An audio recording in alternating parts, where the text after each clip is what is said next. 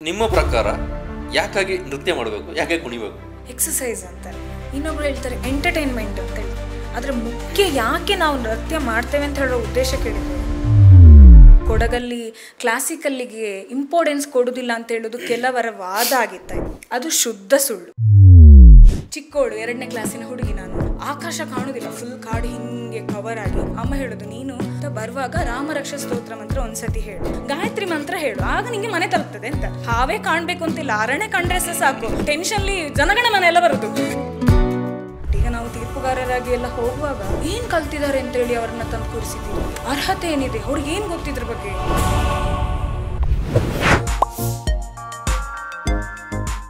ಕೂರ್ಬಾಜ್ in and out ಮತ್ತೊಂದು ಎಪಿಸೋಡ್ಗೆ ನಿಮ್ಮೆಲ್ಲರಿಗೂ ಸ್ವಾಗತ. ನಾನು ಕಿಶೋರ್ ರೈ ಕತ್ತಲೆಕಾಡು.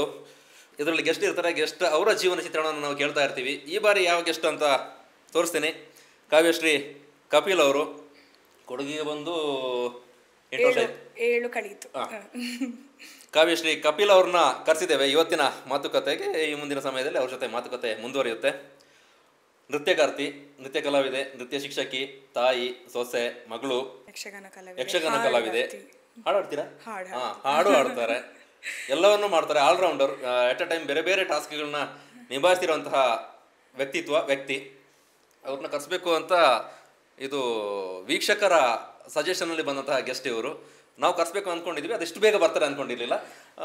ಹೀಗೆ ನಮ್ಮ ಸ್ನೇಹಿತರೊಬ್ಬರು ಸಿಕ್ಕಿದ್ರು, ಮಾತುಕತೆ ಆಗ್ತಾ ಇರೋತ್ತಿಗೆ ಇಂಥ ಗೆಸ್ಟ್ನು ಇವ್ರನ್ನೂ ಇದ್ದಾರೆ. ಇವ್ರನ್ನೂ ಕರೆಸಿ ಬೇರೆ ಬೇರೆ ಕ್ಷೇತ್ರದಲ್ಲಿ ತೊಡಗಿಸ್ಕೊಂಡಿದ್ದಾರೆ. ಎಲ್ಲ ಆ ಕ್ಷೇತ್ರದಲ್ಲೂ ತೊಡಗಿಸ್ಕೊಂಡ್ರು ಕೂಡ ಎಲ್ಲವನ್ನೂ ಕೂಡ ಸಮರ್ಥವಾಗಿ ನಿಭಾಯಿಸ್ತಿದ್ದಾರೆ. ಅವ್ರನ್ನೂ ಕೂಡ ಕರೆಸಿ ಮಾತಾಡಿಸಿ ಚೆನ್ನಾಗಿರುತ್ತೆ ಅಂತ ಹೇಳಿದ್ರು. ಹಾಗಾಗಿ ಕಾವ್ಯಶ್ರೀ ಅವ್ರನ್ನ ಕಾಂಟ್ಯಾಕ್ಟ್ ಮಾಡಿದೆ. ಅವರು ಕೂಡ ಪಟ್ಟ ಅಂತ ಒಂದೇ ಇದಕ್ಕೆ ರಿಯಾಕ್ಟ್ ಮಾಡಿದ್ರು, ಬರ್ತೀವಿ ಅಂತ. ಹಾಗಾಗಿ ಇವತ್ತು ಬಂದಿದ್ದೀರಿ ಮೇಡಮ್, ನಮ್ಮ ಶೋಗೆ ಪ್ರೀತಿಯ ಸ್ವಾಗತ. ಥ್ಯಾಂಕ್ ಯು, ಧನ್ಯವಾದಗಳು. ಚೆನ್ನಾಗಿದ್ದೇನೆ. ಕೊಡಗಿನ ಮಳೆ ಅಭ್ಯಾಸ ಆಗಿದೆ. ಈಗ ಅಭ್ಯಾಸ ಮಾಡಿಕೊಳ್ಳಲೇಬೇಕು, ಅಭ್ಯಾಸ ಆಗಿದೆ. ಕೂರ್ಬಸ್ ಇನ್ ಆ್ಯಂಡ್ ಔಟ್ ನೋಡಿದ್ರೆ ಅನ್ಕೊಳ್ತೀನಿ ಎಪಿಸೋಡನ್ನು. ಹೌದು, ಬೇರೆ ಬೇರೆ ಹಂತದಲ್ಲಿ ನಾವು ಮಾತಾಡ್ತಾ ಹೋಗ್ತೀವಿ. ನಿಮ್ಮ ಬಾಲ್ಯದಿಂದ ಹಿಡಿದು ಬೇರೆ ಬೇರೆ ಹಂತಗಳ ಕುರಿತಾಗಿ ಮಾತುಕತೆ ಮುಂದುವರಿಯುತ್ತೆ. ನಿಮ್ಮ ಪರಿಚಯವನ್ನು ಮಾಡ್ಕೊಳ್ಳಿ. ಹೆಸರೇ ಹೇಳುವಾಗ ನೀವು ಹೇಳಿದ ಹಾಗೆ ನನ್ನ ಹೆಸರು ಕಾವ್ಯಶ್ರೀ ಕಪಿಲ್ ದುಗ್ಗಳ. ನಾನು ಹುಟ್ಟಿದ್ದು ಸುಳ್ಯ ತಾಲೂಕಿನ, ದಕ್ಷಿಣ ಕನ್ನಡದ ಸುಳ್ಯ ತಾಲೂಕಿನ ಮಡಪ್ಪಾಡಿ ಎನ್ನುವ ಗ್ರಾಮ. ಅಲ್ಲ, ದಕ್ಷಿಣ ಕನ್ನಡ, ತುಳುನಾಡಿನ ಪೊಣ್ಣು. ಸುಳ್ಯದಿಂದ 30 ಕಿಲೋಮೀಟರ್ ಒಳಗೆ ಇರುವಂತಹ, ಸುಬ್ರಹ್ಮಣ್ಯಕ್ಕೆ ಹತ್ತಿರ ಇರುವಂತಹ ಊರು ಒಂದು ಮಡಪ್ಪಾಡಿ, ಪುಟ್ಟ ಗ್ರಾಮದಲ್ಲಿ ನಾನು ಹುಟ್ಟಿದ್ದು. ಅದು ನಾನು ಹುಟ್ಟಿದ್ದು ಅಲ್ಲಿ ಅಲ್ಲ, ನನ್ನ ಅಪ್ಪನ ಆಸ್ತಿ ಅಂದರೆ ಜಾಗ, ಅಜ್ಜಂದಿರು ತಲೆತಲಾಂತರದಿಂದ ಇದ್ದದ್ದು ಅಲ್ಲಿ. ಆದರೆ ನಾನು ಹುಟ್ಟಿದ್ದು ಮಾತ್ರ ಪುತ್ತೂರಲ್ಲಿ. ನನ್ನ ತಂದೆ ಪೊಲೀಸ್ ಆಫೀಸರ್ ಆಗಿದ್ದರು, ASI ಆಗಿದ್ದರು. ಹಾಗಾಗಿ ಅವರು ಪುತ್ತೂರಲ್ಲಿ ಇದ್ದ ಕಾರಣ ನಾನು ಪುತ್ತೂರಲ್ಲಿ ಹುಟ್ಟಿದೆ. ಪುತ್ತೂರಲ್ಲೇ ಸ್ವಲ್ಪ ವರ್ಷಗಳ ಕಾಲ ಇದ್ದೆ, ಬಾಲ್ಯ ಎಲ್ಲ. ಅದಾದ ಬಳಿಕ ಶಾಲೆಗೆ ಸೇರುವ ಸಂದರ್ಭದಲ್ಲಿ ನಾವು ಮಡಪ್ಪಾಡಿಗೆ ನಾನು ಅಮ್ಮ ಶಿಫ್ಟ್ ಆದ್ವಿ. ಅಪ್ಪನಿಗೆ ಟ್ರಾನ್ಸ್ಫರ್ ಆಯಿತು ಕಡಬಕ್ಕೆ. ಹಾಗೆ ನನ್ನ ಪ್ರಾಥಮಿಕ ಶಿಕ್ಷಣ ಮಡಪ್ಪಾಡಿಯಲ್ಲಿ ನಡೆಯಿತು. ಹೈಸ್ಕೂಲ್ ಶಿಕ್ಷಣಕ್ಕೆ ನಾನು ಪ್ರಗತಿ ಕಾಣಿಯೂರಿಗೆ ಹೋದೆ, ಅಂದರೆ ಪುತ್ತೂರು ತಾಲೂಕಿನ ಅಜ್ಜಿ ಮನೆಯಿಂದ. ಕಾಲೇಜ್ ಮಂಗಳೂರಿಗೆ ಹೋದೆ. ಮತ್ತು ನಾನು ಹೈಯರ್ ಎಜುಕೇಷನ್ ಡಿಪ್ಲೊಮಾವನ್ನು ಚಾಯ್ಸ್ ಮಾಡಿದ್ದು ನಿಟ್ಟೆ ಕಾಲೇಜಿನಲ್ಲಿ. ಅದಾದ ಬಳಿಕ ಸ್ವಲ್ಪ ಸಮಯ ಜಾಬ್, ಆಮೇಲೆ ಮದುವೆ. ಬೇರೆ ಬೇರೆ ಕಡೆಗಳಲ್ಲಿ ಎಜುಕೇಷನ್ ಮುಂದುವರಿಸಿದೆ. ಹೌದು. ತಂದೆ ಪೊಲೀಸ್ ಆಫೀಸರ್? ತಂದೆ ಪೊಲೀಸ್ ಆಗಿದ್ರು. ಈಗ ರಿಟೈರ್ಡ್ ಆಗಿದ್ದಾರೆ. ಕಳೆದ 2-3 ವರ್ಷಗಳಿಂದ ರಿಟೈರ್ಡ್ ಆಗಿ ಕೃಷಿ ಜೀವನವನ್ನು ನಡೆಸ್ತಾ ಇದ್ದಾರೆ. ಹೇಗಿತ್ತು ನಿಮ್ಮ ಚೈಲ್ಡ್ಹುಡ್ ಎಲ್ಲ? ಚೈಲ್ಡ್ಹುಡ್ ಅಂದರೆ ಸಾಮಾನ್ಯವಾಗಿ ನಿಮ್ಮ ಇಂಟರ್ವ್ಯೂಸಲ್ಲಿ ನಾನು ತುಂಬ ಜನರದ್ದು ನೋಡಿದೆ, ಹೇಳ್ತಾರಲ್ಲ, ನಮಗೆ ಬಟ್ಟೆ ಇರಲಿಲ್ಲ, ನಮಗೆ ಕಷ್ಟ ಇತ್ತು. ಸತ್ಯ ಹೇಳ್ತೇನೆ, ಟಚ್ವುಡ್, ನನಗೆ ಅಂಥ ಕಷ್ಟ ಇರಲಿಲ್ಲ. ದೇವರ ದಯದಿಂದ, ನಾವು ನಂಬುವ ದೇವರ ಇದರಿಂದ ನನಗೆ ಫೈನಾನ್ಷಿಯಲಿ, ಆರ್ಥಿಕವಾಗಿ ಕಷ್ಟ ಅಂದರೆ ಎಂತ ಅಂತ ನನಗೆ ಗೊತ್ತೇ ಇಲ್ಲ. ನನಗೆ ಬಹುಶಃ ನನ್ನ ಮನೆಯವ್ರಿಗೆ ಇದ್ದಿರ್ಬೋದೋ ಏನೋ, ಆದರೆ ಅದು ನನಗೆ ಇಲ್ಲ, ನನಗೆ ಗೊತ್ತೇ ಇಲ್ಲ. ಅಂದರೆ ನನಗೆ ಕಷ್ಟ ಅಂತ ಅನಿಸಿದ್ದು ಯಾವುದು ಗೊತ್ತುಂಟಾ? ಇದು ವ್ಯವಸ್ಥೆಗಳು. ಯಾಕೆಂದರೆ ನಾವು ಹಳ್ಳಿಯಲ್ಲಿ ಇದ್ದದ್ದು, ಸುಳ್ಯದಿಂದ 30 ಕಿಲೋಮೀಟರ್ ಒಳಗೆ ದಟ್ಟ ಅರಣ್ಯ ಪ್ರದೇಶ, ಕಾಡು, ಒಂದು ಹಳ್ಳಿ ಅಂದರೆ ಅದು ಎಜುಕೇಷನ್ ಇಲ್ಲದ ಊರು ಅಂತಲ್ಲ. ಎಜುಕೇಷನ್ಗೆ ಒಳ್ಳೆ ಇಂಪಾರ್ಟೆನ್ಸ್ ಕೊಡ್ತಾರೆ, ಕೃಷಿಯನ್ನು ತುಂಬ ನಂಬ್ತಾರೆ. ನೀವು ಈಗಲೂ ಕೂಡ ಅಲ್ಲಿ ನೋಡಿದರೆ ಕೃಷಿ ಮಾಡೋರು ಸಾಮಾನ್ಯ ಡಿಗ್ರಿ ಆದರೂ ಆಗಿರ್ತಾರೆ. ಆದರೆ ವ್ಯವಸ್ಥೆಗಳು ಹೇಗಿತ್ತಂದರೆ ಸರಿಯಾದ ರೋಡ್ ಇರಲಿಲ್ಲ, ಮತ್ತು ಬಸ್ ಅಂತ ಇದ್ದದ್ದು ಒಂದೇ ಒಂದು ಗೌರ್ಮೆಂಟ್ ಬಸ್, ಬೆಳಗ್ಗೆ ಒಂದು ಬಸ್, ನೈಟ್ ಬಂದು ಹಾಲ್ಟ್ ಆಗೋದು, ಅದು ಅರ್ಲಿ ಮಾರ್ನಿಂಗ್ ಹೊರಡೋದು, ಅದು ಮಾತ್ರ. ಆ ಬಸ್ ಅಂತ ನೋಡ್ಬೇಕಂದ್ರೆ ನಾವು ಆ ಟೈಮಿಗೆ ಬರಬೇಕಿಲ್ಲ, ನಮ್ಗೆ ಬಸ್ ಅಂದರೆ ಎಂತಂತಾನೆ ಗೊತ್ತಿಲ್ಲ. ಖಾಲಿ ಜೀಪಲ್ಲಿ ಓಡಾಟ ನಮ್ಮದು. ಜೀಪ್ ಹೋಗುವ ದಾರಿ ಅಂದರೆ ಹೇಗಿರ್ಬೋದು, ಇಲ್ಲಿ ಟ್ರಕ್ಕಿಂಗ್ ಮಂದಲಪಟ್ಟಿಗೆ ಬರ್ತೇವೆ, ನಮ್ಮ ದಿನನಿತ್ಯ ಜೀವನವೇ ಟ್ರಕ್ಕಿಂಗ್ ಥರ ಇರ್ತಿತ್ತಲ್ಲಿ, ಆಯಿತಾ. ಇಲ್ಲ, ನಮ್ಮ ಮನೇಲಿ ಜೀಪ್ ಇರಲಿಲ್ಲ. ನಮ್ಮಲ್ಲಿ ಅಂದರೆ ಪಪ್ಪ ಹೊರಗೆ ಇದ್ದ ಕಾರಣ, ನಮ್ಮ ಮನೆಯಲ್ಲಿ ಓಡಿಸೋರು ಇಲ್ಲದ ಕಾರಣ ಜೀಪ್ ಇರಲಿಲ್ಲ. ಮತ್ತು ನಾವು ಕಾಲು ದಾರಿಯಲ್ಲೇ ನಡ್ಕೊಂಡು ಹೋಗ್ತಿದ್ದದು. ನಮ್ಮ ಮನೆಗೆ ಜೀಪ್ ಬರೋದಂದರೆ ಇನ್ನೊಂದು ದಾರಿಯಲ್ಲಿ ಬರಬೇಕು. ಅದು ಹೇಗೆಂದರೆ ಈ ಮಂದಲ್ಪಟ್ಟಿಗೆ ಹೋಗುವಾಗ ಹೀಗಿದೆಯಲ್ಲ, ಹಾಗೇ ಇದೆ, ಎಕ್ಸಾಕ್ಟ್ ಹಾಗೇ ಇದೆ. ಮತ್ತು ಮಳೆಗಾಲದಲ್ಲಿ ಎಲ್ಲ ನಾವೇ ಜೀಪಿಂದ ಇಳಿದು ಕಲ್ಲು ಹಾಕೋದು, ಜೀಪ್ ಟೈರ್ ಬಾಕಿ ಆಗೋದು, ಇಂಥ ಅನುಭವಗಳನ್ನ ಸಾಕಷ್ಟು ಅನುಭವಿಸಿದ್ದೇನೆ.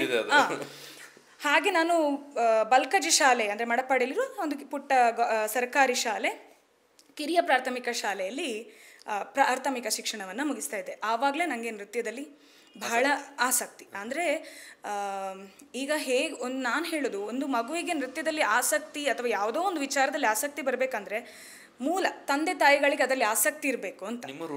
ನನ್ನ ರೂಟ್ ಎಲ್ಲಿಂದ ಬಂತು ಅಂತ ಹೇಳಿದರೆ, ನನ್ನ ಮಾವ ಸ್ವತಃ ಯಕ್ಷಗಾನ ಗುರುಗಳು, ಸೋದರ ಮಾವ, ಅಮ್ಮನ ತಮ್ಮ. ನನ್ನ ಅಮ್ಮ ದೈಹಿಕ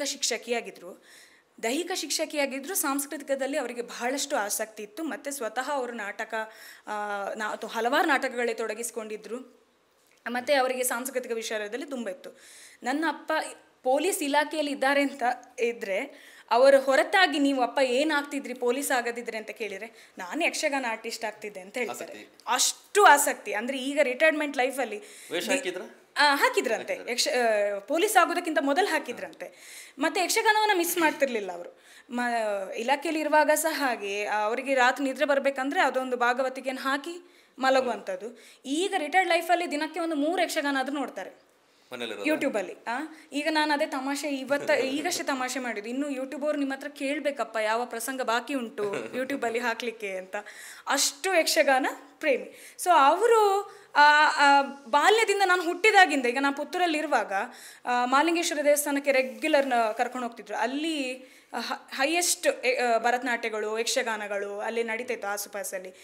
ಆಮೇಲೆ ಅವರಿಗೆ ಆಸಕ್ತಿ ಇದ್ದ ಕಾರಣ ಅವರು ಚಂದನ ಚಾನಲ್, ಆಗ DD ಚಂದನ ಬರೋದಲ್ಲ, ಆ ಭರತನಾಟ್ಯ ಹಾಕುವಾಗ ನಾನು ಅಲ್ಲೇ ಅದರ ಎದುರು ನಿಂತ್ಕೊಂಡೆಲ್ಲ ಆ್ಯಕ್ಷನ್ ಎಲ್ಲ ಮಾಡೋದಂತೆ. ಆಗ ಅಮ್ಮನಿಗೆ ಆಗಲೇ ಆಸೆ ಇತ್ತು, ಇವಳನ್ನೊಂದು ಕಲಾವಿದೆ ಮಾಡಬೇಕು.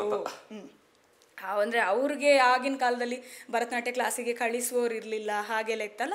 ಆದರೆ ನನ್ನನ್ನು ಮಾತ್ರ ಹಾಗೆ ಅದಕ್ಕೆ ವಂಚಿತ ಆಗಬಾರ್ದು ಅಂತ ಅವರಿಗೆ ಇತ್ತು. ಸೊ ಬಲ್ಕಜಿ ಶಾಲೆಗೆ ಹೋಗುವಾಗ ಅಲ್ಲಿಂದ ನಮಗೆ ಸುಳ್ಯಕ್ಕೆ ಹೋಗಬೇಕು, ಟೀಚರ್ಸ್ಗಳಿದ್ದು ಸುಳ್ಯದಲ್ಲಿ. ಅದು ಬಿಟ್ಟರೆ ನಮಗೆ ಎಲ್ಲಿ ಟೀಚರ್ಸ್ ಇದ್ದಾರೆ ಅಂದರೆ ಗುತ್ತಿಗಾರಿಗಿಂತ ಮುಂದೆ ಒಳಲಂಬೆ, ಅಂದರೆ ½ an hour ಹೋಗಬೇಕು. ನಮ್ಮ ಆಡಪಾಡಿಯಿಂದ ಹೋಗುವಲ್ಲಿ ಒಬ್ಬರು ರಾಧಿಕಾ ಕಲ್ಲುರಾಯ ಅಂತೇಳಿ ಕ್ಲಾಸ್ ಮಾಡ್ತಾಯಿದ್ರು.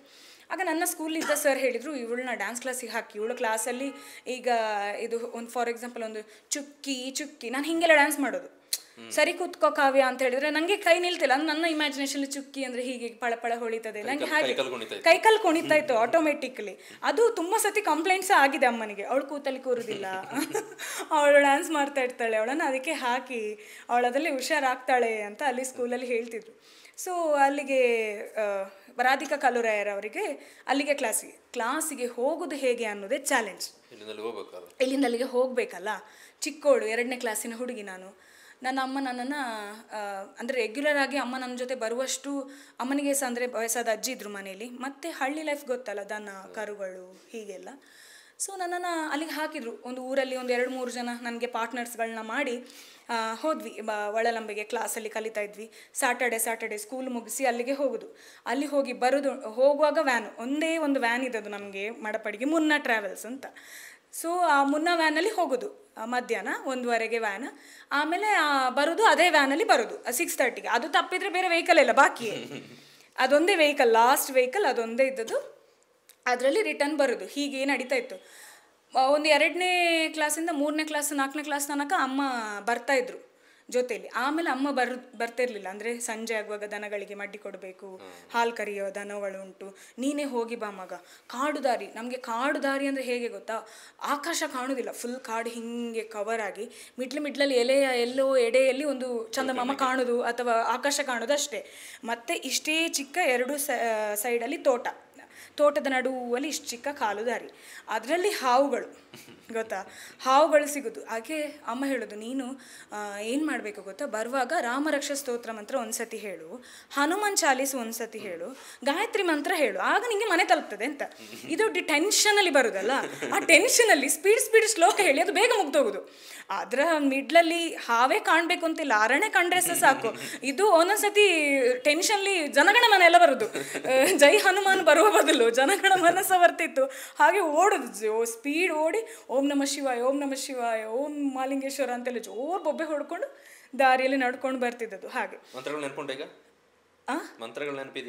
ನೆನಪಿದೆ. ಅದು ಈಗ ಆವಾಗದಿಂದ ಈಗನವರೆಗೆ ಅದು ಕಂಟಿನ್ಯೂಷನ್ ಅಲ್ಲಿ ಉಂಟು, ಅದ್ರ ಸ್ಟಾಪ್ ಮಾಡಲಿಲ್ಲ. ಹಾಗೆ ಈಗ ಸಹ ಕಷ್ಟ ಬರುವಾಗ ಅದೇ ನೆನಪಾಗೋದು, ಜೈ ಹನುಮಾನ್, ಜ್ಞಾನಗುಣ ಸಾಗರ್, ಹಾಗೆ ನೆನಪಾಗೋದು. ಈಗ ಎಲ್ಲಿಯಾದ್ರೂ ಗಾಡಿ ಎಲ್ಲ ಸ್ಟಾರ್ಟ್ ಆಗಿದ್ರೆ ಅದೇ ಬರೋದು. ಅಂದ್ರೆ ಟೆನ್ಷನ್ ಟೈಮಲ್ಲಿ ಬರುವ ತಕ್ಷಣ ನೆನಪಾಗೋದು ಅದೇ. ಅದೇನೋ ಗೊತ್ತಿಲ್ಲ, ಅದು ಹೇಳಿದ ತಕ್ಷಣ ಆ ತಾಪತ್ರೆ ಹೋಗ್ತದೆ ಸಹ. ಹಾಗಾಗಿ ಆಮೇಲೆ ಅದೇ ಈ ಜರ್ನಿ ತುಂಬ ಕಷ್ಟ ಅನಿಸ್ತಿತ್ತು. 2 ಕಿಲೋಮೀಟರ್ ನಡ್ಕೊಂಡು ಹೋಗಬೇಕಿತ್ತು ಗೌರ್ಮೆಂಟ್ ಸ್ಕೂಲಿಗೆ. ಅಮ್ಮ ಡಿಸೈಡ್ ಮಾಡಿದ್ರು ಇವಳನ್ನು ಸುಳ್ಯದ ಒಂದು ಸ್ಕೂಲಿಗೆ ಹಾಕುವ ಅಂತೇಳಿ ಸುಳ್ಯ ಸ್ನೇಹ ಪ್ರಾಥಮಿಕ ಶಾಲೆಗೆ ಹಾಕಿದ್ದು. ಪ್ರೈವೇಟ್ ಸ್ಕೂಲು, ಆದರೆ ಕನ್ನಡ ಮಾಧ್ಯಮವೇ. ಒಳ್ಳೆ ಟರ್ನಿಂಗ್ ಪಾಯಿಂಟ್ ನಂಗೆ ಅಲ್ಲಿ ಸಿಕ್ತು. ಯಾಕೆಂದರೆ ಅದು ಒಂದು ಗುರುಕುಲ ಪದ್ಧತಿಯಲ್ಲಿ ನಡೆಸ್ತಿದ್ದಂತಹ ಶಾಲೆ. ಅಲ್ಲಿ ಯಕ್ಷಗಾನ ಕಲೆಗೆ ಬಹಳ ಇಂಪಾರ್ಟೆನ್ಸ್ ಕೊಡ್ತಿದ್ರು. ಚಂದ್ರಶೇಖರ ದಾಂಬ್ಲೆ ಅಂತ ಹೇಳೋರು ನಡೆಸ್ತಾ ಇರುವಂತಹ ಶಾಲೆ ಅದು. ಯಕ್ಷಗಾನಕ್ಕೆ, ನಾಟಕಕ್ಕೆ, ಹಾಡಿಗೆ, ಅಭಿನಯ ಗೀತೆಗೆ ನನ್ನನ್ನು ಯಾವ ರೀತಿಯಲ್ಲಾಗಿ ಯೂಸ್ ಮಾಡಿಕೊಳ್ಬೋದು ಅದೇ ರೀತಿಯೆಲ್ಲ ಅವರು ಅಂದರೆ ನನ್ನಲ್ಲಿ ಪ್ರಯೋಗಗಳನ್ನ ಮಾಡಲಿಕ್ಕೆ ಸ್ಟಾರ್ಟ್ ಮಾಡಿದರು. ಅಭಿನಯ ಗೀತೆಯಲ್ಲಿ ನಾನು ಆವಾಗಲೇ 4ನೇ ಕ್ಲಾಸಲ್ಲಿ ರಾಜ್ಯ ಮಟ್ಟಕ್ಕೆ ಹೋದೆ. ಮತ್ತು ಯಕ್ಷಗಾನದಲ್ಲಿ ದೊಡ್ಡ ದೊಡ್ಡ ಪಾತ್ರಗಳನ್ನು ಕೊಡಲಿಕ್ಕೆ ಸ್ಟಾರ್ಟ್ ಮಾಡಿದರು. ನಾಟಕಗಳೇ ಮೇಯ್ನ್ ರೋಲ್ ಕೊಡಲಿಕ್ಕೆ ಸ್ಟಾರ್ಟ್ ಮಾಡಿದರು. ಸಿಂಗಿಂಗು, ಡ್ಯಾನ್ಸು ಎಲ್ಲವನ್ನು ಕಂಟಿನ್ಯೂ ಮಾಡ್ತಾ ಹೋದೆ. ಅದಾದಮೇಲೆ ಹೈಸ್ಕೂಲ್ ಶಿಕ್ಷಣಕ್ಕೆ ಇಂಗ್ಲೀಷ್ ಮೀಡಿಯಮ್ಗೆ ಹಾಕಬೇಕು ಅಂತ ಅಮ್ಮನಿಗೆ ಥಾಟ್ ಬಂತು. ಎಲ್ಲಿ ಹೋಗೋದು? ಅಜ್ಜಿ ಮನೇಲಿ ಹೋಗುವ. ಯಾಕಂದರೆ ಅಜ್ಜಿ ಮನೇಲಿ ಫಸ್ಟ್ ಮಗು ನಾನು, ತುಂಬ ಮುದ್ದಿನ ಮಗು. 2 ಮಾವಂದರು, ಅಜ್ಜಿ, ಮಕ್ಕಳು ಇಬ್ಬರು, ನಾನು ಮತ್ತು ನನ್ನ ತಮ್ಮ. ಇಬ್ಬರು ಅಂದರೆ ನಾನು ಅಜ್ಜಿ ಮನೆಗೆ ಹೋಗಬೇಕು, ಅಜ್ಜಿ ಮನೆಯಿಂದ ಶಾಲೆಗೆ ಹೋಗೋದು ಅಂತ ನಿರ್ಧಾರ ಆಯಿತು. ಪ್ರಗತಿ ಆಂಗ್ಲ ಮಾಧ್ಯಮ ಶಾಲೆ, ಅದು ಇನ್ನೂ ನನಗೆ ಟರ್ನಿಂಗ್ ಪಾಯಿಂಟ್ ಅಂತೇಳಿ ಸಿಕ್ತು. ಯಾಕೆಂತೇಳಿದರೆ ಅಲ್ಲಿ ಹಾಗೆ ಅದು ಪ್ರಗತಿ ಶಾಲೆ ಹೇಗೆ ಅಂತೇಳಿದರೆ, ನೀನು ಸ್ಪೋರ್ಟ್ಸಲ್ಲಿದ್ದರೆ ನಿನ್ನನ್ನು ಅವರು ಸ್ಪೋರ್ಟ್ಸ್ ಮ್ಯಾನ್ ಆಗಿ ಮಾಡ್ತಾರೆ, ನೀನು ಕಲ್ಚರಲ್ ಇದ್ದರೆ ನಿನ್ಗೆ ಅಷ್ಟೇ ಸಪೋರ್ಟ್. ಆ ಥರದ ಒಂದು ಉತ್ತಮವಾದ ಶಾಲೆ ಅದು. ನನಗೆ ಎಷ್ಟು ಅವರು ಫ್ರೀಡಮ್ ಕೊಟ್ಟಿದ್ರು ಅಂತ ಹೇಳಿದರೆ, ನಾನು 10th ಸಹ, ಈಗ ಯೂಶ್ವಲಿ ಹೇಳ್ತಾರೆ 10th ಯಾವುದೇ ಕಲ್ಚರಲ್ ಆ್ಯಕ್ಟಿವಿಟೀಸ್, ನಾನು 10th ಸಮೇತ ಯುವಜನ ಮೇಳಗಳಿಗೆಲ್ಲ ಹೋಗ್ತಾಯಿದ್ದೆ. ಕಳಿಸ್ತಾ ಇದ್ರು, ಅವರಿಗೆ ಧೈರ್ಯದಲ್ಲಿ ಕಳಿಸ್ತಾ ಇದ್ರು, ನೀನು ಹೋಗು ಕಾವ್ಯ, ನಿಂಗೆ ಬರ್ತದೆ ಅಂತ. ಸೊ ಅಲ್ಲಿ 3 ವರ್ಷ ಸತತ ರಾಜ್ಯ ಮಟ್ಟಕ್ಕೆ ಏಕಪಾತ್ರ ಅಭಿನಯದಲ್ಲಿ ಇದು ಮಾಡಿದೆ. ಮತ್ತು ಅಲ್ಲಿ ಕಾಂಪಿಟೇಷನ್ಗಳಲ್ಲಿ ಯಾವುದಲ್ಲಿ ಪಾರ್ಟಿಸಿಪೇಟ್ ಮಾಡಿದ್ರು ನನಗೆ ಪ್ರೈಸ್ ಉಂಟೆ.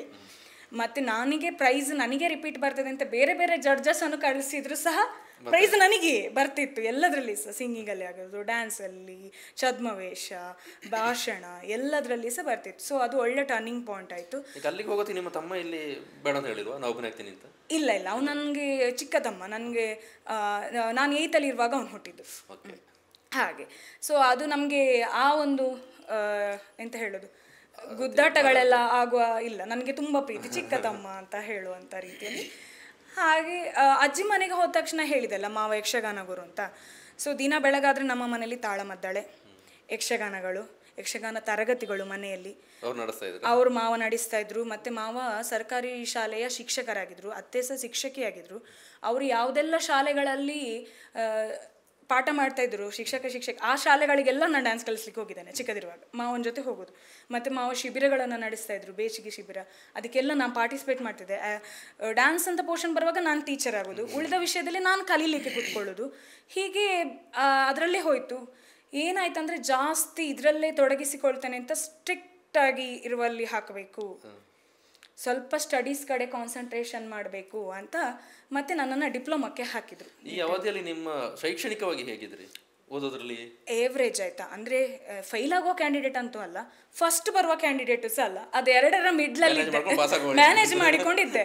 ಆಗ ಅಂದರೆ ಆ ಸ್ಕೂಲಲ್ಲಿ ನನ್ನ ಟೀಚರ್ಗಳು ಎಂತ ಹೇಳ್ತಿದ್ರು ಎಲ್ಲ ಮಕ್ಕಳು ರ್ಯಾಂಕ್ ತೆಗೆದ್ರೆ ಇದಕ್ಕೆಲ್ಲ ಯಾರು ಬರೋದು, ಈಗ ಅವಳಲ್ಲಿ ಆ ಟ್ಯಾಲೆಂಟ್ ಇದೆ, ಅವಳು ಮುಂದುವರಿಲಿ ಬಿಡಿ ಅಂತ. ನನ್ನ ಹೈಸ್ಕೂಲಲ್ಲಿ ನನಗೆ ಈಗಲೂ ಸಹ ಕೆಲವು ಟೀಚರ್ಸ್ಗಳು ಹೇಳಿದ ನೆನಪಿದೆ.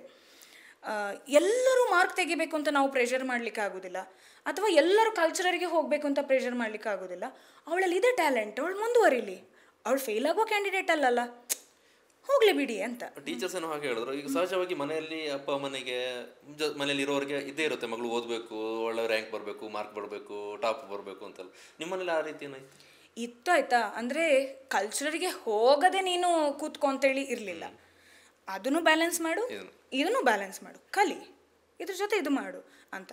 ಬಟ್ ಆದರೆ ಕೆಲವು ಚುಚ್ಚುಮಾತುಗಳು ಸಹ ಬಂದಿದೆ. ಕುಣಿದು ಮಾತ್ರ ಅಲ್ಲ, ಕೆಲವು ಇಷ್ಟ ಆಗದ ಟೀಚರ್ಸ್ಗಳು ಅಥವಾ ಫ್ಯಾಮಿಲಿಯವರೆಲ್ಲ ಇರ್ತಾರಲ್ಲ, ಕುಣಿಯೋದು ಮಾತ್ರ ಅಲ್ಲ, ಕುಣಿಯೋದ್ರಲ್ಲಿ ಮಾತ್ರ ಅಲ್ಲ, ಮಾರ್ಕ್ಸ್ ತೆಗಿಬೇಕು ಅಂತ ಹಾಗೆ ಹೇಳೋದೊಂದು ಕಾಮನ್, ಕಿಚಾಯಿಸುವವರು ಇರ್ತಾರೆ. ಆದರೆ ಒಂದ್ಸತಿ ಸಕ್ಸಸ್ ಸಿಕ್ಕಿ ಪೇಪರಲ್ಲೆಲ್ಲ ಫೋಟೋ ಬರೋದು, ಸನ್ಮಾನಗಳೆಲ್ಲ ನಡೆಯುವಾಗ ಖುಷಿ ಪಡ್ತಿದ್ರು, ಕಂಗ್ರ್ಯಾಚುಲೇಷನ್ ಮಾಡ್ತಿದ್ರು.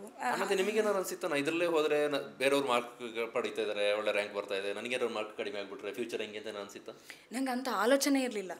ಅಂದರೆ ನನ್ನ ಮೈಂಡಲ್ಲಿ ಬರೀ ನನಗೆ ಇದು ಇಷ್ಟ, ಇದನ್ನು ಮಾಡಬೇಕು ಅಷ್ಟೇ ಇದ್ದದು. ನಿಜವಾಗಿ ಹೇಳ್ತೇನೆ, ನನಗೆ ಆವಾಗ ನಾನು ಫ್ಯೂಚರಲ್ಲಿ ಏನಾಗಬೇಕು ಅಂತ ಕೇಳಿದರೆ ನಾನು ಏನೇನೋ ಹೇಳ್ತಿದ್ದೆ. ಯಾರೋ ಒಬ್ಬರು IAS ಅಂತ ಹೇಳಿದ್ರೆ ನಾನು IAS ಅಂತ ಹೇಳಿದ್ರು, ಇನ್ನೊಬ್ಬ ಟೀಚರ್ ಹೇಳಿದ್ರೆ ನನಗೆ ಯಾವ್ದಾದ್ರು ಟಾರ್ಗೆಟ್ ಇರಲಿಲ್ಲ, ಹೀಗೆ ಆಗಬೇಕು. ನನಗೆ ಬರೀ ನನಗೆ ಇಷ್ಟಪಟ್ಟ ಫೀಲ್ಡ್ ಅದೇ ಕಲೆ, ಅದೊಂದು ನಮ್ಮನ್ನ ಅಂತ ಹೇಳೋದು ಫುಲ್ ಆವರಿಸಿಕೊಂಡಿತ್ತಲ್ಲ. ಹಾಗಾಗಿ ನಂಗೆ ಅದಂಥ ಆಲೋಚನೆಗಳೇ ಇರಲಿಲ್ಲ ಆಯಿತಾ. ಹಾಗೆ ನಡೀತಾ ಇತ್ತು. ಆಮೇಲೆ ಡಿಪ್ಲೊಮಾಕ್ಕೆ ಹಾಕಿದ್ರು ಸ್ಟ್ರಿಕ್ಟಾಗಿ, ಇನ್ನೂ ಸ್ವಲ್ಪ ಸ್ಟಡೀಸ್ ಕಡೆ ಕಾನ್ಸಂಟ್ರೇಷನ್ ಮಾಡಬೇಕು, ಒಂದು ಜಾಬ್ ಅಂತ ಬೇಕು, ಒಂದು ಡಿಗ್ರಿ ಅಂತ ಬೇಕು ಅಂತೇಳಿ ಮನೆಯಲ್ಲಿ ಹಾಕಿದ್ರು. ಆದರೆ ನಾನು ಅಲ್ಲಿ ಹೋಗಿ ಮಾಡಿದ್ದು ಸಹ ಇದನ್ನೇ. ಅಂದರೆ ಅಲ್ಲಿ ಹೋದ್ಮೇಲೆ ನನಗೆ ಏನಾಯ್ತು ಹೇಳಿದ್ರೆ, ಕಾರ್ಕಳ, ನಿಟ್ಟೆ, ತೆಂಕು ಮತ್ತು ಬಡಗು ಎರಡೂ ಶೈಲಿ ಯಕ್ಷಗಾನ ನನಗೆ ಅಲ್ಲಿ ಸಿಕ್ಕಿತ್ತು. ಮತ್ತು ಸಿಂಗಿಂಗ್ ಆಗಲಿ, ಡ್ಯಾನ್ಸ್ ಆಗಲಿ ಎಲ್ಲ ಸಹ ಅದೊಂದು ಕ್ಯಾಂಪಸ್. ಅಂದರೆ full diploma, engineering, MBA, PUC ಎಲ್ಲ ಒಟ್ಟಿಗೆ ಇರುವ ದೊಡ್ಡ ಕಾಂಪ್ಲೆಕ್ಸ್. ಅವ್ರು ಹೇಳಿದ್ರು, ಕಾವ್ಯ ಅಂತ ಒಬ್ಳು ಬಂದಿದ್ದಾಳೆ, ಅವಳನ್ನ ಕರೀರಿ ಹೇಳ್ಕೊಡ್ಲಿಕ್ಕೆ. ಬೇರೆ ಬೇರೆ ಇಂಜಿನಿಯರಿಂಗ್ನವರು ಎಲ್ಲರೂ ಸಹ ಕೇಳೋದು, ನನ್ನ ಹತ್ರ ಸಜೆಷನ್ಸ್ಗೆ ಬರೋದು, ಹೇಳ್ಕೊಡ್ಲಿಕ್ಕೆ, ಕೇಳಲಿಕ್ಕೆ ಬರೋದು, ಹೀಗೆಲ್ಲ ನಡೀತಾ ಇತ್ತು. ಆಮೇಲೆ ಕಾಂಪಿಟೇಷನ್ ಇದ್ರೆ ಹೇಗೆ ಗೊತ್ತಾ, 10ರಿಂದ 15, 20 ಪ್ರೈಸ್ ಎಲ್ಲ ನನಗೇನೆ. ಆಮೇಲೆ ಅಲ್ಲಿ ಬಂದಾಗ ಎಷ್ಟು ಹೇಳಿದ್ದು, ನೀ ಕೂತ್ಕಮ್ಮ, ನೀ ಅವಳದು ಎಷ್ಟುಂಟು ಓದಿ ಎಲ್ಲ ಕೊಟ್ಟು ಕಳಿಸಿ ಅವಳಿಗೆ, 10ದು ಇಳಿದು ಮಾಡಬೇಡ ಅಂತ. ಆಮೇಲೆ ನಾವು ಕಾಂಪಿಟೇಷನ್ಗೆ ಹೋಗುವಾಗ ಕೆಲವರು ಬತ್ತಲ್ಲ ನಾನೇ ನಿಕ್ ಲಾರಿ ಬೋಡ ಅಂದರೆ ಪ್ರೈಸ್ ತುಂಬಿಸ್ಕೊಂಡು ಹೋಗಲಿಕ್ಕೆ ಲಾರಿ ಬೋಡ ನಿಕ್ ಅಂತ, ಅಂದರೆ ಟಾಂಟ್ ನಮಗೆ ವ್ಯಂಗ್ಯವಾಗಿ, ಇವಳು ಬಂದರೆ ಇನ್ನೆಲ್ಲ ಪ್ರೈಸ್ ಇವಳಿಗೆ ಅಂತ. ಹಾಗೆ ಅಂದರೆ ಯಾರೋ ಕೊಡುವ ರೀತಿಯಲ್ಲಿ ಅವರದು ಇದು ಸಹಜ. ಅದಕ್ಕೆ ಲೆಕ್ಚರ್ಸ್ಗಳು ಸಹ ಜಡ್ಜಸನ್ನು ಬೇರೆ ಬೇರೆ ಕಳಿಸಿರೋದು, ನಂಬರ್ ಬೇರೆ ಕೊಡ್ತೀವಿ. ಈಗ ಒಂದು ಕತೆ ನೋಡಿ ಚಿತ್ರ ಬರೆಯೋದ್ರಲ್ಲಿ ನಂಬರ್ ಕೊಟ್ಟಿರೋದು, ಆ ಕತೆ ಬರೆದವ್ರು ಯಾರು ಅಂತ ಗೊತ್ತಿರೋದಿಲ್ಲ, ಆ ನಂಬರಲ್ಲಿ ಯಾರು ಅಂತ. ನನಗೆ ಫಸ್ಟ್ ಪ್ರೈಸ್ ಸಿಕ್ತಿತ್ತು. ಈಗ ಸಿಂಗಿಂಗ್, ಡ್ಯಾನ್ಸ್ ಎಲ್ಲ ಫೇಸ್ ಟು ಫೇಸ್ ಅಲ್ವಾ. ಕ್ಲೇ ಮೋಲ್ಡಿಂಗ್, ಡ್ರಾಯಿಂಗ್, ರಂಗೋಲಿ, ಇದು 3 ಕಾಂಪಿಟೇಷನ್ ನಾನು ಅಟೆಂಡ್ ಮಾಡ್ತಿರಲಿಲ್ಲ. ಇನ್ನು ಮಿಕ್ಕಿದ್ದು ಎಲ್ಲನೂ ಅಟೆಂಡ್ ಮಾಡ್ತಿದ್ದೆ. ಅಟೆಂಡ್ ಮಾಡಿದ ಅಷ್ಟು ಕಾಂಪಿಟೇಷನಲ್ಲಿ ಪ್ರೈಸ್ಗಳು ಬರ್ತಿತ್ತು. ಸ್ಪೀಚ್ ಮಾಡ್ತಿದ್ರು? ಸ್ಪೀಚ್ ಮಾಡ್ತಿದ್ದೆ, ಪಿಕ್ ಆ್ಯಂಡ್ ಸ್ಪೀಚ್. ಹೌದು. ಹಾಗೆ ಅಲ್ಲಿಂದ ನಂತರದಲ್ಲಿ ಹಂಗೂ ಹಿಂಗೂ ಡಿಪ್ಲೊಮಾ ಮುಗೀತು. ಅದ್ರ ಜೊತೆಗೆ ಭರತನಾಟ್ಯ ಸೀನಿಯರ್ ಸಹ ಮುಗೀತು. ಡಿಪ್ಲೊಮಾ ಮುಗ್ದಾಗೆ ಭರತನಾಟ್ಯ ಜೂನಿಯರ್ ಮುಗೀತು, ಸೀನಿಯರ್ ಆಲ್ರೆಡಿ ಸುಮಾರು ಕಡೆ ಗುರುತಿಸ್ಕೊಂಡಿದ್ರಲ್ಲ. ಆಗ ನಾನು ಏನಂದರೆ ಹೈಸ್ಕೂಲಿಗೆ ಶಿಕ್ಷಣಕ್ಕೆ ಹೋಗುವಾಗ ನಾನು ಗುರುಗಳನ್ನು ಬದಲಾಯಿಸಿದೆ. ನೃತ್ಯ ಗುರುಗಳು ವಿದುಷಿ ಕರ್ನಾಟಕ ಕಲಾಶ್ರೀ ಕುತ್ಕಾಡಿ ವಿಶ್ವನಾಥ ರೈಗಳ ಹತ್ರ. ಅವರು ಮೂಲತಃ ಸುಳ್ಯ ಪದವಿನವರು, ಆದರೆ ಅವರು ಕ್ಲಾಸ್ ಮಾಡ್ತಿದ್ದು ಪಂಜದಲ್ಲಿ, ಕಾಣಿಯೂರಿನ ಹತ್ರ ಪಂಜ. ನಿಮಗೆ ಈ ಊರುಗಳ ಹೆಸರು ಗೊತ್ತಿರಲಿಕ್ಕಿಲ್ಲ. ಅಂದರೆ on the way Subrahmanya, Puttur to ಸುಬ್ರಹ್ಮಣ್ಯದ ಆನ್ ದ ವೇ ಪಂಜದಲ್ಲಿ ಕ್ಲಾಸ್ ಮಾಡ್ತಾಯಿದ್ರು. ನಯನ ಮೇಡಮ್ ಅವರ ಧರ್ಮಪತ್ನಿ ವಿದುಷಿ ನಯನ ವೀರಯ್ಯ ಅವರು ಕ್ಲಾಸ್ ಮಾಡ್ತಾಯಿದ್ರು. ನಾನು ಕಾಣಿಯೂರಿನಿಂದ ಸ್ಯಾಟರ್ಡೇ ಅಲ್ಲಿಗೆ ಬರೋದು. ಹಾಗೆ ಅಲ್ಲಿ ಕ್ಲಾಸ್ ಮಾಡ್ತಾ ಇರುವಾಗ ನನಗೆ ಹೈಸ್ಕೂಲಲ್ಲಿ ನನ್ನ ಜೂನಿಯರ್ ಮುಗ್ದಿತ್ತು. ಸೀನಿಯರಿಗಾಗುವಾಗ ಅಂದರೆ ಡಿಪ್ಲೊಮೋದ ಎಕ್ಸಾಮ್ ಮತ್ತು ಇದು ಭರತನಾಟ್ಯ ಎಕ್ಸಾಮ್ ಒಂದೇ ಟೈಮಿಗೆ ನಡೆಯುವಾಗ ನನಗೆ ಅಲ್ಲಿಂದ ಹಾಸ್ಟೆಲಿಂದ ಬರಲಿಕ್ಕೆ ಕಷ್ಟ ಆಗ್ತಿತ್ತು ಅಂತೇಳಿ ಡಿಪ್ಲೊಮಾ ಮುಗಿಸಿದ ಮೇಲೆ ನಾನು ಸೀನಿಯರನ್ನು ಮುಗಿಸಿದೆ. 3 ವರ್ಷ ಮುಗಿದ ಮೇಲೆ ಅಲ್ಲಿ ಬಂದು ಸೀನಿಯರನ್ನು ಮುಗಿಸಿದೆ. ಆದರೆ ನಾನು ಅಂದರೆ ಈ ರಜೆಯಲ್ಲೆಲ್ಲ ಹೋಗುವಾಗ ಆ ಕಾಂಟ್ಯಾಕ್ಟಲ್ಲಿ ಇರ್ತಿದ್ದೆ, ಪ್ರೋಗ್ರಾಮ್ಗಳನ್ನ ಅಟೆಂಡ್ ಮಾಡ್ತಿದ್ದೆ, ಮತ್ತು ಅವ್ರ ಜೊತೆ ಕಾಂಟ್ಯಾಕ್ಟಲ್ಲಿದ್ದೆ. ಅಂದರೆ ಹೇಗೆ ಕಲಿಬೇಕು, ಟೆಕ್ಸ್ಟ್ ಬುಕ್ಗಳನ್ನ ತಂದು ಓದೋದು ಇರ್ಬೋದು, ಅದೆಲ್ಲವನ್ನು ಮಾಡ್ತಾಯಿದ್ದೆ. ಆಮೇಲೆ ಡಿಪ್ಲೊಮಾ ಮುಗೀತು, ಜಾಬಿಗೆ ಜಾಯ್ನ್ ಆದೆ. ಜಾಬಿಗೆ ಜಾಯ್ನ್ ಆದ ಮೇಲೆ ಪ್ಲಾನ್ ಡಿಸೈನರ್ ಆಗಿ ಜಾಬ್, ಸಿವಿಲ್ ಇಂಜಿನಿಯರ್ ಆಫೀಸಲ್ಲಿ. ಅದು ವರ್ಷ 17 ಗೊತ್ತಾಯ್ತು, 2017 17ನಲ್ಲಿ ಜಾಬ್ ಜಾಯ್ನ್ ಆದೆ ಆಯಿತಾ. ಹಾಗೆ ಜಾಬ್ ಮಾಡ್ತಾ ಇರುವಾಗ ಗೊತ್ತಲ್ಲ ಕ್ಯಾಶುವಲಿ ಹುಡುಗಿಯರು ಫಸ್ಟು ಎಜುಕೇಷನ್ ಆದ್ಮೇಲೆ ಒಂದು ಜಾಬ್ ಸಿಗಬೇಕು, ಜಾಬ್ ಆದ್ಮೇಲೆ ಎಂತ ಮದುವೆ ಹಾಗೆ ಮದುವೆ ಮಾಡಬೇಕು ಅಂತ ಹುಡುಕಾಟಗಳು ಸ್ಟಾರ್ಟ್ ಆಯ್ತು. ನಿಮ್ಮಿಂದ ಶುರು ಆಯ್ತಾ ಮನೆಯಿಂದ ಶುರು ಆಯ್ತಾ? ಮನೆಯವರಿಂದ ಶುರು ಆಯ್ತು. ಮದುವೆ ಆಗಬೇಕು ಅಂದರೆ ಉದ್ದದ ಹುಡುಗ ಬೇಕು ಅಂತ. ನಾನು ಉದ್ದ ಅಲ್ವಾ, ಹಾಗಾಗಿ ನನಗೆ ಎಂತ ದೇವರು ಒಂದು ಉದ್ದಾದ ಹುಡುಗ ನಾವು ಬರೆದು ಕೊಟ್ಟು, ಹಾಗಾಗಿ ಹೇಗೆ ಸಂಬಂಧ ನಿಮ್ಮದು ಅಲ್ಲಿಂದ ಇಲ್ಲಿಗೆ? ಇಲ್ಲ, ಯಾರೋ ಒಬ್ರು ಮ್ಯಾರೇಜ್ ಬ್ರೋಕರ್ ಥರ ಪರಿಚಯದವರು ಒಬ್ರು ಹೇಳಿದರು ಹೀಗೆ. ಅವರು ನನ್ನ ಜೊತೆ ಮಾತಾಡುವಾಗ ಯೂಶ್ವಲಿ ಒಂದು ಹುಡುಗ ಹುಡುಗಿ ಫೋನಲ್ಲಿ ಮಾತಾಡ್ತಾರಲ್ಲ, ಅವರದು ಏನಾಗಬೇಕು ನಿಂಗೆ ಎಂಥ ಕಂಡೀಷನ್ಸ್ ಉಂಟಾ ಅಂತ ಕೇಳ್ತಾರಲ್ಲ. ಬ್ರೋಕರ್ ಅಲ್ಲ, ಕಪಿಲ್ ಕೇಳಿದ್ದಾರೆ. ಏನಾದರೂ ಕಂಡೀಷನ್ಸ್ ಉಂಟಾ? ಕಂಡೀಷನ್ ಅಂದರೆ ನನ್ನ ಹೆಸರಿನ ಮುಂದೆ ವಿದೂಷಿ ಅಂತ ಬರಬೇಕು ಅಂತ ಒಂದು ಕನಸು ಉಂಟು ಅಂತ ಹೇಳಿದೆ. ಹೌದಾ, ಆಯಿತು ಬಿಡು, ಬಹಳ ಈಸಿಯಾಗಿ ಫಸ್ಟ್ ಮಾತಾಡುವಾಗ ಮಾತಾಡಬೇಕಲ್ಲ ಏನಾದರೂ, ಆಗ ಏನು ನಿಂದೇನಾದ್ರು ಉಂಟಾ ಕಂಡೀಷನ್ಸ್ ಅಂತ ಅಷ್ಟೇ. ನಾನು ರಿಟರ್ನ್ ಕೇಳಿದೆ, ನಿಮಗೇನು? ನನಗೆ ಏನಿಲ್ಲ, ನೀ ಜಾಬ್ ಮಾಡಬೇಕು, ಸಂಬಳ ತರಬೇಕು ಅಂಥದ್ದೇನಿಲ್ಲ. ನೀ ಬೆಳಿಗ್ಗೆ ನನ್ನ ಖುಷಿ ಖುಷಿಯಾಗಿ ಕೋರ್ಟಿಗೆ ಕಳಿಸ್ಬೇಕು, ಸಂಜೆ ಬರುವಾಗ ನೀನು ಖುಷಿ ಖುಷಿಯಾಗಿ ವೆಲ್ಕಮ್ ಮಾಡುವಾಗಿದ್ದರೆ ಸಾಕು. ಅದರ ಮಧ್ಯದಲ್ಲಿ ನೀನು ಏನು ಮಾಡ್ತೀಯ ಸಾಧನೆ ನೀನು ಮಾಡು, ನನ್ನ ಸಪೋರ್ಟ್ ಇರ್ತದೆ ಅಂತ. ಮತ್ತು ನನ್ನ ಬಗ್ಗೆ ತಿಳ್ಕೊಳ್ಳುವಾಗ ಅದೆಲ್ಲ ಬರ್ತದಲ್ಲ, ಅಂದರೆ ಕಾವ್ಯಶ್ರೀ ಹೀಗೆ ಮಾಡಿದಾಳೆ, ಡೀಟೇಲ್ಸ್ಗಳು, ನಿಂಗೆ ಇದರಲ್ಲಿ ತುಂಬ ಆಸಕ್ತಿ ಉಂಟಲ್ಲ ಅಂಥೇಳಿ. ಹಾಗೆ 3 ತಿಂಗಳಲ್ಲಿ ನಮ್ಮದು ಎಲ್ಲ ಇಲ್ಲ, ಗೊತ್ತೇ ಇಲ್ಲ ಈ ಥರ ಒಬ್ಬ ವ್ಯಕ್ತಿ ಇದ್ದಾರೆ ಅಂತಲೇ ಗೊತ್ತಿಲ್ಲ. ಮನೆಯವರು ಸಹ ಖುಷಿಯಲ್ಲಿ ಒಪ್ಪಿಕೊಂಡ್ರು. ಅಂದರೆ ಅಮ್ಮನಿಗಿತ್ತು ಅದೊಂದು ಕಂಪ್ಲೀಟ್ ಆಗಬೇಕು, ಅವಳದು ಕಂಪ್ಲೀಟ್ ಆಗದೆ ಮದುವೆ ಮಾಡಿಸ್ತಾ ಇದ್ದೇವೆ ಅಂತ ಇತ್ತು. ಬಟ್ ನಾನು ಅದೇ ಹೇಳೋದು, ಎಂಥ ನಾವು ಎಷ್ಟು ನಮ್ಮಲ್ಲಿ ಟ್ಯಾಲೆಂಟ್ ಇದ್ದರು, ನಾವು ಎಷ್ಟು ಗುರುತಿಸ್ಕೊಂಡಿದ್ರು ಸಹ ಸರ್ಟಿಫಿಕೇಟ್ ಅನ್ನೋದು ಮ್ಯಾಟ್ರ್ ಆಗ್ತದೆ ಆಯಿತಾ. ನೀನು ಎಷ್ಟು ಟ್ಯಾಲೆಂಟ್ ಇರು, ಏನು ಓದಿದ್ಯಾ, ಅದರಲ್ಲಿ ಏನು ಕಲ್ತಿದ್ಯಾ ಅಂತ ಕೇಳ್ತಾರೆ. ಅದು ಈಗ ನನಗೆ ಈಗೀಗ ಜಾಸ್ತಿ ಬರ್ತುಂಟು. ಈಗ ನಾವು ತೀರ್ಪುಗಾರರಾಗಿ ಎಲ್ಲ ಹೋಗುವಾಗ ಜಾಸ್ತಿ ಆ ಕ್ವಶನ್ಗಳು ಬರ್ತದೆ. ಏನು ಕಲ್ತಿದ್ದಾರೆ ಅಂತೇಳಿ ಅವ್ರನ್ನ ತಂದು ಕೂರಿಸಿದ್ದೀರಿ, ಅರ್ಹತೆ ಏನಿದೆ, ಅವ್ರಿಗೆ ಏನು ಗೊತ್ತಿದ್ರ ಬಗ್ಗೆ, ಏನು ಇದೆ ಅಂತ. ಹಾಗೆ ಅದು ಅಮ್ಮನ ತಲೆಯಲ್ಲಿ ಮುಂಚೆಯಿಂದನೇ ಇತ್ತು, ಇಲ್ಲ ಇವಳಿಗೊಂದು ಕಂಪ್ಲೀಟ್ ಮಾಡಬೇಕು ಅಂತ. ಹಾಗೆ ಇವ್ರನ್ನ 18ರಲ್ಲಿ ಮದುವೆ ಆದೆ. ಮದುವೆ ಅದು ಪುತ್ತೂರಿಗೆ ಆದಮೇಲೆ, ನಾನು ಸೀನಿಯರ್ ಆದಮೇಲೆ ವಿದ್ವತ್ ಕ್ಲಾಸ್ಗಳನ್ನ ಪುತ್ತೂರಲ್ಲಿ ಜಾಬ್ ಮಾಡ್ತಿದ್ದ ಕಾರಣ ಪುತ್ತೂರಿಗೆ ಹೋಗ್ತಾ ಇದ್ದೆ. ಜಾಬ್ ಇಲ್ಲ, ಜಾಬ್ ಮದುವೆ ಫಿಕ್ಸ್ ಆದಮೇಲೆ, ಅಂದರೆ ಜಾಬ್ ಎಂತ ಗೊತ್ತಾ, ಅದೊಂದು ಸೇಕಿಗೆ ಸೇರಿದಷ್ಟೇ. ನನಗೆ ಜಾಬಿಗೆ ನನಗೆ ಜಾಬಿಗೆ ಹೋಗುವಾಗ ನನಗೆ ಅನಿಸಿತ್ತು, ಬೆಳಿಗ್ಗೆ 9 to 6 ವರ್ಕ್ ಮಾಡೋದು, ನನಗೆ ನನ್ನ ಕಲ್ಚರಲ್ ಆ್ಯಕ್ಟಿವಿಟೀಸ್ನ ಕಾನ್ಸಂಟ್ರೇಷನ್ ಮಾಡ್ಲಿಕ್ಕೆ ಆಗ್ತಿಲ್ಲ. ಸಿಗ್ತಿದ್ದದು ಒಂದು ಸಂಡೇ, ಅದರಲ್ಲಿ ನೀನು ಕ್ಲಾಸ್ ಅಟೆಂಡ್ ಮಾಡ್ತೀಯಾ, ಪ್ರೋಗ್ರಾಮಿಗೆ ಹೋಗ್ತೀಯಾ, ಏನು ಮಾಡ್ತೀಯಾ. 6 ಗಂಟೆಗೆ ಆಫೀಸ್ ಮುಗಿಸಿ 6 ಗಂಟೆಯಿಂದ ಕ್ಲಾಸಿಗೆ ಹೋಗ್ತಿದ್ದೆ. ನೈಟ್ 9-10 ತನಕ ನನ್ನ ಗುರುಗಳು ನನಗೆ ಎಷ್ಟು ಸಪೋರ್ಟ್ ಮಾಡ್ತಿದ್ರು ಅಂದರೆ, ಆವಾಗ ಜಾಬ್ ಅಂತೂ ಇರಬೇಕು ಕಾವ್ಯ, ಅದೇ ಇಂಪಾರ್ಟೆಂಟ್ ಆಗೋದು ಲೈಫಲ್ಲಿ ಅಂತೇಳಿ. ನಮಗೆ ನೈಟ್ ಕ್ಲಾಸು ಅವ್ರ ಮನೇಲೆ, ನಾವು ಮನೇಲಿ ಇದ್ದದಕ್ಕಿಂತ ಜಾಸ್ತಿ ಮೇಡಮ್ನ ಮನೇಲೆ ಹಾಲ್ಟ್. ಅಂದರೆ ನಮಗೆ ಮೇಡಮ್ನ ಮನೆ ಹೇಗಂದ್ರೆ ನಮ್ಮ ಮನೆ ಥರ. ಅವರು ನನ್ನಂತೆ ಎಷ್ಟೋ ಮಕ್ಕಳ ಮನೆ ಅದು. ಇವಾಗ ಕೂಡ ನಾವು ಮೇಡಮ್ನ ಮನೆಗೆ ಹೋದರೆ ಅದು ನಮ್ಮದೇ ಮನೆ ಅಂತ ಫೀಲ್. ನಮಗೆ ಆ ರೂಮಿಗೆ ಬರಬೇಡ, ಇಲ್ಲಿ ಬರಬೇಡ, ಅಲ್ಲಿ ಕೂರಬೇಡ, ಯಾವ ರಿಸ್ಟ್ರಿಕ್ಷನ್ಸ್ ಸಹ ಇಲ್ಲ. ನಮ್ಮ ಮನೆಯ ಹಾಗೆ ನಾವು ಮೇಡಮ್ನ ಮನೆಯಲ್ಲಿ ಆರಾಮದಲ್ಲಿ ಇರ್ತಿದ್ದು. ಮತ್ತು ಅಲ್ಲಿರುವ ಪ್ರತಿಯೊಬ್ಬರು ಕೂಡ ನಮ್ಮನ್ನು ಹಾಗೆ ನೋಡ್ತಿದ್ರು, ಸಂಬಂಧಿಕರು ಅನ್ನೋ ಹಾಗೆ, ಮನೆಯವರ ಹಾಗೆ ನೋಡ್ತಿದ್ರು. ಹಾಗೆ ಆಫೀಸ್ ಮುಗಿಸಿ 6 ಗಂಟೆಯಿಂದ 10 ಗಂಟೆ 12 ಗಂಟೆ ತನಕ ಮೇಡಮ್ನ ಮನೆಯಲ್ಲಿ ಪ್ರಾಕ್ಟೀಸು. ಪ್ರೋಗ್ರಾಮ್ ಇದ್ದರೆ 9 ಗಂಟೆ ನಂತರ ಪ್ರೋಗ್ರಾಮ್ ಇದ್ದರೆ ಒಪ್ಪಿಕೊಳ್ತಿದ್ದೆ. 6 ಗಂಟೆಗೆ ಡ್ಯೂಟಿ ಮುಗಿಸಿ ಮತ್ತೆ ಹೋಗಿ ರೆಡಿಯಾಗಿ ನೈಟ್ ಪ್ರೋಗ್ರಾಮ್ ಮುಗಿಸಿ ಮಲಗಿ ಬೆಳಿಗ್ಗೆ ವಾಪಸ್ ಆಫೀಸಲ್ಲಿ ಬಂದು ಇಷ್ಟೇ ರಾತ್ರಿಯ ಪ್ರೋಗ್ರಾಮ್ನ ಆಯಿತಾ, ಹಾಗೆ ಮಾಡ್ತಾ ಇದ್ದೆ. ಆಗ ಅನಿಸ್ತಾ ಇತ್ತು, ಇಲ್ಲ ಎರಡನ್ನು ಬ್ಯಾಲೆನ್ಸ್ ಮಾಡಲಿಕ್ಕೆ ತುಂಬ ಕಷ್ಟ ಇದೆ ಅಂತ. ನನಗೂ ಹಾಗೆ ಬೇಕಿತ್ತು, ಅದನ್ನು ಜಾಬಿಗೆ ಹೋಗಬೇಡ, ಇದನ್ನೇ ಕಂಟಿನ್ಯೂ ಈ ಕಡೆ ಮೂವ್ ಆಗುವ ಹಾಗೆ ಬೇಕಿತ್ತು. ಆದರೆ ಇಷ್ಟರ ಮಟ್ಟಿಗೆ ಮೂವ್ ಆಗ್ತಾನೆ ಅಂತ ಕನಸು ಕಂಡಿರಲಿಲ್ಲ. ಕಾವ್ಯಶ್ರೀ ಎದುರು ವಿದೂಷಿ ಅಂತ ಹೆಸರು ಬರಬೇಕು ಅಂತ ಅನ್ನೋದು ಮೇನ್ ಟಾರ್ಗೆಟ್ ಇಸ್ ಅದು. ಅಷ್ಟೇ ಆಸೆ ಇದ್ದದ್ದು. ಅದನ್ನೊಂದು ಕಂಪ್ಲೀಟ್ ಮಾಡಬೇಕು, ಒಂದು ಇದಕ್ಕೆ ಕೈ ಹಾಕಿದ ಮೇಲೆ ಒಂದು ಕಂಪ್ಲೀಟ್ ಮಾಡಬೇಕು ಅಂತ ಅಷ್ಟೇ ಇದ್ದದ್ದು, ಬಿಟ್ಟರೆ ಬೇರೆ ಏನಿಲ್ಲ. ಮತ್ತು ನನ್ನ ಫ್ಯಾಮಿಲಿಲಿ ಯಾರೂ ಸಹ ವಿದೂಷಿ ಅಂತ ಹೇಳುವವರು ಇರಲಿಲ್ಲ. ಹಾಗೆ ನನಗೆ ಅದೊಂದು ಡ್ರೀಮ್ ಇತ್ತು, ವಿದೂಷಿ ಅಂತ ಹೇಳುವ ಒಂದು ಹೆಸರು. ಬೇರೆ ಯಾರು ಇದ್ರ ಈ ಫೀಲ್ಡಲ್ಲಿ? ಮಾವ ಯಕ್ಷಗಾನದಲ್ಲಿ ಇದ್ರು ಬಿಟ್ಟರೆ ಭರತನಾಟ್ಯದಲ್ಲಿ ಇದ್ದವರು ಯಾರೂ ಇರಲಿಲ್ಲ, ನಾನೇ ಇದ್ದದ್ದು. ಹಾಗೆ ಅದೊಂದು ಡ್ರೀಮ್ ಇತ್ತು, ಇಲ್ಲ ಇದೊಂದು ಮಾಡಬೇಕು. ಫಸ್ಟ್ ಟೈಟಲ್ ಹೋಲ್ಡರ್ ನೀವೇ? ಹೌದು, ಟೈಟಲ್ ಹೋಲ್ಡರ್ ನಾನೇ. ಯಾವ ವರ್ಷ ಸಿಕ್ಕಿದ್ದು ಅದು? ನನಗೆ 2019 ಸಿಕ್ಕಿದ್ದು. ಮದುವೆಗೆ ನೆಕ್ಸ್ಟ್ ಇಯರಲ್ಲಿ. ಮದುವೆ ಆದ ನಂತರದಲ್ಲಿ ರಿಸ್ಕ್ ಅನ್ಸುತ್ತಾ ಕಂಟಿನ್ಯೂ ಮಾಡೋದು? ರಿಸ್ಕ್ ಆಗಿತ್ತು, ತುಂಬ ರಿಸ್ಕ್ ಆಗಿತ್ತು. ಮಡಿಕೇರಿಯಿಂದ ಪುತ್ತೂರಿಗೆ ಅಪ್ ಆ್ಯಂಡ್ ಡೌನ್ ಮಾಡೋದು ಸಣ್ಣ ವಿಷಯವೇ ಆಗಿರಲಿಲ್ಲ.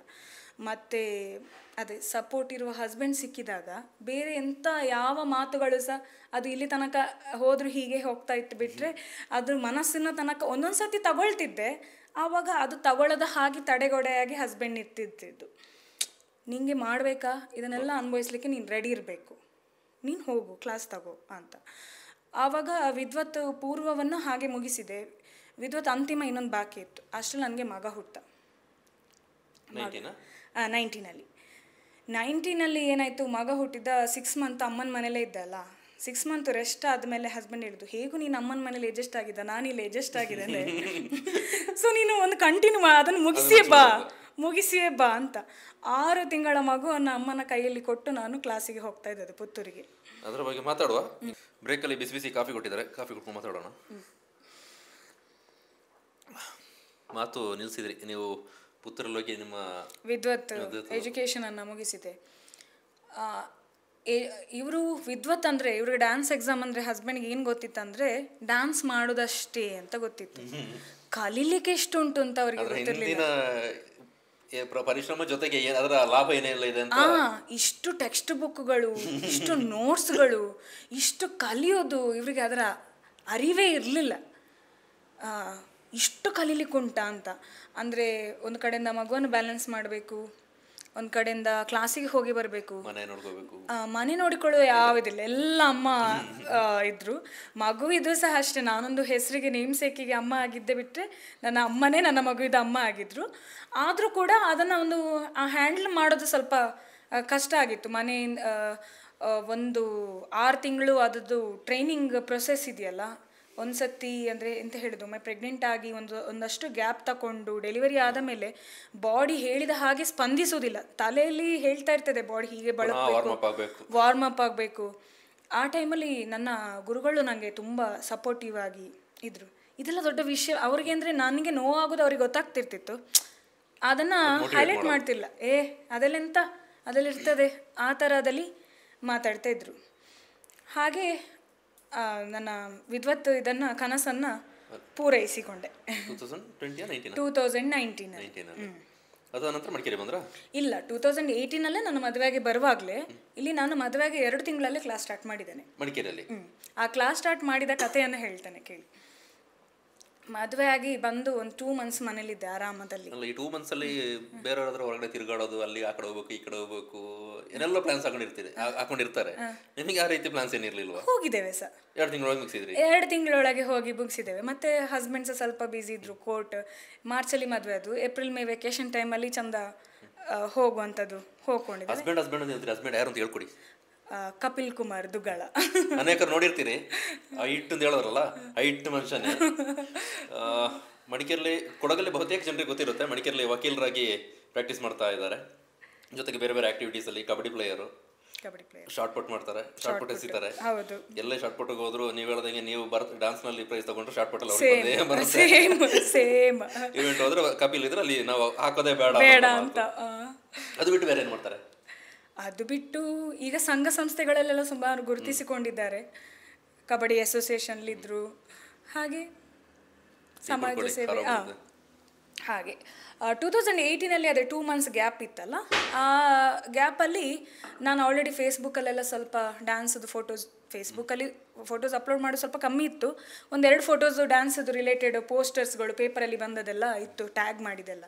ಅದನ್ನು ನೋಡಿ ಹಸ್ಬೆಂಡ್ ಕುಕ್ಕೇರ ಜಯ ಅಂತ ಹೇಳೋರೊಬ್ಬರು, ಮತ್ತು ದ್ವಾರಕದ ಸುಪ್ರಿಯಾ ಅಂತ ಹೇಳುವ ರವಿಶಂಕರ್ ಅವರ ಧರ್ಮಪತ್ನಿ, ಹೀಗೆ ಇಬ್ಬರು ಪೋಷಕರವರು ನಮ್ಮನ್ನ ಈಗ ಸದ್ಯಕ್ಕೆ. ಅವರು ನನ್ನ ಹತ್ರ ಬಂದೊಂದು ದಿವಸ ಕುಕ್ಕೆರೆ ಜಯಕ್ಕ ಕೇಳಿದರು, ನೀನು ಡ್ಯಾನ್ಸ್ ಇದೆಯಲ್ಲ, ಇಲ್ಲಿ ಡ್ಯಾನ್ಸ್ ಟೀಚರ್ ನಮ್ಮದು ಮೈಸೂರಿಗೆ ಶಿಫ್ಟ್ ಆಗಿದ್ದಾರೆ, ಮಕ್ಕಳಿಗೆ ಯಾರು ಹೇಳ್ಕೊಡೋರಿಲ್ಲ, ನೀನು ಕ್ಲಾಸ್ ಮಾಡ್ಬೋದಾ ಅಂತ. ಅಂದರೆ ನಮಗೆ ಹೇಗೆಂದರೆ ಭರತನಾಟ್ಯದಲ್ಲಿ ವಿದ್ವತ್ ಆಗದೆ ಕ್ಲಾಸ್ ಮಾಡುವ ಹಾಗೆ ಇಲ್ಲ ರೂಲ್ಸ್ ಪ್ರಕಾರ. ನಾನು ಗುರುಗಳ ಹತ್ರ ಕೇಳಿದೆ, ಹೇಗೆ ಕ್ಲಾಸ್ ಮಾಡಲಾ? ನೀನು ಆರಾಮ್ಸೆ ಮಾಡ್ಬೋದಪ್ಪ, ಯಾಕೆಂದರೆ ನಿನಗೆ ಇಷ್ಟು ವರ್ಷ ಕ್ಲಾಸ್ ಮಾಡಿ ಅಭ್ಯಾಸ ಇದೆ. ನಾನು ಗುರುಗಳು ಪಂಜದಲ್ಲಿ ಕ್ಲಾಸ್ ಮಾಡ್ತಿದ್ರು ಹೇಳಿದ್ರಲ್ಲ, ಅವರು ಆಗ ಶಿಕ್ಷಕಿಯಾಗಿದ್ದರು, ದೈಹಿಕ ಶಿಕ್ಷಕಿ ಕೂಡ ಅವರು. ಅವ್ರ ಕ್ಲಾಸಿಗೆ ಬರುವಾಗ ಲೇಟ್ ಆಗುವಾಗ ಆ ಕ್ಲಾಸನ್ನು ಚಿಕ್ಕ ಮಕ್ಕಳಿಗೆ ನಾನೇ ಅರ್ಧ ಮಾಡಿ ಮುಗಿಸಿಬಿಡ್ತಿದ್ದೆ. ಆಮೇಲೆ ನನಗೆ ಅವ್ರ ಕ್ಲಾಸ್ ತಗೊಳ್ತಿದ್ರು.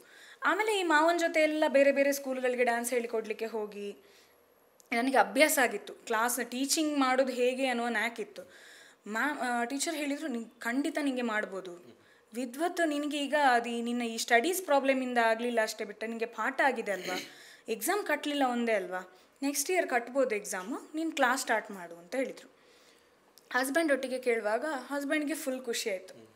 ಅಂದರೆ ಅವ್ರು ಮುಂಚೆನೇ ಫಿಕ್ಸ್ ಆಗಿದ್ರು ಇವಳಿಗೆ ಈ ಫೀಲ್ಡಲ್ಲಿ ಸಪೋರ್ಟ್ ಮಾಡಬೇಕು ಅಂತ. ಅವ್ರು ಖುಷಿಯಲ್ಲಿ ಒಪ್ಪಿಕೊಂಡ್ರು.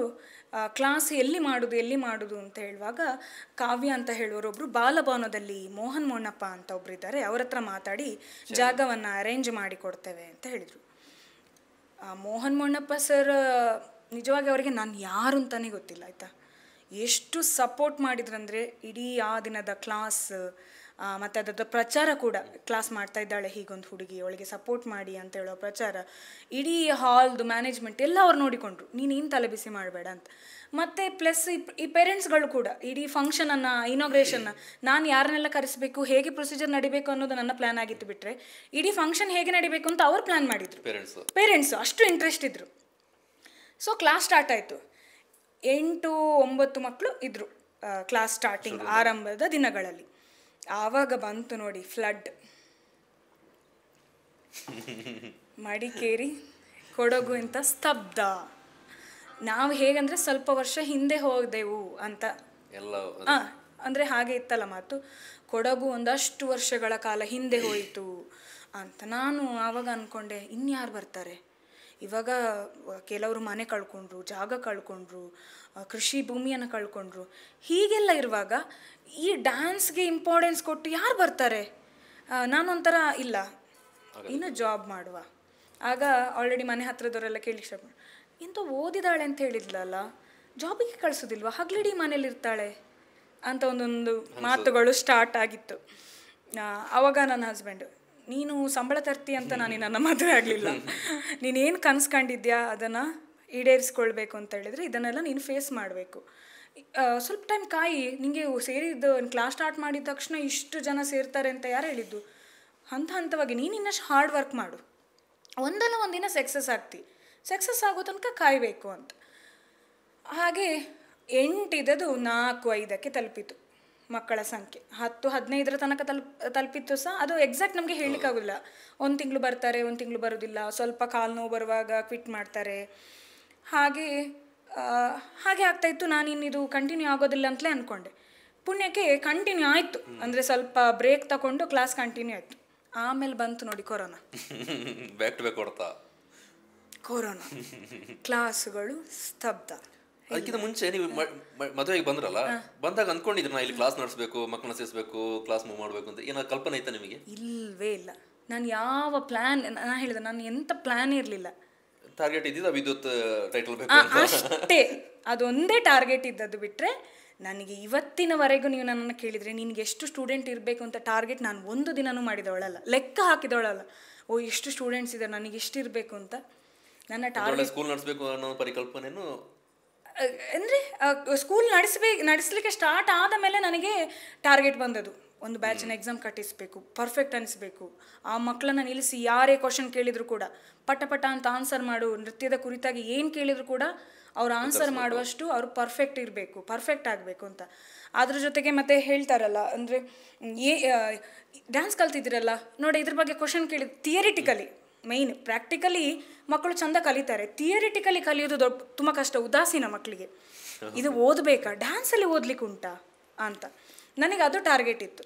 ಓದಿಸ್ಬೇಕು ಅವ್ರನ್ನ. ಮತ್ತು ಹೇಗೆ ನನಗೆ ಹೆಸರು ಮಾಡಬೇಕಂದ್ರೆ, ಒಂದು ಮಗು ಚೆನ್ನಾಗಿ ಪರ್ಫಾರ್ಮ್ ಮಾಡಿ ಒಂದು ಚೆನ್ನಾಗಿ ಕ್ವಶನ್ಗೆ ಆನ್ಸರ್ ಮಾಡಿದ ಮೇಲೆ ಆಮೇಲೆ ಕೇಳಬೇಕು ನಿನ್ನ ಗುರು ಯಾರು ಅಂತ. ಆ ಹೆಸರು ನನಗೆ ಬೇಕು ಅಂತ. ಅವ್ರದ್ದು ಗೆಲುವಲ್ಲಿ ನಿಮ್ಮ ಹೆಸರು ಬರಬೇಕು. ಹೌದು. ಈಗ ಆ ಮಧ್ಯದಲ್ಲಿ ಹೇಳಿದ್ರಿ ಕೆಲವು ಈ ಕೊಂಕು ಮಾತಾಡೋದು, ಈ ಫ್ಲಡ್ ಬಂದ ಟೈಮಲ್ಲಿ ಸಹಜವಾಗಿ ಒಂದು ಚೂರು ಸ್ತಬ್ಧ ಆಗುತ್ತೆ. ಆ ಮಾತುಗಳು ಬಂದಾಗ ನನ್ಗನ್ಸೋದು ಆ ಥರ ಮಾತುಗಳು ಬೇಕು. ಇಲ್ಲದಿದ್ರೆ ನಾವು ಅಲ್ಲಿಗೆ ಆಗ್ಬಿಡ್ತೀವಿ. ಹಿಂಗೆ ಆಗ್ಬಿಡುತ್ತಲ್ಲ, ನೆಕ್ಸ್ಟ್ ನಮಗೆ ಸಾಧ್ಯ ಇಲ್ಲ ಅಂತ ನಮ್ಮ ತಲೆಗೆ ಕೂತ್ಬಿಡುತ್ತೆ. ಈ ರೀತಿ ಹಿಂದೆಯಿಂದ ಕೆಣಕೋರು ಕಾಲೆಳೆಯವರು ಇದ್ದಾಗ ಇವ್ರು ಹಿಂಗೆ ಕೇಳ್ತಿದಾರಲ್ಲ, ಇವ್ರು ಕೇಳೋದಕ್ಕಾದ್ರೂ ನಾವು ಮಾಡಬೇಕು ಅನ್ನೋದು ಥಾಟ್ ಬರುತ್ತೆ ತಲೆ. ಅದೊಂದು ಮಾತುಂಟು ನೋಡಿ ಪುರಂದರದಾಸರದು, ನಿಂದಕರಿರಬೇಕಯ್ಯ ನಿಂದಕರಿರಬೇಕು. ಕೇರಿ ಒಳಗೊಂದು ಹಂದಿ ಇದ್ರೆ ಆ ಕೇರಿ ಹೆಂಗೆ ಸ್ವಚ್ಛ ಇರ್ತದೋ ಹಾಗೊಬ್ಬ ನಿಂದಕ ಇರಬೇಕು ಅಂತ. ಎಲ್ಲರ ಜೀವನದಲ್ಲೂ ಬೇಕು. ಬೇಕು. ಆ ನಿಂದಕನೇ ಒಮ್ಮೆ ಈ ಕ್ಷಣದಲ್ಲಿ ನಿಂತು ನೋಡಿದ್ರೆ ಆ ನಿಂದಕನೇ ಹೀರೋ. ಅವ್ನು ನಿಂದಿಸಿದ ಕಾರಣ ಒಂದು ಚಾಲೆಂಜಿಂಗ್ ಆಗಿ ಗೆಲುವಲ್ಲಿ ಹಿಂದೆ ತಿರುಗಿ ನೋಡಿದಾಗ ಅವ್ನು ಕಾಣ್ತಾನೆ. ಅವ ಇಲ್ಲ ಅಂತ ಹೇಳಿದ್ರೆ ಗೆಲುವು ಇರ್ಲಿಕ್ಕೆ ಸಾಧ್ಯ ಇಲ್ಲ. ಈಸಿಯಾಗಿ ತಗೊಂಡು ಬಿಡ್ತಿದ್ದೆವು ಅಂತ. ಇರ್ಲಿ ಬಿಡು ಅಂತ. ಈಗ ಪ್ರೆಷರ್ ಇರುವಾಗ ಏನೋ ಒಂದು ಮಾಡಬೇಕು, ಅಯ್ಯೋ ಹೀಗಾಯ್ತಲ್ಲ ಅಂತ. ವಿದ್ವತ್ ಸಂಪೂರ್ಣಗೊಳ್ತಲ್ಲ ಇಲ್ಲಿ. ಮತ್ತೆ ಈ ಕೊರೋನಾದ ಒಂದು ಹಂತ ಕೊರೋನಾ ಫುಲ್ ಕಂಪ್ಲೀಟ್ ಕ್ಲೋಸ್ ಆಯಿತು. ಯಾರಿಗೆ ಏನು ಐಡಿಯಾವೇ ಇರಲಿಲ್ಲ. ಆನ್ಲೈನ್ ಕ್ಲಾಸ್ ಅದ್ರದ್ದು ಯಾವ ಐಡಿಯಾವೂ ಇರಲಿಲ್ಲ. ಕಂಪ್ಲೀಟ್ ಕ್ಲೋಸ್ ಅಂತಲೇ ಅಂದ್ಕೊಂಡಿದ್ರು. ಎರಡನೇ ಹಂತದ ಕೊರೋನಾಕ್ಕಾಗುವಾಗ ಎಲ್ಲ ಸ್ವಲ್ಪ ಎಚ್ಚರ ಆದರು. ಇನ್ನು ಆನ್ಲೈನ್ ಕ್ಲಾಸ್ ಅಂತೇಳಿ ಒಂದು ಸ್ಟಾರ್ಟ್ ಮಾಡ್ಬೋದು ಅಂತ. ಹಾಗೆ ಸ್ವಲ್ಪ ಆನ್ಲೈನಲ್ಲಿ ಸ್ಟಾರ್ಟ್ ಮಾಡಿದ್ದೆ.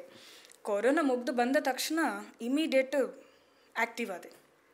ಆಗ ಮಗ ಸಹ ಆಲ್ಮೋಸ್ಟ್ 1 ಇಯರ್ ಅಷ್ಟೋ ಆದ. ಮಗನ ಜೊತೆ ಟೈಮ್ ಸ್ಪೆಂಡ್ ಮಾಡಿಗಾಯ್ತು. ವಿದ್ವತ್ ಕೂಡ ಮುಗಿಯಿತು, ಎಲ್ಲ ಸಹ ಮುಗೀತು. ಆ ಗ್ಯಾಪಲ್ಲಿ ನಾನು ಸ್ಟ್ರಾಂಗ್ ಆದೆ. ವಿದ್ವತ್ ಆಯಿತು, ವಿದುಷಿ ಅಂತ ಟೈಟಲ್ ಬಂತು. ಇನ್ನು ಮೆಂಟಲಿ ಸ್ಟ್ರಾಂಗ್ ಆದೆ. ಪ್ಲಸ್ ಮಗ ಕೂಡ ಇದ್ನಲ್ಲ, ಹಸ್ಬೆಂಡ್ ಸಪೋರ್ಟಿವ್ ಆಗಿದ್ರು. 1 ವರ್ಷದ ಮಗುವನ್ನು ಗಾಳಿಬೀಡಿಂದ ಕರ್ಕೊಂಡು ಬರ್ತಿದ್ದೆ ಕ್ಲಾಸಿಗೆ ಮಾಡಲಿಕ್ಕೆ. ಆ ಗಾಳಿ ಮಳೆಗೆ, ಇದೇ ಮಳೆಗಾಲ, ಈ ಜುಲೈಯ ಮಳೆಗಾಲದಲ್ಲಿ ಸಹ ಕ್ಲಾಸಿಗೆ ರಜೆ ಕೊಡದೆ ನಾನು ಕರ್ಕೊಂಡು ಬರ್ತಿದ್ದೆ. ಮಗ ಒಂದೊಂದ್ಸತಿ ಜೊತೆಗಿತ್ತು, ಒಂದೊಂದ್ಸತಿ ಹಸ್ಬೆಂಡ್ ಎತ್ಕೊಂಡು ಕರ್ಕೊಂಡು ಹೋಗ್ತಿದ್ರು.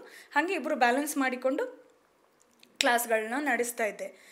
ಎಕ್ಸಾಮ್ ಪ್ರೋಗ್ರಾಮ್ ಕೊಡಬೇಕು. ಫಸ್ಟು ಒಂದೇ ಒಂದು ನಮ್ಮದು ಹೊರಗೆ ಪ್ರೋಗ್ರಾಮ್ ಕೊಟ್ಟಿರಲಿಲ್ಲ ಕೊಡಗಿನಲ್ಲಿ. ಮತ್ತೆ ನನ್ನದು ಒಂದೇ ಒಂದು ಪ್ರಚಾರ ನೀವು ನೋಡಿರ್ಲಿಕ್ಕಿಲ್ಲ, ಗೊತ್ತಿರಲಿಲ್ಲ. ಮತ್ತೆ ಡ್ಯಾನ್ಸ್ ಕ್ಲಾಸ್ ಹೀಗೆ ನಡೀತಾ ಉಂಟು ಅಂತ ಹೇಳುವ ಪ್ರಚಾರವೂ ಕೂಡ ಇಲ್ಲ. ನಾನು ಪ್ರಚಾರ ಪ್ರಿಯಳೇ ಅಲ್ಲ. ನಾನು ಪ್ರಚಾರ ಪೇಪರಲ್ಲಿ ನಂದೊಂದು ಕ್ಲಾಸ್ ಇದೆ ಅಥವಾ ಪಾಂಪ್ಲೆಟ್ ಮಾಡಿ ಹಂಚೋದು ಏನೂ ಮಾಡಲಿಲ್ಲ. ಏನೂ ಅಡ್ವರ್ಟೈಸ್ ಮಾಡಲಿಲ್ಲ. ನನ್ನ ಪಾಡಿಗೆ ಕ್ಲಾಸ್ ಮಾಡೋದು ಅಷ್ಟೇ. ಪ್ರಚಾರ ಕೊಟ್ಟದ್ದು ಯಾರು ಗೊತ್ತಾ? ನನ್ನ ಜೊತೆ ಇದ್ದ ವಿದ್ಯಾರ್ಥಿಗಳು. ಹೇಗೆ ಪ್ರಚಾರ ಕೊಟ್ಟರು ಅಂತ ಹೇಳಿದರೆ, ಅವರು ಮಾಡಿದ ಪರ್ಫಾರ್ಮೆನ್ಸನ್ನು ನೋಡಿಕೊಂಡು ಇಷ್ಟು ಚೆನ್ನಾಗಿ ಮಾಡ್ತಿದ್ದೀರಾ, ಯಾರು ಹೇಳಿಕೊಟ್ಟಿದ್ದು, ಯಾರು ಗುರುಗಳು, ಅವರು ನನಗೆ ಪ್ರಚಾರ ಕೊಟ್ಟರು. ಹಾಗೆ ಒಬ್ಬೊಬ್ಬರ ನೃತ್ಯವನ್ನು ನೋಡ್ಕೊಂಡು ವಿದ್ಯಾರ್ಥಿಗಳು ಬಂದು ಒಂದು 30 ವಿದ್ಯಾರ್ಥಿಗಳ ತಂಡ ರಚನೆ ಆಯಿತು. ಮೊದಲ ಶೋ ನಾವು ಗೌಡ ಸಂಘದ ಕ್ರಿಕೆಟ್ ಹಬ್ಬದ ದಿವಸ ಮಡಿಕೇರಿಯಲ್ಲಿ ಕೊಟ್ವಿ. ಅದು ಹೆಂಗೆ ಆಯಿತು ಅಂದರೆ, ಸ್ವಲ್ಪನೇ ಜನ ಇದ್ದದ್ದು, ಅದ್ಭುತ ಅಂತ ಅನಿಸಿಬಿಡ್ತು ಸುಮಾರು ಜನಕ್ಕೆ. ಹಲವಷ್ಟು ದಿನಗಳು ಅದರ ಬಗ್ಗೆ ಮಾತಾಡುವಷ್ಟು ಅದು ಪರ್ಫಾರ್ಮೆನ್ಸ್ ಚೆನ್ನಾಯಿತು. ಆಮೇಲೆ ಮಡಿಕೇರಿ ದಸರಾ ಹಾಗೆ ಮತ್ತು ಜಿಲ್ಲೆಯಿಂದ ಹೊರತು ನನ್ನ ಊರಿಗೆ ನಾನು ಮಕ್ಕಳನ್ನು ಕರ್ಕೊಂಡು ಹೋದೆ.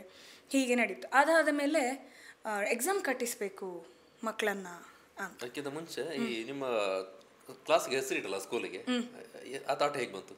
ಅದು ನನ್ನ ಅಮ್ಮ ಸಜೆಷನ್ ಮಾಡಿದ ಹೆಸರು. ಕಲೆಯು, ಕಾವ್ಯವು, ಹಾಡು, ನಾಟ್ಯವು ಎಲ್ಲಗಳ ಸಮ್ಮಿಲನದಲ್ಲಿ ಇರಬೇಕು ಅಂತ. ಒಂದು ಕಾವ್ಯ ನಾನೇ, ಕಲೆ ಇತ್ತು, ಮತ್ತೆ ನಾಟ್ಯ ಇತ್ತು. ಮತ್ತೆ ಸುಮಾರು ಟೈಮ್ ಆದ ಮೇಲೆ ಕಪಿಲಿಂದ ಪೀ ತೆಗೆದ್ರೆ ಕಲಾ ಆಗ್ತದಲ್ಲ ಅಂತ ಮತ್ತೆ ಥಾಟ್ ಬಂದದ್ದು. ಮತ್ತೆ ಮ್ಯಾಚ್ ಮಾಡಿದ್ದದು. ಆ್ಯಕ್ಚುಲಿ ಕ್ರೆಡಿಟ್ ಇದೆ ಅಂತ. ಹಾಗೆ ಆಮೇಲೆ ಎಕ್ಸಾಮ್ ಕಟ್ಟಿಸಬೇಕು. ಎಕ್ಸಾಮ್ ಕಟ್ಟಿಸೋದು ಒಂದು ಚಾಲೆಂಜಿಂಗ್. ಥಿಯರಿ ಪಾಠ ಮಾಡಬೇಕು. ಅಲ್ಲಿಂದ ಗಾಳಿಬೀಡಿಂದ ಬರೋದು ಮಕ್ಕಳಿಗೆ. ಸಂಜೆ ನಾನು 7ಗೆ ಕ್ಲಾಸ್ ಮುಗಿಸಿ ಮನೆಗೆ ತಲುಪುವಾಗ 7-7:30. ಮಗನನ್ನು ಸಣ್ಣವ, ಸ್ವಲ್ಪ ಕಷ್ಟ ಆಗೋದು. ಮತ್ತು ನಾವು ಕಾವೇರಿ ಲೇಔಟಲ್ಲಿ ಮನೆ ಒಂದು ತಗೊಂಡ್ವಿ. ನಾವು ಜಾಯಿಂಟ್ ಫ್ಯಾಮಿಲಿಯಿಂದ ಸಪ್ರೇಟ್ ಆಗಿ ಇದ್ವಿ. ಮನೆಗೆ ಮಕ್ಕಳನ್ನು ಬರುವ ಹಾಗೆ ಮಾಡಿದೆ. ಥಿಯರಿ ಪಾಠ ಮನೆಯಲ್ಲೇ ಮಾಡುವ ಹಾಗೆ. ಈ ವೀಕ್ ಡೇಸ್ ಎಲ್ಲ ಫ್ರೀ ಇರುವಾಗ, ಮಕ್ಕಳು ಮನೆಯಲ್ಲಿರುವಾಗ, ರಜೆ ಇದ್ದರೆ ಸಾಟರ್ಡೆ ಸಂಡೇಸ್ ಹಾಗೆ. ಫಸ್ಟ್ ಒಂದು ಟೀಮನ್ನು ಎಕ್ಸಾಮ್ ಬರೆಸಿದೆ. ಅದು ಜಿಲ್ಲೆಗೆ ಒಂದು ವಿದ್ಯಾರ್ಥಿ ಪ್ರಥಮ ಸ್ಥಾನ ಬರುವ ಹಾಗೆ ನನ್ನ ಒಂದು ವಿದ್ಯಾರ್ಥಿ ಬಂದಳು, ಯುಕ್ತ ಅಂತ ಹೇಳೋಳು. ಅದು ಇನ್ನೂ ಸಹ ಪ್ಲಸ್ ಪಾಯಿಂಟ್ ಆಯಿತು. ಮತ್ತು ಮಾರ್ಕುಗಳು ಮಕ್ಕಳದು ಕಟ್ಟಿದ ಪ್ರತಿಯೊಬ್ಬರು ಒಂದೇ ಸ್ಟೂಡೆಂಟ್ ಫಸ್ಟ್ ಕ್ಲಾಸ್, ಇನ್ನು ಉಳಿದವೆಲ್ಲ ಡಿಸ್ಟಿಂಕ್ಷನ್ನೇ. ಸೊ ಹಾಗಾಗಿ ಮತ್ತೆ ಮತ್ತೆ ಪ್ರಚಾರಗಳು ಸಹಜವಾಗಿ ಆಯಿತು, ಅವಕಾಶಗಳು ಸಿಗ್ತಾ ಹೋಯಿತು, ಪ್ರಚಾರಗಳಾಗ್ತಾ ಹೋಯಿತು. ಹೀಗೊಬ್ರು ಹೇಳಿಕೊಡ್ತಾರೆ. ಮತ್ತು ನಮ್ಮ ಪ್ರೋಗ್ರಾಮನ್ನು ನೋಡುವಾಗಲೇ ಅರ್ಥ ಆಗ್ತಿತ್ತು, ಓ ಶಾಸ್ತ್ರಬದ್ಧವಾಗಿ ನಡೆಸ್ತಾರೆ. ಯೂಶ್ವಲಿ ಭರತನಾಟ್ಯ ಅಂತ ಹೇಳಿದ ತಕ್ಷಣ ಹೆಸರು ಮಾತ್ರ ಭರತನಾಟ್ಯ ಇರ್ತದೆ, ಡ್ರೆಸ್ ಭರತನಾಟ್ಯ ಇರ್ತದೆ, ವೇಷಭೂಷಣಗಳು ಭರತನಾಟ್ಯ ಇರ್ತದೆ, ನೃತ್ಯ ಶೈಲಿ ಬೇರೆ ಬೇರೆ ಮಿಕ್ಸ್ ಇರ್ತದೆ. ನಾನು ಶಾಸ್ತ್ರೀಯತೆ ಅಂದರೆ ಶಾಸ್ತ್ರೀಯತೆ, ಜನಪದ ಅಂದರೆ ಜನಪದವೇ. ಯಾವುದೆಲ್ಲ ಹೇಳ್ಕೊಡ್ತೀರಿ?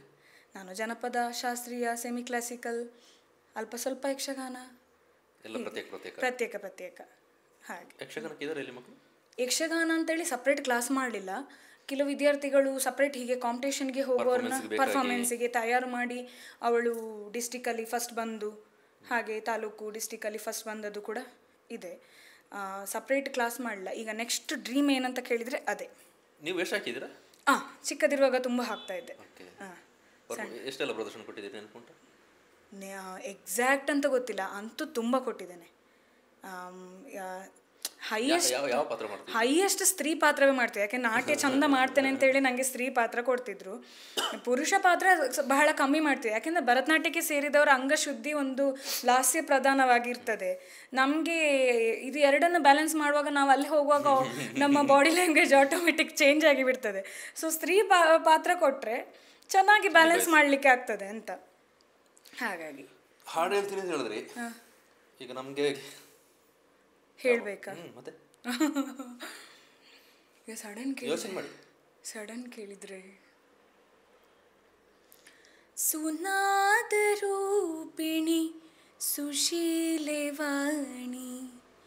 ನಮನವು ನಿನಗೆ ಗೀರ್ವಾಣಿ.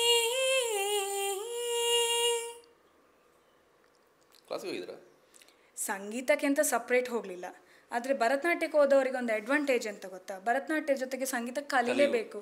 ನೀವು ಕಲಿಯೋದಿದ್ರು ಅದು ಕಲಿಸ್ತದೆ, ಅನಿವಾರ್ಯ, ಕಲೀಲೇಬೇಕು. ಹಾಗಾಗಿ ಅದರೊಟ್ಟಿಗೆ ಸಂಗೀತವನ್ನು ಕಲ್ತಿದ್ದೇನೆ. ಒಂದು ನೀವಾಗಲೇ ಬ್ಯಾಕ್ ಟು ಆ ವಿಚಾರಕ್ಕೆ ಬರ್ತೀನಿ. ನೃತ್ಯ ತರಗತಿ ನಡೆಸ್ತಾ ಇದ್ರಿ, ಮಕ್ಕಳನ್ನ ಎಕ್ಸಾಮ್ ಬರ್ಸಿದ್ರಿ, ಪಾಸ್ ಆದರು. ಓಕೆ, ಹೊರಗಿನ ಅಭಿಪ್ರಾಯಗಳು ಯಾವ ರೀತಿ ಇದ್ವು? ಹೊರಗಿನ ಫ್ಯಾಮಿಲಿ ಇರ್ಬೋದು, ಅಥವಾ ನಿಮ್ಮ ಸ್ನೇಹಿತರ ಬಳಗ ಇರ್ಬೋದು, ಅಥವಾ ಬೇರೆ ಸಾರ್ವಜನಿಕ ವಲಯದಲ್ಲಿ? ಅಂದರೆ ಒಂದು ಅದನ್ನು ಹೇಳೋದು, ಗೆಲ್ಲು ಕುದುರೆಯ ಕಾಲು ಹಿಡಿತಾರೆ ಅಂತ ಒಂದು ಏನೋ ಸಂಬಂಧಪಟ್ಟ ಹಾಗೆ ಒಂದು ಮಾತುಂಟಲ್ಲ, ಹಾಗೆ ಫಸ್ಟ್ ಸಕ್ಸಸ್ ಆಗದೇ ಇರುವಾಗ ತುಂಬ ಜನ ಹೇಳಿದಿದೆ, ಒಂದು 6 ಮಕ್ಕಳಿಗೆ ಅಷ್ಟು ದೂರದಿಂದ ಬರ್ತೀಯಾ, 8-10 ಮಕ್ಕಳಿಗೋಸ್ಕರ ಬೇಕಿತ್ತ, ಒಂದು 250-300 ರೂಪಾಯಿ ಫೀಸು ತಿಂಗಳಿಗೆ ಬರೋದು ಒಂದು ಪರ್ ಸ್ಟೂಡೆಂಟಿಂದ, ಅದಕ್ಕೆ ಇಷ್ಟೆಲ್ಲ ಕಷ್ಟಪಡಬೇಕಾ ಅಂತ. ಆಮೇಲೆ ಯಾವಾಗ ಹೆಸರು ಅಂದರೆ ಸ್ಟ್ರೆಂತ್ ಜಾಸ್ತಿ ಆಯಿತು, ಹೆಸರು ಬರ್ತಾ ಹೋಯಿತು, ಅದಾದ ಮೇಲೆ ಅಪ್ರಿಷಿಯೇಟ್ ಮಾಡಲಿಕ್ಕೆ ಸ್ಟಾರ್ಟ್ ಮಾಡಿದರು. ಓ, ಯಾರೂ ಇರಲಿಲ್ಲ ಕೊಡಗಲ್ಲಿ ಕ್ಲಾಸಿಕಲ್ಲಿಗೆ ಇಂಪಾರ್ಟೆನ್ಸ್ ಕೊಡೋದಿಲ್ಲ ಅಂತ ಹೇಳೋದು ಕೆಲವರ ವಾದ ಆಗಿತ್ತಾಯ್ತಾ. ಅದು ಶುದ್ಧ ಸುಳ್ಳು. ಚೆನ್ನಾಗಿ ನೀವು ಮಾಡಿದರೆ ನಿಮಗೆ ಕೊಡಗಲ್ಲ, ಯಾವ ಊರಲ್ಲಿ ಕೂಡ ಇಂಪಾರ್ಟೆನ್ಸ್ ಕೊಡ್ತಾರೆ. ನೀವು ಪ್ರೆಸೆಂಟ್ ಮಾಡುವ ರೀತಿ ಇರೋದು ಅದನ್ನು. ಈಗ ಫಾರ್ ಎಕ್ಸಾಂಪಲ್ ಹೇಳೋದೀಗ, ಈಗ ಇಲ್ಲಿ ಯಕ್ಷಗಾನ ಇಲ್ಲ ಅಂತ ಹೇಳ್ತಾರೆ. ಇಲ್ಲಿ ಯಾರು ನೋಡ್ತಾರೆ ಯಕ್ಷಗಾನ ಅಂತ? ಸ್ವಲ್ಪ ವರ್ಷ ಬಿಟ್ಟು ನೀವು ನನ್ನನ್ನು ಈ ಮಾತು ಕೇಳಬೇಕು, ನಿಮಗೆ ನಾನು ಅದನ್ನು ಮಾಡಿ ತೋರಿಸ್ತೇನೆ. ನನ್ನ ಕನಸು ಇನ್ನದು. ಇದ್ದಾರೆ, ಈಗ ನನಗೆ ತುಂಬ ಜನ ಕೇಳ್ತಾ ಇದ್ದಾರೆ, ಯಾವಾಗ ಮಾಡ್ತೀರಾ ಮಾಡಬೇಕು ಅಂತ ಉಂಟು. ಎಕ್ಸೆಪ್ಟ್ ಮಾಡಿಯೇ ಮಾಡ್ತಾರೆ. ಚೆನ್ನಾಗಿ ಪ್ರೆಸೆಂಟ್ ಮಾಡೋ ರೀತಿ ಇರೋದು. ಮಕ್ಕಳಿಗೆ ಹೇಗೆ ಹೇಳಿಕೊಡ್ತೀರಾ, ಆ ಹೇಳಿಕೊಟ್ಟದನ್ನು ಮಕ್ಕಳು ಹೇಗೆ ಮಾಡ್ತಾರೆ, ಆ ಕಲ್ತದನ್ನು ಮಕ್ಕಳು ಹೇಗೆ ಯುಟಿಲೈಸ್ ಮಾಡಿಕೊಳ್ತಾರೆ, ಅದರಲ್ಲಿರೋದು.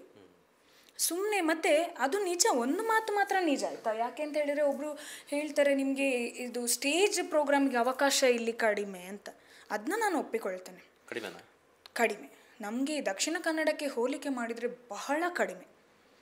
ನಮಗೆ ದಕ್ಷಿಣ ಕನ್ನಡದಲ್ಲಿ ಒಂದು ತಿಂಗಳಿಗೆ ಒಂದು 4-5 ಪ್ರೋಗ್ರಾಮ್ ಸಿಕ್ಕುವಲ್ಲಿ ಅದು ಭೌಗೋಳಿಕವಾಗಿಯೂ ಕೂಡ ನನಗೆ ವ್ಯತ್ಯಾಸ ಅನಿಸುತ್ತೆ. ಯಾಕೆಂದರೆ ಅಲ್ಲಿ ಏನೇ ಒಂದು ಇವೆಂಟ್ ಆದರೂ ಕೂಡ ಅಲ್ಲಿ ಸಾಂಸ್ಕೃತಿಕ ಕಾರ್ಯಕ್ರಮ ಇರುತ್ತೆ. ಬಟ್ ಇಲ್ಲಿ ಆ ರೀತಿ ಅಲ್ಲ. ಇಲ್ಲಿ ಕಾರ್ಯಕ್ರಮ ಇದ್ರೆ ಅಷ್ಟಕ್ಕೆ ಮಾತ್ರ ಸೀಮಿತ ಆಗಿರುತ್ತೆ. ನಿಮಗೆ ಈ ವೇದಿಕೆ ಸಿಗಬೇಕು ಅಂತ ಹೇಳಿದ್ರೆ ಏನೋ ದೊಡ್ಡ ಒಂದು ಇವೆಂಟ್ ಆಗಬೇಕು, ನವರಾತ್ರಿ ಬರಬೇಕು ಅಥವಾ ಗಣೇಶ ಚತುರ್ಥಿ ಬರಬೇಕು, ಅದು ಬಿಟ್ಟರೆ ಬೇರೆ ಅವಕಾಶಗಳು ಕಡಿಮೆ. ಅಥವಾ ಇನ್ಯಾರ್ದೋ ಒಂದು ಸಭೆ ಸಮಾರಂಭಗಳು ಇದ್ದಾಗಲೂ ಕೂಡ ಅಲ್ಲಿ ಅವಕಾಶ ಅಷ್ಟೇ ಒಂದೆರಡು ಡಾನ್ಸ್ಗೆ ಸೀಮಿತ ಆಗಿರುತ್ತೆ. ಬಟ್ ನಮ್ಮ ಈ ಸುಳ್ಳಿಂದ ಆ ಕಡೆ ದಾಟದ ನಂತರದಲ್ಲಿ ಸಿಗುವಂಥ ಅವಕಾಶಗಳು ಬೇರೆ. ಅಲ್ಲಿ ಯಾವುದೇ ಕಾರ್ಯಕ್ರಮ ಆದರೂ ಕೂಡ ಸಾಂಸ್ಕೃತಿಕ ಈ ಯಕ್ಷಗಾನ ಇರ್ಬೋದು, ಬೇರೆ ಪ್ರದರ್ಶನಗಳಿರ್ಬೋದು, ಅವಕಾಶ ಇದ್ದೇ ಇರುತ್ತೆ. ಅದು ಹೇಗೆ ಗೊತ್ತಾ, ಅಲ್ಲಿ ಅಂದರೆ ಒಂದು ಒಂದು ಒಂದು 2 ಕಿಲೋಮೀಟರ್ ದೂರದಲ್ಲಿ ಒಂದು ಭಜನಾ ಮಂದಿರ, ಒಂದು ದೇವಸ್ಥಾನ, ಒಂದು ಧಾರ್ಮಿಕ ಸಭೆ ನಡೆಯುವುದು, ಸಾಮಾಜಿಕ ಸಭೆ ನಡೆಯುವುದು, ಪ್ರತಿಯೊಂದಕ್ಕೂ ಅಲ್ಲಿ ನೃತ್ಯ ಬೇಕೇ, ಹಾಡು ನೃತ್ಯ ಏನಾದರೂ ಒಂದು ಬೇಕೇ. ಇಲ್ಲಿ ಹಾಗೆ ಅಲ್ಲ. ಇಲ್ಲಿ ಅದು ನೀವು ಹೇಳಿದಾಗ ಪರ್ಟಿಕ್ಯುಲರ್ ಅಂಥ ದೊಡ್ಡ ಇವೆಂಟ್ ಆಗಬೇಕು, ಅಂಥ ದೊಡ್ಡ ಇವೆಂಟಲ್ಲಿ ಸಹ ಡಿ ಜೆ ಬೇಕು. ಇಲ್ಲಿ ಸೌಂಡ್ ಬೇಕು. ಅದು ಹೇಗೆ ಸೌಂಡ್ ಅಂದ್ರೆ ಎದೆ ನಡಗುವಂತ ಸೌಂಡ್ ಬೇಕು. ನಾವು ನಿಧಾನವಾಗಿ ಅಂತ ಡ್ಯಾನ್ಸ್ ಸ್ಟಾರ್ಟ್ ಮಾಡುವಾಗ ಇಲ್ಲಿನವ್ರಿಗೆ ಅದು ಅಂದ್ರೆ ಬೇಡ, ಯಾರು ಬರ್ತಾರೆ, ಜನಗಳು ಯಾರು ಬರ್ತಾರೆ ನೋಡೋದಿಲ್ಲ ಅಂತ. ಮತ್ತು ಕಂಪೇರಿಟ್ಲಿ ಇಲ್ಲಿ ತುಂಬ ಅಂದರೆ ಜನಗಳ ಆಸಕ್ತಿ ಕೂಡ ಕಡಿಮೆ. ಮತ್ತು ನಾ ಹೇಳಿದಲ್ಲ, ಈಗ ನನ್ನ ತಂದೆ ಯಕ್ಷಗಾನನ ನೋಡ್ತಾರೆ, ತಾಯಿ ಕೂಡ. ಈಗ ಟಿಪಿಕಲ್ ನೀವು ಸಾಧಾರಣ ಒಂದು ಸೌತ್ ಕೆನಡಲ್ಲಿ ನೋಡಿದರೆ ಬೆಳಿಗ್ಗೆ ಅಲ್ಲಿ ವಿದ್ಯಾಭೂಷಣರ ಹಾಡು, ಭಜನೆಗಳು, ಹಗಲೊತ್ತು ಒಂದು ಯಕ್ಷಗಾನ, ತಾಳಮದ್ದಳೆ, ಈ ಥರ ಅಟ್ಮಾಸ್ಫಿಯರ್. ಸಂಜೆ ಹೋಗ್ತಾ ಇದ್ರು ಯಾವುದೋ ಒಂದು ಭಜನೆ ಮಂದಿರ ಕೇಳಿದ್ರೆ ಅಲ್ಲಿ ಹಾಡು ಕೇಳ್ತಾ ಇದ್ರು, ಭಜನೆ ಕೇಳ್ತಾ ಚಟುವಟಿಕೆಗಳು. ಅಲ್ಲಿ ಪ್ರತಿ ಒಂದು ಮನೆಯ ಒಂದು ಮಗುವನ್ನು, ಹುಡುಗ ಆದ್ರೆ ಯಕ್ಷಗಾನಕ್ಕೆ, ಹುಡುಗಿ ಆದ್ರೆ ಭರತನಾಟ್ಯ ಇಲ್ಲ ಸಂಗೀತಕ್ಕೆ ಹಾಕ್ತಾರೆ. ವಾರದಲ್ಲಿ ಒಂದು ಭಜನೆ ಇದ್ದೇ ಇರ್ತದೆ. ಮನೆಗಳಲ್ಲಿ ಭಜನೆ, ಭಜನಾ ಮಂಡಳಿಯಲ್ಲಿ ಭಜನೆ, ದೇವಸ್ಥಾನದಲ್ಲಿ ಭಜನೆ. ಮತ್ತೆ ಅಲ್ಲಿ ದೇವಸ್ಥಾನಗಳಲ್ಲಿ ನಡೆಯುವ ಎಂಥದೇ ವಿಶೇಷ, ಈಗ ನವರಾತ್ರಿ ಇರ್ಬೋದು, ಶಿವರಾತ್ರಿ ಇರ್ಬೋದು, ಎಂಥ ಇದರಲ್ಲಿ ಒಂದು ನೃತ್ಯ ಅಂತ ಹೇಳೋದು ಒಂದೊಂದು ಸೇವೆ ಇದ್ದೇ ಇರ್ತದೆ. ಬಟ್ ಅದು ಎಲ್ಲ ಕಡೆಗೂ ಪಸರಿಸಬೇಕು. ಹೌದು. ಈಗ ನಮ್ಮಲ್ಲಿ ನಾವು ಇಲ್ಲಿ ಇಲ್ಲ ಅಂತ ಅಲ್ಲಿಗೆ ಬಿಟ್ರೆ ಅಲ್ಲಿಗೆ ನನ್ನ ಇರೋದು ಅದೇ. ನಾವೊಂದು ಅವಕಾಶ ಸೃಷ್ಟಿ ಮಾಡಿದಾಗ, ವೇದಿಕೆ ಸೃಷ್ಟಿ ಮಾಡಿದಾಗ, ಅಪರ್ಚುನಿಟಿ ನಮ್ಮಲ್ಲಿದೆ, ನಾವು ಕಳಿಸ್ತೀವಿ, ನಾವು ಮಾಡ್ತೀವಿ ಅಂತ ಬಂದಾಗ ಆರಂಭದಲ್ಲಿ ಕಷ್ಟ ಆಗೇ ಆಗುತ್ತೆ. ಒಂದು 2 ವರ್ಷ ಒದ್ದಾಡಲೇಬೇಕು. ಹೌದು, ಜನರನ್ನ ಸೇರಿಸಬೇಕು ಅಂತ ಹೇಳಿದ್ರೆ, ನೀವು ಒಂದು ಯಕ್ಷಗಾನ ಶುರು ಮಾಡೋದು ನೀವು ಹೇಳಿದ್ರೆ ಕನಸಿದೆ ಅಂತ, ನೀವು ಯಕ್ಷಗಾನ ಎಲ್ಲ ಮಕ್ಕಳಿಗೆ ತರಬೇತಿ ಮಾಡಿಸಿ ಕೊನೆಗೆ ಒಂದು ಪ್ರದರ್ಶನ ಕೊಡ್ತೀನಿ ಅಂತ ಹೇಳಿದ್ರು, ಫಸ್ಟ್ ಶೋಗೆ ನಿಮಗೆ ಜಾಸ್ತಿ ಜನ ಬರ್ತಾರೆ ಅಂತ ನಿರೀಕ್ಷೆ ಮಾಡ್ಲಿಕ್ಕೆ ಆಗೋದಿಲ್ಲ. ಆ ಧೈರ್ಯ ಇದ್ರೆ ಮಾತ್ರ ನೀವು ಶುರು ಮಾಡಬೇಕು. ಫಸ್ಟ್ ಶೋ ಕೊಟ್ಟುಬಿಟ್ಟು ನಾವು ಕ್ರೌಡ್ ಫುಲ್ ಸೇರಿಸ್ತೀನಿ ಮೆಂಟಲಿ ತಲೆಗೆ ಬಂದ್ಬಿಟ್ರೆ ಅಲ್ಲಿಗೆ ಜನ ಇರೋದಿಲ್ಲ, ನಿಮ್ಮ ಆಸಕ್ತಿ ಕೂಡ ಅಲ್ಲಿಗೆ ಕೊನೆ. ಇದು ನನಗೆ ಅನುಭವ ಅದು ಡ್ಯಾನ್ಸಲ್ಲಿ ಆಯ್ತಾ. ಫಸ್ಟ್ ವರ್ಷ ಅದೇ ಹೇಳಿದ್ರಲ್ಲ, ಹೀಗೆ ಡ್ಯಾನ್ಸಲ್ಲಿ ಜನ ಸೇರೋದಿಲ್ಲ ಭರತನಾಟ್ಯ ನೋಡೋಕ್ಕೆ. ಫಸ್ಟು ಒಂದು ಚಿಕ್ಕ ಪ್ರೋಗ್ರಾಮದಲ್ಲಿ ಒಂದು 150-200 ಜನ ಅಷ್ಟೇ ಇದ್ದರು. ಆವಾಗ ಅದು ಚೆನ್ನಾಗೇ ಆಯಿತು. ಆಮೇಲೆ ದಸರಾದಲ್ಲಿ ಟಾಪ್ ಹಿಟ್ ಆಯಿತು. ಅಂದರೆ ಮಕ್ಕಳ ದಸರಾ ದಿನ ಸಿಕ್ಕಿತ್ತು, ಅವತ್ತು ಆಲ್ರೆಡಿ ಕ್ರೌಡ್. ನೆಕ್ಸ್ಟ್ ಸಿಕ್ಕಿದ ಪ್ರೋಗ್ರಾಮಲ್ಲಿ ಹೇಗೆ ಜನ ಸೇರಿಸೋದು ಅಂತ ಅಂದರೆ, ಈಗ ನನ್ನ ಟೀಮ್ ಹೋಗುವಾಗ 30-50 ಮಕ್ಕಳು ಹೋಗೋದು. 50 ಮಕ್ಕಳದ್ದು 100 ಪೇರೆಂಟ್ಸ್ ಲೆಕ್ಕ. ಯಾವ ಏಜಿನ ಮಕ್ಕಳೆಲ್ಲ ಇದ್ದಾರೆ? ನಂದು ಫಸ್ಟ್ ಸ್ಟ್ಯಾಂಡರ್ಡ್ ಇಂದ ಹಿಡಿದು 10th PUC ಮಹಿಳೆಯರು ಸಹ ಇದ್ದಾರೆ. ಇಷ್ಟು ವಯಸ್ಸಿಂದ ಅಂತ ನೀವು ತಗೊಳ್ತೀರಾ? ಇಷ್ಟು ವಯಸ್ಸಿಂದ ಅಂತೇಳಿ ಮಾಡಿದ್ದೇನಾಯ್ತಾ, ಕೇಳುವವರು ಇರಲಿಲ್ಲ, ಅದೇ ಕಷ್ಟ. ಅಂದರೆ ನಾನು 1ನೇ ಕ್ಲಾಸಿಂದ ಮಕ್ಕಳನ್ನ ಸೇರಿಸಬೇಕು ಅಂತ ನನ್ನ ಕಂಡೀಷನ್. 6-7 ವರ್ಷ 1ನೇ ಕ್ಲಾಸ್ ಆದರೆ ಆಗಬೇಕು, ಅರ್ಥ ಮಾಡಿಕೊಳ್ಳುವಷ್ಟು. ಮತ್ತು ಕಾಲನ್ನು ಅರೆಮಂಡಿಲಿರುವಾಗ ಕಾಲು ನೋವು ಬರ್ತದೆ. ಒಂದು ಸಲ ಕಾಲು ನೋವು ಬಂದರೆ ಆ ಮಗು ಹೆದರ್ಕೊಳ್ತದೆ.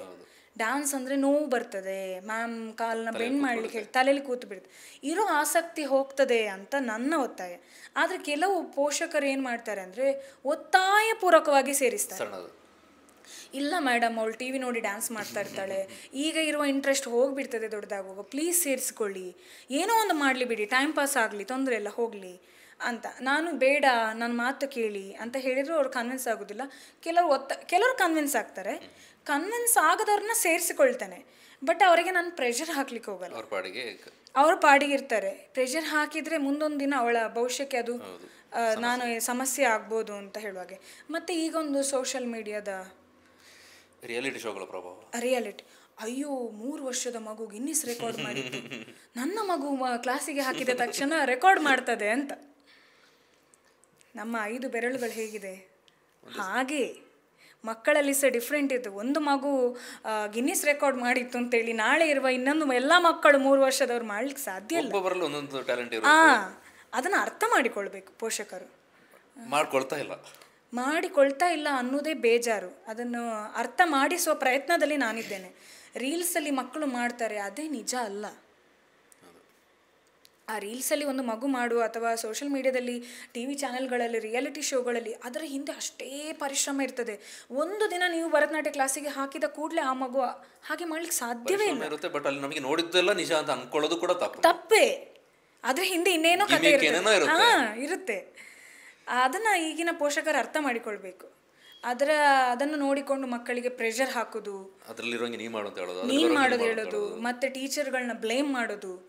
ಇಷ್ಟು ವರ್ಷ ಆಯ್ತು ಸೇರಿ ಕಲ್ಸಿಲ್ಲ, ಏನಿಲ್ಲ, ಹಂಗೆ ಇದ್ದಾಳೆ, ಸೇರುವಾಗ ಹೆಂಗಿದ್ದಾಳು ಹಂಗೆ ಇದ್ದಾಳೆ. ಇಲ್ಲ, ನಿಮಗೆ ಬಂದಿದೆ ಆ ಥರ ಮಾತುಗಳು? ಹಲವಾರು ಬಂದಿದೆ. ಕೆಲವ್ರನ್ನ ಕನ್ವಿನ್ಸ್ ಮಾಡಿ ಅವ್ರು ಒಪ್ಪಿಕೊಂಡಿದ್ದಾರೆ, ಕೆಲವರು ಕನ್ವಿನ್ಸ್ ಆಗದೆ ಕ್ಲಾಸ್ ಬಿಟ್ಟಿದ್ದಾರೆ. ಏನು ಮಾಡ್ಲಿಕ್ಕಾಗೋದಿಲ್ಲ. ಈಗ ಕೆಲವು ಮಕ್ಕಳಿಗೆ ಹೇಗಂದರೆ ಎಂತ ಗೊತ್ತಾ, ಈಗ ನನ್ನ ಥಾಟ್ ಏನಂದರೆ, ಒಂದು ಮಗು ಪರ್ಫೆಕ್ಟಾಗಿ ಕಲಿಯದೆ ಅದನ್ನು ನಾನು ನೆಕ್ಸ್ಟ್ ಬ್ಯಾಚಿಗೆ ಹಾಕಲಿಕ್ಕೆ ರೆಡಿ ಇಲ್ಲ. ಇವತ್ತು ನಾನು ಹಾಕಿದೆ ಅಂದರೆ ನಾಳೆ ಅದಕ್ಕೆ ಅಭ್ಯಾಸ ಆಗ್ತದೆ. ಹಾಕಿದ್ದಾರೆ ಮೂವ್ ಮಾಡ್ತಾರೆ. ನಾ ಮಾಡೋದಿಲ್ಲ. ಹಾಗೆ ಮಾಡದೆ ಇನ್ನೂ ಅಷ್ಟು ವರ್ಷದಿಂದ ಅಲ್ಲೇ ಇದ್ದಾಳೆ, ಬೇಡ ಬಿಡಿ ಮೇಡಮ್, ಅವಳು ಬೋರ್ ಆಗ್ತದೆ ಅಂತ ಹೇಳ್ತಾಳೆ, ಅದನ್ನೇ ಕಲೀಲಿಕ್ಕೆ ಅಂತ ಬಿಡೋರಿದ್ದಾರೆ. ಮತ್ತು ನೃತ್ಯದಲ್ಲಿ ಹೇಗೆ ಅಂದರೆ, ಈಗ ಕತೆ ಬರೀತೀರಾ, ಕತೆ ಬರಿಬೇಕಂದ್ರೆ ನೀವೇನು ಕಲಿಬೇಕು? ಕಾಗುಣಿತಾಕ್ಷರ ಎಲ್ಲ ಕಲಿಬೇಕು, ಆ ಆ ಇ. ನೃತ್ಯದಲ್ಲಿಯೂ ಹಾಗೆ ಅಡವುಗಳನ್ನು ಕಲಿತ್ರೆ ಮಾತ್ರ ಡ್ಯಾನ್ಸ್ ಮಾಡಲಿಕ್ಕೆ ಸಾಧ್ಯ. ಹಸ್ತಗಳು, ಅಡವುಗಳು, ಅಂಗಶುದ್ಧಿ, ಅದರಲ್ಲಿ ಬೇರೆ ಬೇರೆ ವಿಚಾರಗಳಿದೆ. ಅದನ್ನು ಕಲಿತ್ರೆ ಮಾತ್ರ ನೃತ್ಯ ಮಾಡಲಿಕ್ಕೆ ಸಾಧ್ಯ. ಬಂದು ಸೇರಿ 2 ತಿಂಗಳಿಗೆ ನನ್ನ ಮಗಳು ಡ್ಯಾನ್ಸ್ ಮಾಡಬೇಕು, ಸ್ಟೇಜ್ ಪರ್ಫಾರ್ಮೆನ್ಸ್ ಕೊಡಬೇಕು, ಸ್ಟೇಜಲ್ಲಿ ಕುಣಿಬೇಕು. ಯಾಕೆ ಆಗೋದಿಲ್ಲ? ಆ ಮಗು ಅಲ್ಲಿ ಸೇರಿ ಹಾಗೆ ಮಾಡಿದೆ. ಕಂಪೇರ್ ಮಾಡಿಕೊಳ್ಳೋದು ಬಹಳ ಕಷ್ಟ. ನನಗೆ ಬಿಡಿಯಾಗಿ ಅರ್ಥ ಮಾಡಿಸೋದು ನಾನು. ನೀವು ಹೇಗೆ ಒಂದು ಕತೆ ಬರಿಬೇಕಂದ್ರೆ ಫುಲ್ ಕಾಗುಣಿತಾಕ್ಷರ ಒತ್ತಕ್ಷರಗಳನ್ನು ಕಲ್ತ್ರೆ ಮಾತ್ರ ನೀವು ಒಂದು ಉದ್ದ ಬರೀಲಿಕ್ಕಾಗ್ತದೋ, ಹಾಗೇ ನೃತ್ಯವೂ ಕೂಡ. ಥಿಯರಿಟಿಕಲಿ ಕಲಿಯೋದು ಏನಿದೆ, ಫಸ್ಟ್ ಕ್ಲಾಸಿಗೆ ಸೇರಿ ನಾನು ಫಸ್ಟ್ ದಿನನೇ ಟೆಕ್ಸ್ಟ್ ಬುಕ್ ಕೊಟ್ಟರೆ ಎಲ್ಲರೂ ಹೆದರಿಕೊಳ್ತಾರೆ, ಇಷ್ಟು ಕಲೀಲಿಕ್ಕಿದೆಯಾ, ಹಂಗೆ ಡ್ಯಾನ್ಸ್ ಕ್ಲಾಸ್ ಬೇಡ ಅಂತ. ಸೊ ನಾನು ಒಂದು 2-3 ವೀಕ್ಸ್ ಬಿಟ್ಟು ನೋಡಿ ಇದನ್ನು ನಿಧಾನಕ್ಕೆ ಇಷ್ಟು ಕಲ್ತ್ರೆ ಸಾಕಾಯ್ತಾ ಅಂತ ಫಸ್ಟ್ ಸ್ವಲ್ಪನೇ ಹೇಳೋದು. ಅಂದರೆ ಒಮ್ಮೆ ಭಯಭೀತರಾಗೋದು ಬೇಡ, ನಿಧಾನಕ್ಕೆ ಹಂತವಾಗಿ ಕಲಿಯುವ, ಸದ್ಯಕ್ಕೆ ಇಷ್ಟು ಕಲಿ ಸಾಕು ಅಂತ. ಹಾಗೆ ಮತ್ತು ನಾನು ಕೇಳಬೇಕು, ಆಗಲೇ ಮಾತಾಡಿದ್ವಿ, ಈಗಿನ ಟ್ರೆಂಡಲ್ಲಿ ಈ ರಿಯಾಲಿಟಿ ಶೋಗಳ ಅಬ್ಬರ ಮತ್ತು ಯುವ ಜನತೆ ಕೂಡ ಹೆಚ್ಚಾಗಿ ಈ ಮಾಡರ್ನ್ ಮ್ಯೂಸಿಕ್, ಮಾಡರ್ನ್ ಡ್ಯಾನ್ಸ್ ಕಡೆಗೇ ಹೆಚ್ಚಾಗಿ ಒಲವು ತೋರಿಸ್ಕೊಳ್ತಾ ಇದ್ದಾರೆ. ಸ್ಟೇಜ್ ಪರ್ಫಾರ್ಮೆನ್ಸ್ಗಳು ಕೂಡ ಅಂಥವುಗಳಿಗೆ ಅವಕಾಶ ಜಾಸ್ತಿ. ಅಂಥವುಗಳ ಮಧ್ಯೆ ಈ ಶಾಸ್ತ್ರೀಯವಾಗಿರುವಂಥ ನೃತ್ಯ ಪ್ರಕಾರಗಳಿಗೆ ಅವಕಾಶಗಳು ಇದೆಯಾ? ಇದೆ. ಸರ್ವೈವ್ ಆಗ್ಬೋದಾ? ಇದೆ, ಆದರೆ ಒಲವು ಕಮ್ಮಿ ಆಗ್ತಿರೋದು ಒಂದು ದುರಂತ ಅಷ್ಟೆ. ಈಗ ಫಾರ್ ಎಕ್ಸಾಂಪಲ್ ಹೋಗೋದು, ನೀವೊಂದು ಜಾಬ್ ಮಾಡ್ತೀರಿ ಅಂತ ಆದರೆ, ಈಗ ಜಾಬಿಗೆ ಒಂದು ಪ್ಲಸ್ ಪಾಯಿಂಟ್ ಅಂದರೆ ನಿಮಗೆ ಈಗ ಭರತನಾಟ್ಯ ಸಂಗೀತದಲ್ಲಿ ಒಂದು ಗ್ರೇಡ್ ಎಕ್ಸಾಮ್ ಬರೆದು ಸರ್ಟಿಫೈಡ್ ಇದ್ದರೆ ನಿಮ್ಗೆ ಅದು ಪ್ಲಸ್. ನೀವು ವೆಸ್ಟರ್ನಲ್ಲಿ ಎಷ್ಟೇ ಕಲ್ತೀರು ಬೇರೆ ಇದರಲ್ಲಿ, ಅದು ಅದ್ರ ಟ್ಯಾಲೆಂಟ್ ಇರ್ತದೆ, ಮಗು ವ್ಯಾಲ್ಯೂಡ್ ಅಂತ ಅನಿಸೋದಿಲ್ಲ. ಮತ್ತು ಈಗ ಪ್ರೆಸೆಂಟ್ ಸ್ವಲ್ಪ ಈಗ ಮತ್ತೆ ಈಗ ನೋಡಿ, ಯೋಗ ಡೇ ಆಯಿತು, ರೀಸೈಕಲ್ ಆದ ಹಾಗೆ ಈಗ ಒಂದೊಂದು ಇಂಪಾರ್ಟೆನ್ಸ್ಗಳು ಕೊಡಲಿಕ್ಕೆ ಸ್ಟಾರ್ಟ್ ಮಾಡಿದ್ದಾರೆ ಜನಗಳು. ಸೈಕಲ್ ರೀತಿ ಅಲ್ಲ, ಒಮ್ಮೆ ಪೀಕ್ಗೆ ಹೋಗುತ್ತೆ, ಪುನಃ ಡಲ್ ಆಗುತ್ತೆ, ಪುನಃ ಅಲ್ಲಿಗೆ ಬರ್ತಾರೆ ರೆಟ್ರೋ ಸ್ಟೈಲ್ ಅಂತ ಹೇಳಿದ ಹಾಗೆ. ಇನ್ನೂ ಬದಲಾಗಲಿಕ್ಕೆ ತುಂಬ ಇದೆ. ಯಾಕಂದರೆ ಇದರಲ್ಲಿ ಇದೊಂಥರ ನೃತ್ಯ ಲೋಕ ಹೇಳೋದು ಒಂದು ಸಾಗರ. ಇವತ್ತು ನಾನು ಪರ್ಫೆಕ್ಟ್ ಅಂತ ಹೇಳಲಿಕ್ಕೆ ಆಗೋಲ್ಲ, ನನಗೆಲ್ಲ ಕಲ್ತಿದ್ದೇನೆ ಅಂತ ಹೇಳಲಿಕ್ಕೆ. ಎಷ್ಟೋ ಇದೆ, ಕಲ್ತಷ್ಟು ಮುಗಿಯದಷ್ಟು, ಈಜಿದಷ್ಟು ಸಿಗದೇ ಇರುವಷ್ಟು ದೊಡ್ಡ ಪ್ರಪಂಚ ಅದೊಂದು. ಹಾಗಾಗಿ ಅದು ಕೆಲವರಿಗೆ ಮಾತ್ರ ಅದರ ಬಗ್ಗೆ ನಾಲೆಜ್ ಗೊತ್ತಿರ್ತದೆ, ಕೆಲವ್ರಿಗೆ ಗೊತ್ತಿಲ್ಲ. ಎಲ್ಲರೂ ಅದನ್ನ ತಿಳ್ಕೊಳ್ಳೋ ಪ್ರಯತ್ನ ಮಾಡಬೇಕು. ಯಾಕಂದರೆ ಅದು ನಮ್ಮ ಸಂಸ್ಕೃತಿ, ನಮ್ಮ ಶ್ರೀಮಂತ ಸಂಸ್ಕೃತಿ. ಎಷ್ಟೇ ಆಧುನಿಕವಾಗಿ ಬೆಳವಣಿಗೆ ಹೊಂದಿದ್ರು, ಬೇರೆ ಬೇರೆ ಪ್ರಕಾರಗಳು ಬಂದಿದ್ರು ಕೂಡ ನಮ್ಮ ಮೂಲವನ್ನು ಮರೆತರೆ ಅದಕ್ಕೆ ಬೆಳವಣಿಗೆ ಇಲ್ಲ. ಇದು ಇಷ್ಟು ಕಲ್ತರೂ ಕೂಡ ಮೂಲ ಅಲ್ಲಿ ಇರಬೇಕು, ಅಲ್ಲಿಗೆ ಜನ ಹೋಗ್ಬೇಕು, ಅದನ್ನು ಕಲಿಬೇಕು. ಇವಾಗಲೇ ಯೋಗದ ಉದಾಹರಣೆ ಕೊಟ್ರಿ, ಸೇಮ್ ಭಜನೆದು ಕೂಡ ಜನ ಎಲ್ಲ ಅಲ್ಲಿಗೆ ಅಟ್ರಾಕ್ಟ್ ಆಗ್ತಾ ಇದ್ದಾರೆ. ಈಗ ನೋಡಿ, ಕುಣಿತ ಭಜನೆ ಅನ್ನೋದು ಅಂತ ಹೇಳೋದು ಟ್ರೆಂಡ್ ಆಗ್ತಾ ಉಂಟು. ಹಾಗೆ ಭರತನಾಟ್ಯ ಕೂಡ ಆಗ್ತದೆ. ಈಗ ಕೆಲವರು ಹೆಚ್ಚಿನವರು ಅಟ್ರಾಕ್ಟ್ ಆಗೋದು ಹೇಗೆ ಗೊತ್ತಾ, ಈಗ ಡ್ರೆಸ್ಸಿಗೆ ಅಟ್ರಾಕ್ಟ್ ಆಗೋದು ಜಾಸ್ತಿ. ಭರತನಾಟ್ಯ ಡ್ರೆಸ್ಸಿಗೆ ಬೇಗ ಅಟ್ರಾಕ್ಟ್ ಆಗ್ತಾರೆ. ಈ ಕ್ಲಾಸ್ಗಳಾದ ನಂತರ ನಿಮಗೆ ಅವಕಾಶಗಳು ಎಲ್ಲೆಲ್ಲಿ ಸಿಕ್ತು ಕೊಡಗಿನಲ್ಲಿ? ಕೊಡಗಲ್ಲಿ ಪ್ರತಿ ವರ್ಷ ಮಡಿಕೇರಿ ದಸರಾ ಮತ್ತು ಮದನಾಡಲ್ಲಿ ಚಾಮುಂಡೇಶ್ವರಿ ದೇವಸ್ಥಾನದಲ್ಲಿ ನವರಾತ್ರಿ, ಅಲ್ಲಿ ಸತತ ಒಂದು 3 ವರ್ಷಗಳಿಂದ ನಮಗೆ ಆಗಿ ಒಂದು ದಿನ ಮೀಸಲಿಡ್ತಾರೆ ಅವರು. ಅಂದರೆ ಏನೋ ರೂಪಕ ಪ್ರೆಸೆಂಟ್ ಮಾಡ್ತೀರಾ ಹೇಗೆ? ಆ, ರೂಪಕ ಈಗ ನಾವು ಹಿಟ್ಟಾದ ಇಷ್ಟವರೆಗೆ ಒಂದು 15-20 ಶೋಗಳಾದ್ದು ನಮ್ಮದು ರಾಮಾಯಣ ದರ್ಶನಂ ಅನ್ನುವಂಥದ್ದು. ಮತ್ತು ಈಗ ಒಂದು ಹೊಸದಾಗಿ ಲಂಕಾದಹನ ಅಂತೇಳಿ ವಿದ್ಯಾಭೂಷಣರ ಎಷ್ಟು ಸಾಹಸವಂತ ಹಾಡಿಗೆ ಲಂಕಾದಹನದ ಕಂಪ್ಲೀಟ್ ಪ್ರಸ್ತುತವನ್ನು ಪಡಿಸ್ತಾ ಇದ್ದೇನೆ. ಅದೆರಡು ತುಂಬ ಹಿಟ್ಟಾಯಿತು, ತುಂಬ ಅಪ್ರಿಷಿಯೇಷನ್ಗಳು ಬಂದಂಥ 2 ನೃತ್ಯಗಳು. ಮತ್ತು ಸೀತಾ ಸ್ವಯಂವರ, ಚಿಕ್ಕ ಪುಟ್ಟ ಡ್ಯಾನ್ಸ್ಗಳಲ್ಲಿ ಕತೆಗಳನ್ನು, ಮತ್ತು ಬೇರೆ ಬೇರೆ ನವರಸಗಳು ಆಗಿರ್ಬೋದು, ದಶಾವತಾರಗಳಾಗಿರ್ಬೋದು, ಹೀಗೆ ಎಲ್ಲ ಪ್ರಸ್ತುತಪಡಿಸುವಂತಹ ನೃತ್ಯಗಳನ್ನು ಜಾಸ್ತಿ ಮಾಡ್ತಾ ಇದ್ದೇನೆ. ಯಾವುದೋ ಒಂದು ಕಲಿಸಿರ್ತೀರಿ, ಅದನ್ನು ನೀವು ಪ್ರೆಸೆಂಟ್ ಮಾಡಿರ್ತೀರಿ, ಅದನ್ನೇ ಮುಂದುವರಿಸ್ತೀರಾ ಅಥವಾ ಅದರಲ್ಲಿ ಏನಾದರೂ ಬದಲಾವಣೆ ಮಾಡ್ತಾ ಹೋಗ್ತೀರಾ ಶೋಯಿಂದ ಶೋಗೆ? ಹೀಗೆ ಬದಲಾವಣೆ ಮಾಡ್ತೇನೆ. ಹೇಗೆ ಬದಲಾವಣೆ ಮಾಡ್ತೇನೆ ಅಂದರೆ, ನಾನು ಈ ಕಾನ್ಸೆಪ್ಟ್ ಡ್ಯಾನ್ಸ್ಗಳನ್ನ ಮಾತ್ರ ರಿಪೀಟ್ ಮಾಡ್ತೇನೆ ಬಿಟ್ಟರೆ, ಈ ಪ್ರೋಗ್ರಾಮಲ್ಲಿ ಮಾಡಿದ ಸಾಂಗನ್ನ ಡ್ಯಾನ್ಸನ್ನು ನೆಕ್ಸ್ಟ್ ಪ್ರೋಗ್ರಾಮ್ಗೆ ಮಾಡೋದು ಬಹಳ ಕಡಿಮೆ. ಒಂದು ತುಂಬ ಹಿಟ್ಟಾಗಿ ಜನ ಮನ್ನಣೆಗೆ ಪಡೆದು ನನ್ನ ಹತ್ರ ಹೇಳ್ತಾರಲ್ಲ ಆಡಿಯನ್ಸು, ಈ ಡ್ಯಾನ್ಸು ತುಂಬ ಖುಷಿ ಆಯಿತು ಅಂಥದನ್ನು ಒಂದು ಲಿಸ್ಟಲ್ಲಿ ಇಟ್ಕೊಂಡಿರ್ತೇನೆ, ಅದನ್ನು ರಿಪೀಟ್ ಮಾಡಬೇಕು ಅಂತ. ಮತ್ತೆ ರಿಪೀಟ್ ಮಾಡ್ಲಿಕ್ಕೆ ನನಗೆ ಅಂದರೆ ಈಗ ನಮಗೆ ಇಲ್ಲಿ ಸಿಗೋದೇ ಹೇಳಿದಲ್ಲ ಕೆಲವೇ ಅವಕಾಶಗಳು, ಮತ್ತೆ ಪುನಃ ನೆಕ್ಸ್ಟ್ ಇಯರ್ ಅದೇ ವೇದಿಕೆಗೆ ಹೋಗುವಾಗ ಅದನ್ನೇ ಪ್ರೆಸೆಂಟ್ ಮಾಡ್ಲಿಕ್ಕೆ ಆಗೋದಿಲ್ಲ, ಡಿಫ್ರೆಂಟಾಗಿ ಏನಾದರೂ ಮಾಡಲೇಬೇಕು. ಮತ್ತು ಇದೇ ಯಾರು ಈ ಕಲೆಗೆ ಆಸಕ್ತಿ ಇರುವ ಕೊಡಗಲ್ಲಿ ಒಂದಷ್ಟು ಜನಗಳಿದೆ, ಅವರೇ ರಿಪೀಟಾಗಿ ಬೇರೆ ಬೇರೆ ಕಡೆಯಲ್ಲಿ ಬರುವುದು. ಹೊರಗೆಂತ ಬರುವವರು ಸ್ವಲ್ಪ ಕಡಿಮೆ. ಈಗ ಕುಶಾಲನಗರದ ಜಾತ್ರೋತ್ಸವಕ್ಕೆ ಹೋಗುವಾಗ ಅಲ್ಲಿ ಬೇರೆ ಕೈಂಡ್ ಆಫ್ ತುಂಬ ಜನ ಇರ್ತಾರೆ, ಅಲ್ಲೇ ಆಗುವಾಗ ನಾವು ಅದನ್ನು ರಿಪೀಟ್ ಮಾಡಿದ್ರು ಗೊತ್ತಾಗೋದಿಲ್ಲ. ಬಟ್ ಮಡಿಕೇರಿಯಲ್ಲಿ ಮಾಡುವಾಗ ರಿಪೀಟ್ ಮಾಡ್ಲಿಕ್ಕೆ ಆಗುದಿಲ್ಲ, ಅದೇ ಆಡಿಯನ್ಸ್ ಇರ್ತಾರೆ. ಯಾಕಂದ್ರೆ ನಾವು ಬೇರೆ ಬೇರೆ ವರ್ಷದಲ್ಲಿ ಒಮ್ಮೆ ಆಗುವಂಥ ಇವೆಂಟ್ಗಳಲ್ಲಿ ನಾವು ನೋಡ್ತೀವಿ, ಒಂದು ತಂಡದ ಹೆಸರು ಬಂದರೆ ನಮ್ಮ ತಲೆಗೆ ಬಂದುಬಿಡುತ್ತೆ, ಇವರು ಇದನ್ನೇ ಮಾಡ್ತಾರಪ್ಪ, ಕಳೆದ ವರ್ಷ ನೋಡಿದ್ವಿ, ಅದರ ಹಿಂದಿನ ವರ್ಷ ನೋಡಿದ್ವಿ, ಈ ವರ್ಷನೂ ಅದೇ ಇರುತ್ತೆ ಅಂತ. ಚೇಂಜಸ್ ಇದ್ದರೆ ಕಳೆದ ವರ್ಷ ಆಚೆ ವರ್ಷ ಚೆನ್ನಾಗಿ ಮಾಡಿದ್ರು, ಕಳೆದ ವರ್ಷ ಅದಕ್ಕಿಂತ ಚೆನ್ನಾಗಿ ಮಾಡಿದ್ರು, ಈ ವರ್ಷ ಏನಾದರೂ ಹೊಸತನ ಇರುತ್ತೆ ಅನ್ನೋಂಥದ್ದು ಜನರಿಗೆ ಬಂದಿರುತ್ತೆ. ಹೌದು, ಅದನ್ನು ನಾನು ಮೈಂಟೈನ್ ಮಾಡ್ತಾ ಇದ್ದೇನೆ. ಮಾತ್ರ ನಾನು ಏನು ಮಾಡ್ತೇನೆ ಅಂದರೆ, ಈಗ ರಿಪೀಟ್ ಮಾಡ್ತೇನೆ ಅಂತ ಹೇಳಿದಲ್ಲ ನೃತ್ಯ ರೂಪಕಗಳನ್ನು, ಅದನ್ನು ನಾನು ಏನು ಮಾಡುವಾಗ ಕ್ಯಾರೆಕ್ಟ್ರು ಈಗ ಒಬ್ಬಳು ರಾಮ ಮಾಡಿದ್ರೆ ಅಂದರೆ ನೆಕ್ಸ್ಟ್ ಅವಳಿಗೆ ರಾಮ ಕೊಡೋದಿಲ್ಲ, ಚೇಂಜ್ ಮಾಡ್ತೇನೆ. ಯಾಕೆ ಮಕ್ಕಳಿಗೆ ಎಲ್ಲ ಪಾತ್ರಗಳು ಗೊತ್ತಿರಬೇಕು. ಧೀರೋದಾತ್ತನ ಪಾತ್ರವು ಗೊತ್ತಿರಬೇಕು, ಧೀರ ಲಲಿತನ ಪಾತ್ರ. ಈಗ ನಾಯಕ ಅಂತ ಬಂದರೆ ನಾಯಕನಲ್ಲಿ ಭರತನಾಟ್ಯದಲ್ಲಿ ವೆರೈಟೀಸ್ ಇದೆ, ಧೀರೋದಾತ್ತ, ಧೀರೋದ್ಘಟ, ಧೀರಶಾಂತ, ಧೀರಲಲಿತ ಅಂತ. ಅವನು ಶಾಂತ ಕ್ಯಾರೆಕ್ಟ್ರು ಮಾಡಬೇಕು, ಧೀರೋದ್ಘಟನ ಕ್ಯಾರೆಕ್ಟರು ಮಾಡಬೇಕು. ಎಲ್ಲ ಥರದ ನವರಸಗಳಲ್ಲಿ ಎಲ್ಲ ರಸಗಳು ಸಹ ಅವಳಿಗೆ ಸಹ ಅಭ್ಯಾಸ ಆಗಬೇಕು ಅನ್ನೋ ಕಾರಣಕ್ಕೆ ಈಗ ಕೆಲವು ಹೇಳ್ತಾರೆ, ಕಳೆದ ಸತಿ ರಾಮ ಮಾಡಿದ್ಲಲ್ಲ ಸೂಪರ್, ಈ ಸತಿ ರಾಮ ಅಷ್ಟು ಪರವಾಗಿಲ್ಲ, ಅವಳಿಗೊಂದು ಅನುಭವ ಆಗಲಿ. ಹಾಗೆ ಕ್ಯಾರೆಕ್ಟರ್ಗಳು ಚೇಂಜ್ ಆಗ್ತಾ ಇರ್ತದೆ ನನ್ನದ್ರಲ್ಲಿ, ಎಲ್ಲದರಲ್ಲಿ ರಾವಣ ಒಬ್ಬ ಆದರೆ ನೆಕ್ಸ್ಟ್ ಚೇಂಜ್ ಆಗ್ತಾ ಇರ್ತದೆ ಹಾಗೆ. ಮತ್ತು ಪ್ಲೇಸ್ಮೆಂಟ್ ಕೂಡ ಹಾಗೆ. ಈಗ ನಮ್ಮಲ್ಲಿ ಒಂದು ಹಳೆಯದಲ್ಲಿ ಒಂದಿತ್ತು, ಉದ್ದ ಇರುವವರು ಹಿಂದೆ ಇರಬೇಕು, ಗಿಡ್ಡ ಇರುವವರು ಮುಂದೆ ಇರಬೇಕು. ಆಲ್ಮೋಸ್ಟ್ ನನ್ನ ಲೈಫಲ್ಲಿ ಎಲ್ಲ ಸಹ ನಾನು ಉದ್ದ ಅಂತೇಳಿ ಹಿಂದೆ ಇದ್ದೇ ಇದ್ದೆ. ನನ್ನ ಡ್ಯಾನ್ಸಲ್ಲಿ ಹಾಗಿಲ್ಲ, ನೀವು ಬೇಕಾದರೆ ಗಮನಿಸಿ. ನಾನು ಉದ್ದ ಇದ್ದವರು ಒಮ್ಮೆ ಮುಂದೆ ಬರುವ ಹಾಗೆ ಸ್ಟೆಪ್ ಹಾಕ್ತೇನೆ, ರೊಟೇಷನ್ ಇದ್ದೇ ಇರ್ತದೆ. ಯಾಕಂದರೆ ನನಗೆ ಆದ ಅನುಭವ ಆ ಮಕ್ಕಳಿಗೆ ಆಗಬಾರ್ದು ಅಂತ. ನಮಗೆ ಹಿಂದೆ ನಿಂತು ಫೋಸ್ಗಳೆಲ್ಲ ನೋಡಿ, ಪೇಪರಲ್ಲಿ ಬರೋ ಫೋಸ್ಗಳು ಬರೀ ನನ್ನ ಹ್ಯಾಂಡ್ ಮಾತ್ರ ತೋರಿಸೋದು, ಇದು ನನ್ನ ಹ್ಯಾಂಡ್ ಅಂತ. ಯಾಕೆ ನಂದು ಫೇಸ್ ಇಲ್ಲ ಅದರಲ್ಲಿ. ಕಲ್ಪನೆಯ ಜಗತ್ತಿನಿಂದ ಭ್ರಮ ಜಗತ್ತಿನಿಂದ ಹೊರಗೆ ಬರಬೇಕು. ಡಾನ್ಸ್ ಹಿಂಗೇ ಇರುತ್ತೆ, ಇಲ್ಲೇ ನಿಲ್ಬೇಕು, ಪೊಸಿಷನ್ ಹಿಂಗೆ ಇರಬೇಕು, ಇಂಥವ್ರು ಮುಂದೆ ಬರಬೇಕು. ಇಷ್ಟು ವರ್ಷ ಶುರುವಾದ ನಂತರದಲ್ಲಿ ಒಂದು ಎಷ್ಟು ಪ್ರದರ್ಶನಗಳನ್ನು ಕೊಟ್ಟಿದ್ದೀರಿ? ಒಂದು 25 ಪ್ರದರ್ಶನಗಳನ್ನು ಕೊಟ್ಟಿದ್ದೀರಿ. ಕೊಡಗಿನಲ್ಲ ಹೊರಗಡೆ? ಕೊಡಗು ಮತ್ತು ಹೊರಗೆ. ದಕ್ಷಿಣ ಕನ್ನಡದಲ್ಲಿ ಈಗ ನನ್ನ ಊರಿಗೆ ಕರ್ಕೊಂಡು ಹೋದೆ, ಮತ್ತೆ ಕೊಡಗು ಗಡಿನಾಡಲ್ಲಿ ಅಲ್ಲಿ ನಮಗೆ ಮದನಾಡಲ್ಲಿ ಸಿಗ್ತದೆ, ಕುಶಾಲನಗರದಲ್ಲಿ ಸಿಗ್ತದೆ, ಕೊಡಗಲ್ಲಿ ನಾನಾ ಥರದ ಪ್ರೋಗ್ರಾಮ್ಗಳನ್ನು ಕೊಟ್ಟಿದ್ದೇನೆ. ಈಗ ಎಷ್ಟು ಮಕ್ಕಳಿದ್ದಾರೆ ನಿಮ್ಮಲ್ಲಿ? ಈಗ ಎಟ್ ಪ್ರೆಸೆಂಟ್ 100 ಎಬೋ ಇದ್ದಾರೆ. ಎಕ್ಸಾಕ್ಟ್ ನನಗೆ ನಂಬರ್ ಹೇಳಲಿಕ್ಕೆ ಆಗೋದಿಲ್ಲ. ಮಳೆಗಾಲದಲ್ಲಿ ಹಾಗೆ ಅಲ್ಲ, ಮಳೆಗಾಲದಲ್ಲಿ ಕೆಲವರು ಬರೋದಿಲ್ಲ ಒಂದು. ಆಮೇಲೆ ಮಳೆಗಾಲ ಆದಮೇಲೆ ಈ ದಸರಾ ಟೈಮಲ್ಲಿ ತುಂಬ ಸ್ಟ್ರೆಂತ್ ಇರ್ತದೆ, 150 ಕ್ರಾಸ್ ಆಗೋ ಚಾನ್ಸಸ್ ಇರ್ತದೆ. ಯಾಕಂದರೆ ದಸರಾಕ್ಕೆ ಪರ್ಫಾರ್ಮ್ ಮಾಡಬೇಕು ಅಂತ. ದಸರಾ ಮುಗಿದ ಮೇಲೆ ಒಂದು ಉದಾಸೀನ ಸ್ಟಾರ್ಟ್ ಆಗ್ತದೆ, ಯಾಕಂದರೆ ಮತ್ತೆ ಅವರಿಗೆ ಆ್ಯನ್ಯುವಲ್ ಎಕ್ಸಾಮ್ ಸ್ಟಾರ್ಟ್ ಆಗ್ತದೆ ಅಂತ. ಹಾಗೆ ಅದಾದಮೇಲೆ ಏಪ್ರಿಲ್ ಮೇ ರಜೆ ಅಲ್ವಾ, ತಿರುಗಾಡಲಿಕ್ಕೆ ಹೋಗಬೇಕು ಅಂತೇಳಿ ಒಂದಷ್ಟು ವಿದ್ಯಾರ್ಥಿಗಳು ಹಿಂದೆ ಉಳಿತಾರೆ. ಹಾಗೆ ನನಗೆ ಎಕ್ಸಾಕ್ಟ್ ಇಷ್ಟೇ ಇದ್ದಾರೆ ಅಂತ ಹೇಳಲಿಕ್ಕಾಗಲ್ಲ, ಅಂತೂ 100ಕ್ಕೂ ಅಧಿಕ ವಿದ್ಯಾರ್ಥಿಗಳಂತೂ ಇದ್ದಾರೆ.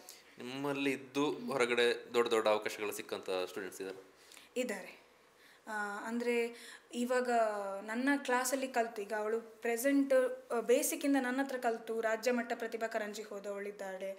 ಮತ್ತು ಹೊರಗೆ ಬೇರೆ ಬೇರೆ ಅವಕಾಶಗಳು ನೃತ್ಯ ಪ್ರದರ್ಶನ ಕೊಡಲಿಕ್ಕೆ ಕೆಲವೊಂದು ಸತಿ ಟೀಮ್ ಆಗಿ ನನಗೆ ಕರ್ಕೊಂಡು ಹೋಗಲಿಕ್ಕೆ ನಾನು ಹಿಂದೇಟು ಹಾಕ್ತೇನೆ. ಯಾಕೆಂದರೆ ಸಮಯದ ದೊಡ್ಡ ತೊಂದರೆ. ಅಂದರೆ ನೀವು ಶಾರ್ಟ್ ಪೀರಿಯಡ್, ನಿಮ್ಮದು ಕ್ಲಾಸಿಕಲ್ ಅಲ್ಲ, ಒಂದು ವೆಲ್ಕಮ್ ಡ್ಯಾನ್ಸ್ ಕೊಡಿ ಸಾಕು. ಇಲ್ಲದ್ರೆ ಒಂದು 10 ನಿಮಿಷ ಕೊಡಿ, ಅದಕ್ಕಿಂತ ಜಾಸ್ತಿ ಬರಲ್ಲ. ಆ 10 ನಿಮಿಷ ವೆಲ್ಕಮ್ ಡ್ಯಾನ್ಸಿಗೆಲ್ಲ ನಾನು ನನ್ನ ವಿದ್ಯಾರ್ಥಿಗಳನ್ನ ಕಳಿಸ್ತೇನೆ ಹೊರತು ಟೀಮಾಗಿ ಕರ್ಕೊಂಡು ಹೋಗೋದಿಲ್ಲ. ಯಾಕೆಂದರೆ ಒಂದು ಭರತನಾಟ್ಯವನ್ನು ಉಡುಗೆಯನ್ನು ನಾವು ಹಾಕಿ ಒಂದು ರೆಡಿ ಆಗಬೇಕಂದ್ರೆ ಅದಕ್ಕೆ ಅಷ್ಟೇ ಖರ್ಚುಗಳುಂಟು, ವೆಚ್ಚಗಳುಂಟು, ಟೈಮ್ ಉಂಟು. ಹಾಗಿದ್ದ ಮೇಲೆ ನಾವೊಂದು ಮಿನಿಮಮ್ ಒಂದು 3-2 ಡ್ಯಾನ್ಸ್ ಆದರೂ ಮಾಡಬೇಕಲ್ಲ ವಿದ್ಯಾರ್ಥಿಗಳನ್ನು ಕರ್ಕೊಂಡು ಹೋದ್ಮೇಲೆ. ಹಾಗಿಲ್ಲದಿರುವಾಗ ನಾನು ಸೋಲೋವಾಗಿ ಮಕ್ಕಳನ್ನು ಕಳಿಸ್ತೇನೆ. ನೀವು ಹೋಗಿಪ್ಪ ಮಾಡಿ ಬನ್ನಿ, ಚೆನ್ನಾಗಿ ಮಾಡಿ ಬನ್ನಿ, ಪ್ರಾಕ್ಟೀಸ್ ಚಂದ ಕೊಟ್ಟು ಕಳಿಸ್ತೇನೆ. ಆರಂಭದ 1-2 ವರ್ಷಗಳಿಗೂ ಹೀಗೂ ಹೋಲಿಸಿದ್ರು ಯಾವ ರೀತಿ ಇದೆ? ಆರಂಭದ ವರ್ಷಗಳಲ್ಲಿ ಅದೇ ಹೇಳಿದ್ಲ, ಅವಕಾಶ ನಾನು ಕೇಳಬೇಕಿತ್ತು. ಈಗ ಅವಕಾಶಗಳು ನನ್ನನ್ನು ಹುಡುಕಿಕೊಂಡು ಬರ್ತಾ ಇದೆ, ಅದೊಂದು ಖುಷಿ ಇದೆ. ನಿಮಗೆ ಕಲಿಸಿದ ಗುರುಗಳು ಅಟ್ಯಾಚಲ್ಲಿದ್ದಾರೆ ಈಗ? ಅಟ್ಯಾಚಲ್ಲಿದೆ. ಅವರ ಮಾತಿಲ್ಲದೆ ನಾನು ಒಂದು ಹೆಜ್ಜೆ ಇಡಬೇಕು ಅಂದರೆ, ಎಂತಾದರೂ ಒಂದು ಡಿಸಿಷನ್ ತೊಗೊಳ್ಬೇಕಂದ್ರೆ, ಈಗ ನಾನು ಸ್ವತಃ ಗುರು ಆದರೂ ಸಹ ನಾನು ಯಾವತ್ತೂ ಗುರುಗಿಂತ ಮೇಲೆ ಹೋಗ್ಲಿಕ್ಕೆ ಚಾನ್ಸೇ ಇಲ್ಲ. ನನ್ನಲ್ಲಿರುವ ನೆಗೆಟಿವ್ ನನ್ನ ಗುರುಗೆ ಮಾತ್ರ ಗೊತ್ತಿರ್ತದೆ, ಪಾಸಿಟಿವ್ ಕೂಡ ನನ್ನ ಗುರುಗೆ ಮಾತ್ರ ಗೊತ್ತಿರ್ತದೆ. ಸೊ ನಾನು ಏನು ಮಾಡಿದ್ರು ಅವರ ಸಜೆಷನ್ ತಗೊಳ್ತೇನೆ. ಈಗ ನಿನ್ನೆಷ್ಟೇ ನಾನು ಅವ್ರ ಜೊತೆ ಮಾತಾಡಿದ್ದೆ, ಹಾಗೆ ನಾವು ಕಾಂಟ್ಯಾಕ್ಟಲ್ಲಿ ಖುಷಿಯಲ್ಲಿದ್ದಾರೆ. ತುಂಬ ಹೆಮ್ಮೆ ಇದೆ ಅವರಿಗೆ. ಮತ್ತು ಸಜೆಷನ್ಸ್ ಕೊಡ್ತಾ ಇರ್ತಾರೆ. ಅಂದರೆ ನನ್ನ ಗುರುಗಳು ಹೇಗಾದರೆ, ಕುತ್ಕಾಡಿ ವಿಶ್ವನಾಥ ರೈಗಳು ಅಂತ ಹೇಳಿದರೆ, ಅವರು ಭಯಂಕರ ದಕ್ಷಿಣ ಕನ್ನಡವನ್ನು ತುಳುನಾಡು ಅಂತ ಹೆಸರು ಮಾಡಬೇಕು ಅಂತ ಹೇಳಿದಂತಹ ಒಂದು ಶ್ರೇಷ್ಠ ವ್ಯಕ್ತಿ. ಮತ್ತು ಕರ್ನಾಟಕ ಕಲಾಶ್ರೀ ಅವರು. ಮತ್ತು ಮೈಸೂರಿನ ಆಸ್ಥಾನದ ನೃತ್ಯ ವಿದುಷಿಯಾಗಿದ್ದಂಥ ವೆಂಕಟಲಕ್ಷ್ಮಮ್ಮ ಅವರ ಹತ್ರ ನೃತ್ಯ ಕಲಿತಂತಹ ಶ್ರೇಷ್ಠ ಗುರುಗಳವರು. ಅವ್ರು ನಮ್ಗೆ ಯಾವಾಗಲೂ ಹೇಳ್ತಾರೆ, ನೀನು ಕಲೆಯನ್ನು ಯಾವಾಗ ಬಿಸ್ನೆಸ್ ಥರ ಮಾಡ್ತೀಯ ಅವತ್ತು ನೀನು ಸೋಲ್ತೀಯ. ಕಲೆ ನಿನಗೆ ಆದಾಯ ಕೊಡ್ತದೆ, ನೀನು ಅದರಿಂದಾಗಿ ಜೀವಿಸ್ತೀಯ, ನೀನು ಅದಕ್ಕೋಸ್ಕರ ಜೀವಿಸ್ತೀಯ. ಆದರೆ ಬಿಸ್ನೆಸ್ ಮಾಡಬೇಡ. ಅದು ಮಾತು ಯಾವತ್ತೂ ಬರ್ತಾ ಇರ್ತದೆ. ಮತ್ತು ಈಗ ಅವ್ರು ಇಲ್ಲದಿದ್ರು ಸಹ ಅವರು ಹೇಳಿದ ಮಾತುಗಳು ಎಷ್ಟೋ ಬರ್ತದೆ. ಮತ್ತು ಅವರು ಹೇಳಿದ ಅತ್ಯಂತ ಕಾಡುವ ಮಾತುಗಳು ಯಾವುದು ಅಂತ ಹೇಳಿದರೆ, ಒಂದು ವಿದ್ಯಾರ್ಥಿಯನ್ನು ಸೈ ಅನಿಸಿಕೊಂಡು ಟೀಚರ್ ನೀನು ವಾವ್ ಈ ಸ್ಟೂಡೆಂಟ್ ಸೂಪರ್ ಪರ್ಫಾರ್ಮ್ ಮಾಡಿದ ನೀನು ಗ್ರೇಟ್ ಅಂತ ಅಲ್ಲ. ಒಂದು ಗ್ರೂಪ್ ಡ್ಯಾನ್ಸ್ ಮಾಡುವಾಗ ಅಷ್ಟೂ ವಿದ್ಯಾರ್ಥಿಗಳ ಕೈ, ಕಾಲು, ಹಸ್ತ, ಮುಖಗಳು, ಅಂಗಶುದ್ಧಿ ಎಲ್ಲವೂ ಪರ್ಫೆಕ್ಟ್ ಅನಿಸಿದೆ, ಅವತ್ತು ನೀನು ಪರ್ಫೆಕ್ಟ್ ಅಂತ. ಒಂದು ವಿದ್ಯಾರ್ಥಿ ಅವಳಲ್ಲಿ ಇರ್ತದೆ ಟ್ಯಾಲೆಂಟ್, ಅದನ್ನು ನೀನು ಇದು ಮಾಡ್ತೀಯ, ಅದು ಗ್ರೇಟ್ ಅಲ್ಲ. ಅಷ್ಟೂ ವಿದ್ಯಾರ್ಥಿಗಳು ಒಂದೇ ರೀತಿ ಕಾಣುವ ಹಾಗೆ ನೀನು ಯಾವಾಗ ಟ್ರೈನ್ ಮಾಡ್ತೀಯೋ ಅಲ್ಲಿ ಪ್ರತಿಫಲನ ಆಗುತ್ತೆ. ಅದನ್ನ ಅವ್ರು ಹೇಳಿದ್ರು. ಅದು ನನಗೆ ಕೆಲವೆಲ್ಲ ಮಾತುಗಳು ಈಗ ಸಹ ಕೋರಿತಾರೆ. ಏನು ಕಲಿಸಿದ್ಯಾ, ಅವ್ರು ಏನು ಕಲ್ತಿದ್ದಾರೆ ಅಲ್ಲಿ ನಿಮಗೆ ಗೊತ್ತಾಗುತ್ತೆ. ಹೌದು. ಮತ್ತೆ ಈಗ ನನ್ನ ಅವರ ಧರ್ಮಪತ್ನಿ ಮತ್ತು ಅವರ ಮಗಳು ಇಬ್ಬರು ಕೂಡ ನೃತ್ಯ ಗುರುಗಳೇ. ಅವರು ಕೂಡ ಹೇಳ್ತಾರೆ, ಈಗ ಎಕ್ಸಾಮ್ಗೆ ಕರ್ಕೊಂಡು ಹೋಗುವಾಗ ನಾನು ಸುಮಾರು ಕಡೆಯಲ್ಲಿ ಕೆಲವೊಂದು ಕಡೆಯಲ್ಲಿ ನೋಡಿದ್ದೇನೆ, ಎಕ್ಸಾಮ್ಗೆ ಕರ್ಕೊಂಡು ಹೋಗೋಕ್ಕೆ ಸಾಕು ಬಿಡಿ, ಇಷ್ಟೇ ಸಾಕು, ಟೆಕ್ಸ್ಟ್ ಬುಕ್ಕಲ್ಲಿ ಇಷ್ಟೇ ಇದೆ ಸಿಲೆಬಸ್, ಇಷ್ಟು ಕಲ್ತ್ರೆ ಸಾಕು. ಮೇಡಮ್ ಹೇಳ್ತಾರೆ, ಇಲ್ಲ ನೀನು ಜೂನಿಯರನ್ನು ಕಲಿಸ್ತಾ ಇದ್ದೀಯಾ, ಸೀನಿಯರನ್ನು ಕಲಿಸ್ತಾ ಇದೆಯಾ ಅಂದರೆ ಅದಕ್ಕೂ ಜಾಸ್ತಿ ಹೇಳ್ಕೊಡಲ್ಲ. ಗೊತ್ತಿರಲಿ ಅವರಿಗೆ ಕ್ವಶನ್ ಅದಕ್ಕೆ ಸಂಬಂಧಪಟ್ಟ ಹಾಗೆ ಬಂದು ಇರದಿದ್ರು ಕೂಡ ನಾಲೆಜ್ ಅನ್ನೋದು ಜ್ಞಾನಕ್ಕಾಗಿ ನೀನು ಹೇಳಿಕೊಡ್ಬೇಕು ಅನ್ನೋದು. ಮತ್ತು ಮುಖವರ್ಣಿಕೆ, ಈಗ ಮುಖವರ್ಣಿಕೆ ಹಾಗೆ ಮೇಕಪ್ ಇದೆಯಲ್ಲ ಅದು ಕೂಡ ಹಾಗೆ, ಅದು ತುಂಬ ಇಂಪಾರ್ಟೆಂಟ್ ಆಗ್ತದೆ ಭರತನಾಟ್ಯದಲ್ಲಿ. ಸುಮ್ಮನೆ ಹೀಗೆ ಫೌಂಡೇಶನ್ ಬೆಳೆದು ಕಾಡಿಗೆ ಹಾಕೋದಲ್ಲ, ಪ್ರತಿಯೊಂದು ಬಣ್ಣಕ್ಕೆ ಸಹ ಒಂದೊಂದು ಅರ್ಥ ಇದೆ, ಅದನ್ನು ಹಾಕುವ ರೀತಿ ಅದನ್ನು ಒಂದು ಮಹತ್ವ ಇದೆ. ಹಾಗಾಗಿ ಅದು ತೊಂದರೆ ಆಗಬಾರ್ದು ಅಂತ ಹೇಳೋ ನಾನು ಮಕ್ಕಳಿಗೆ ಮುಖವರ್ಣಿಕೆ ಕ್ಲಾಸ್ ಮಾಡಿಸಿದೆ. ಅಲ್ಲಿ ಸೌತ್ ಕೆನಡಾದಿಂದ ಒಬ್ಬರ ಸರ್ ಸತೀಶ್ ಸರನ್ನು ಕಳಿಸಿ ಪಂಜದಿಂದ ಕ್ಲಾಸ್ ಮಾಡಿಸಿದೆ. ಈಗ ನನ್ನ ಮಕ್ಕಳು ಅವರೇ ತಯಾರಾಗ್ತಾರೆ. ಈಗ ನನ್ನ ಮಕ್ಕಳೆಲ್ಲ ಪೋಷಕರು ಅವರೇ ಕಲ್ತಿದ್ದಾರೆ ಹೇಗೆ ತಯಾರಾಗು, ಯಾರ ಸಹಾಯ ಇಲ್ಲದೆ 1 ಅವರಲ್ಲಿ ಅವ್ರು ರೆಡಿಯಾಗಿ ನಿಲ್ತಾರೆ. ಈ ಫೀಲ್ಡಲ್ಲಿರೋ ಎಸ್ಪೆಷಲಿ ಬೇರೆ ಬೇರೆ ರೀತಿಯ ಅನುಭವಗಳಾಗಿರುತ್ತೆ. ಖುಷಿಯ ಅನುಭವ ಇರ್ಬೋದು, ಬೇಸರದ ಅನುಭವಗಳು. ನಿಮಗೆ ಆ ರೀತಿಯ ಅನುಭವ ಆಗಿದೆಯಾ? ಬೇಸರದ ಅನುಭವಗಳು ತುಂಬ ಆಗಿದೆ. ಸದಾ ಕಾಡುವಂಥದ್ದು ಅಂತ ಇಷ್ಟರ ಅವಧಿಯಲ್ಲಿ 5-6 ವರ್ಷದ ಅವಧಿಯಲ್ಲಿ ಅಂದರೆ ಇಂಥದ್ದೇ ಅಂತ ಹೇಳೋದಿಲ್ಲ. ಆದರೆ ಯಾವಾಗ ತುಂಬ ಬೇಸರ ಆಗೋದು ಗೊತ್ತುಂಟ, ಒಂದು ಕಾರ್ಯಕ್ರಮ 6 ಗಂಟೆಗೆ ಆರಂಭ ಆಗ್ತದೆ ಅಂತ ನಮ್ಮನ್ನು ಕರೆಸಿ 6 ಗಂಟೆಗೆ ನಾವು ಕಾರ್ಯಕ್ರಮಕ್ಕೆ ನಾವು ತಯಾರಾಗಬೇಕಂದ್ರೆ ನಮ್ಮ ತಯಾರಿ 3 ಗಂಟೆಯಿಂದ ಶುರು ಆಗಿರ್ತದೆ. ಆ ಮಕ್ಕಳದ್ದು, ಆ ತಂದೆ ತಾಯಿದು. ಅದೇ ಹೇಳಿದಲ್ಲ, ಮುಖವರ್ಣಿಕೆ ಕ್ಲಾಸ್ ಆಗೋದಕ್ಕಿಂತ ಮೊದಲು ಮೇಕಪ್ ಮ್ಯಾನಿಂದ ನಾನು ಪುತ್ತೂರಿಂದ ಕರೆಸೋದು, ಮಂಗಳೂರಿಂದ ಪುತ್ತೂರಿಂದ ಮೇಕಪ್ ಮ್ಯಾನ್ಗಳನ್ನ ಕರೆಸೋದು. ಈ 50-100 ಮಕ್ಕಳಿಗೆ ನೀನು ಮೇಕಪ್ ಮಾಡಿಸ್ಬೇಕಂದ್ರೆ 10 ಗಂಟೆಗೆ ಬೆಳಿಗ್ಗೆ ಸ್ಟಾರ್ಟ್ ಮೇಕಪ್. ಮುಗಿಬೇಕಲ್ಲ ಅಷ್ಟು ಜನರಿಗೆ. ನಾನು 100 ಮಕ್ಕಳಿದ್ದಾರೆ ಅಂತ 100 ಮೇಕಪ್ ಆರ್ಟಿಸ್ಟನ್ನು ಕರೆಸ್ಲಿಕ್ಕೆ ಆಗ್ತದ? ಒಂದು 3 ಜನರನ್ನು ಕರೆಸ್ಬೋದು. ಅವ್ರು ಎಷ್ಟು ಅಂತ ಮಾಡ್ಬೋದು. ಅಷ್ಟು ರೆಡಿಯಾಗಿ ತಯಾರಾಗಿ 6 ಗಂಟೆಗೆ ಕಾರ್ಯಕ್ರಮದಲ್ಲಿ ನೀವು ಇರಲೇಬೇಕು ಅಂತ ಹೇಳಿ ನಮಗೆ 2 ಗಂಟೆ ಮಧ್ಯರಾತ್ರಿಗೆ ಕಾರ್ಯಕ್ರಮ ಕೊಡುವಾಗ ಬಹಳ ಬೇಸರ. 6 ಗಂಟೆಗೆ ಅಂತ ಹೇಳಿರ್ತಾರೆ, ನೀವು 3 ಗಂಟೆಯಿಂದ ಶುರು ಮಾಡಿರ್ತೀರಿ, 6 ಗಂಟೆ ಹೊತ್ತಿಗೆ ಹೋಗಿರ್ತೀರಿ. ಆಮೇಲೆ ಆ ಗರ್ಲ್ಸ್ ಮಕ್ಕಳಿದಾರಲ್ಲ, ವಾಶ್ರೂಮಿಗೆ ಹೋಗ್ಲಿಕ್ಕೆ ಆಗೋದಿಲ್ಲ, ಹೊಟ್ಟೆ ನೋಯ್ತಾ ಇರ್ತದೆ, ಹಸಿವಾಗ್ತಾ ಇರ್ತದೆ, ಬೇರೆಲ್ಲ ಸಮಸ್ಯೆ, ವೈಯಕ್ತಿಕ ಸಮಸ್ಯೆಗಳಿರ್ತದೆ. ಆಗ ಅವ್ರು ಹತ್ಕೊಂಡು ಬಂದು ಹೇಳ್ತಾರಲ್ಲ, ಮ್ಯಾಮ್ ಆಗ್ತಿಲ್ಲ ಅಂತ ಹೇಳ್ತಾರಲ್ಲ, ಅದು ಆ ಫೇಸ್ಗಳು ತುಂಬ ಕಾಡ್ತಾ ಇರ್ತದೆ. ಅದು ತುಂಬ ಬೇಸರ ತರಿಸ್ತದೆ. ಅದೇ ಒಂದು ಅರ್ಧ ಗಂಟೆ 1 ಗಂಟೆ ಆ ಕಡೆ ಈ ಕಡೆ ಆಗೋದು ಅದು ಸಹಜ. ಬಟ್ ಅಷ್ಟು ಡಿಲೇ ಮಾಡಿದಾಗ, ಮಿಡ್ ನೈಟ್ ಮಾಡಿದಾಗ ನೆಕ್ಸ್ಟ್ ಡೇ ಸ್ಕೂಲ್ಗೆ ಹೋಗ್ಬೇಕಾಗುತ್ತೆ. ಫಿಸಿಕಲ್ ಪ್ರಾಬ್ಲಮ್ಗಳಿರ್ತದೆ, ನಿದ್ದೆ ಕಡಬೇಕಾಗುತ್ತೆ.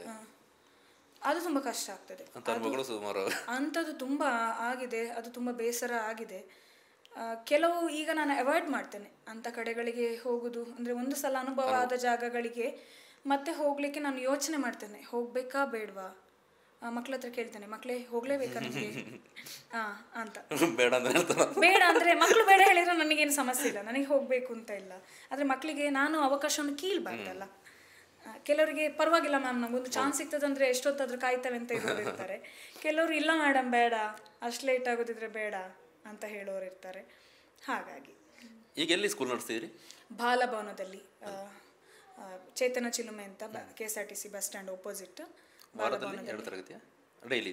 ಡೈಲಿ ಅಂದರೆ ಬ್ಯಾಚಸ್ ಮಾಡಿದ್ದಾನೆ. ಈಗ ಸೋಮವಾರ ಎಕ್ಸಾಮಿಗೆ ತಯಾರಾಗುವ ವಿದ್ಯಾರ್ಥಿಗಳು, ಮಂಗಳವಾರ ಸೀನಿಯರ್ ವಿದ್ಯಾರ್ಥಿಗಳು, ಶುಕ್ರವಾರ ಹೊಸದಾಗಿ ಸೇರುವವರು, ಗುರುವಾರ ಸ್ವಲ್ಪ ಕಲ್ತವರು, ಹಾಗೆ ಡಿವೈಡ್ ಮಾಡಿದ್ದೇನೆ.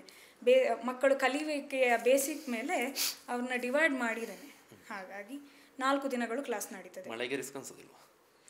ಅನ್ನಿಸ್ತದೆ, ಆದರೆ ಒಂದೊಂದು ಸರ್ತಿ ಜೋರು ಮಳೆ ಇರುವಾಗ ರಜೆ ಕೊಟ್ಟು ಬಿಡ್ತೇನೆ, ಅದರ ಬದಲಿ ಕ್ಲಾಸನ್ನು ಮಾಡುವಂಥದ್ದು, ಹಾಗೆ ಸರಿದೂಗಿಸುವಂಥದ್ದು ಮಾಡ್ತೇನೆ. ಒಂದೊಂದು ಸಲ ಮಳೆ ಇದ್ರೂ ಸಹ ಮಕ್ಕಳು ಹೇಳ್ತಾರೆ, ಮ್ಯಾಮ್ ಬೆಳಗ್ಗೆಯಿಂದ ಮನೇಲಿ ಕೂತು ಬೋರ್ ಆಗ್ತಿದೆ, ಮಾಡಿ ಮ್ಯಾಮ್ ಬರ್ತೇವೆ. ಲೋಕಲ್ ಮಕ್ಕಳಿರುವ ಕಾರಣ. ಮಡಿಕೇರಿ ಸರೌಂಡಿಂಗ್ ಮಕ್ಕಳು ಇರೋದು ಹೊರಗಿನವರು ಬರ್ತಾರ? ಸರೌಂಡಿಂಗ್ನವರು ಜಾಸ್ತಿ ಇದ್ದಾರೆ, ಹೊರಗಿನವರು ಇದ್ದಾರೆ. ಮೇಕೇರಿಯವರು ತುಂಬ ದೂರದವರು ಇಲ್ಲ, ಯಾಕೆಂದರೆ ವೀಕ್ ಮಿಡ್ಲು 5 to 7 ಕ್ಲಾಸ್ ಇರುವ ಕಾರಣ ತುಂಬ ದೂರದವರು ಇಲ್ಲ. ಆಸುಪಾಸಿನವರಿದ್ದಾರೆ, ಬ್ಯಾಲೆನ್ಸ್ ಮಾಡ್ತಾರೆ. ಯಾಕಂದರೆ ಬಸ್ ಸ್ಟ್ಯಾಂಡ್ ಹತ್ತಿರ ಕ್ಲಾಸ್ ಇರುವ ಕಾರಣ ಲಾಸ್ಟ್ ಬಸ್ ಒಂದು 7 ಗಂಟೆಗೆ ಒಂದು ಇದ್ದೇ ಇರ್ತದೆ ಯಾವುದಾದ್ರೂ, ಅಥವಾ 6:45. ಹಾಗಾಗಿ ಬ್ಯಾಲೆನ್ಸ್ ಮಾಡುವವರು ಇದ್ದಾರೆ ಕೆಲವರು. ಇದನ್ನ ಕೇಳಬೇಕೋ ಗೊತ್ತಿಲ್ಲ, ಮಕ್ಕಳದು ಫೀಸ್ ಹೇಗೆ ನಿಮ್ಮದು? ಮಂತ್ಲಿ 400 ರೂಪೀಸ್ ಫೀಸ್ ಅಷ್ಟೇ. ಮ್ಯಾನೇಜ್ ಆಗುತ್ತೆ? ಸಾಕು. ಅಂದರೆ ನಾನು ಆರಂಭದಲ್ಲಿ ಸ್ಟಾರ್ಟ್ ಮಾಡೋಕೆ 200 ಫೀಸಿಗೆ ಸ್ಟಾರ್ಟ್ ಮಾಡಿದ್ದೆ. ಯಾವುದೇ ಹಣದ ಆಸೆಯಲ್ಲಿ ಆರಂಭ ಮಾಡಿದಲ್ಲ.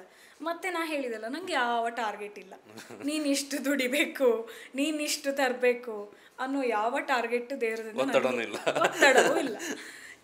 ನಿನ್ನಲ್ಲಿ ಕಲೆ ಇದೆ ಮಾಡು ಅಂತ ಹೇಳುವ ಹಸ್ಬೆಂಡ್ ಇರುವ ಕಾರಣ ನನಗೆ ಯಾವುದೇ, ನಾನು ಹಣದ ಹಿಂದೆ ಬಿದ್ದು ಜಿದ್ದಿಗೆ ಬಿದ್ದು ಯಾವುದೇ ಇದು ಮಾಡೋದಿಲ್ಲ. ಇನ್ನೊಂದು ಕೇಳಬೇಕು, ಈ ಸಹಜವಾಗಿ ನಿಮಗೆ ಈ ಕ್ಷೇತ್ರದಲ್ಲಿ ಆಸಕ್ತಿ, ಗಂಡನ ಆಸಕ್ತಿ ಬೇರೆ, ನಿಮ್ಮ ಮಗನ ಆಸಕ್ತಿ ಯಾವ ಕಡೆ ಇದೆ? ಕುಣಿತಾನ ಅಥವಾ ಅಪ್ಪನ ಥರ ಓದ್ಕೊಂಡಿರ್ತಾನ? ಗೊತ್ತಿಲ್ಲ. ಈಗ ಅವನ ಆಸಕ್ತಿ ಯಾವುದು ಅಂತ ನಮಗೆ ಅರಿವಾಗ್ತಾ ಇಲ್ಲ. ಈಗ ಸದ್ಯಕ್ಕೆ ಅಪ್ಪನ ಥರ ಕ್ರೀಡೆಯಲ್ಲಿ ಆಸಕ್ತಿ ತೋರಿಸ್ತಾ ಇದ್ದಾನೆ.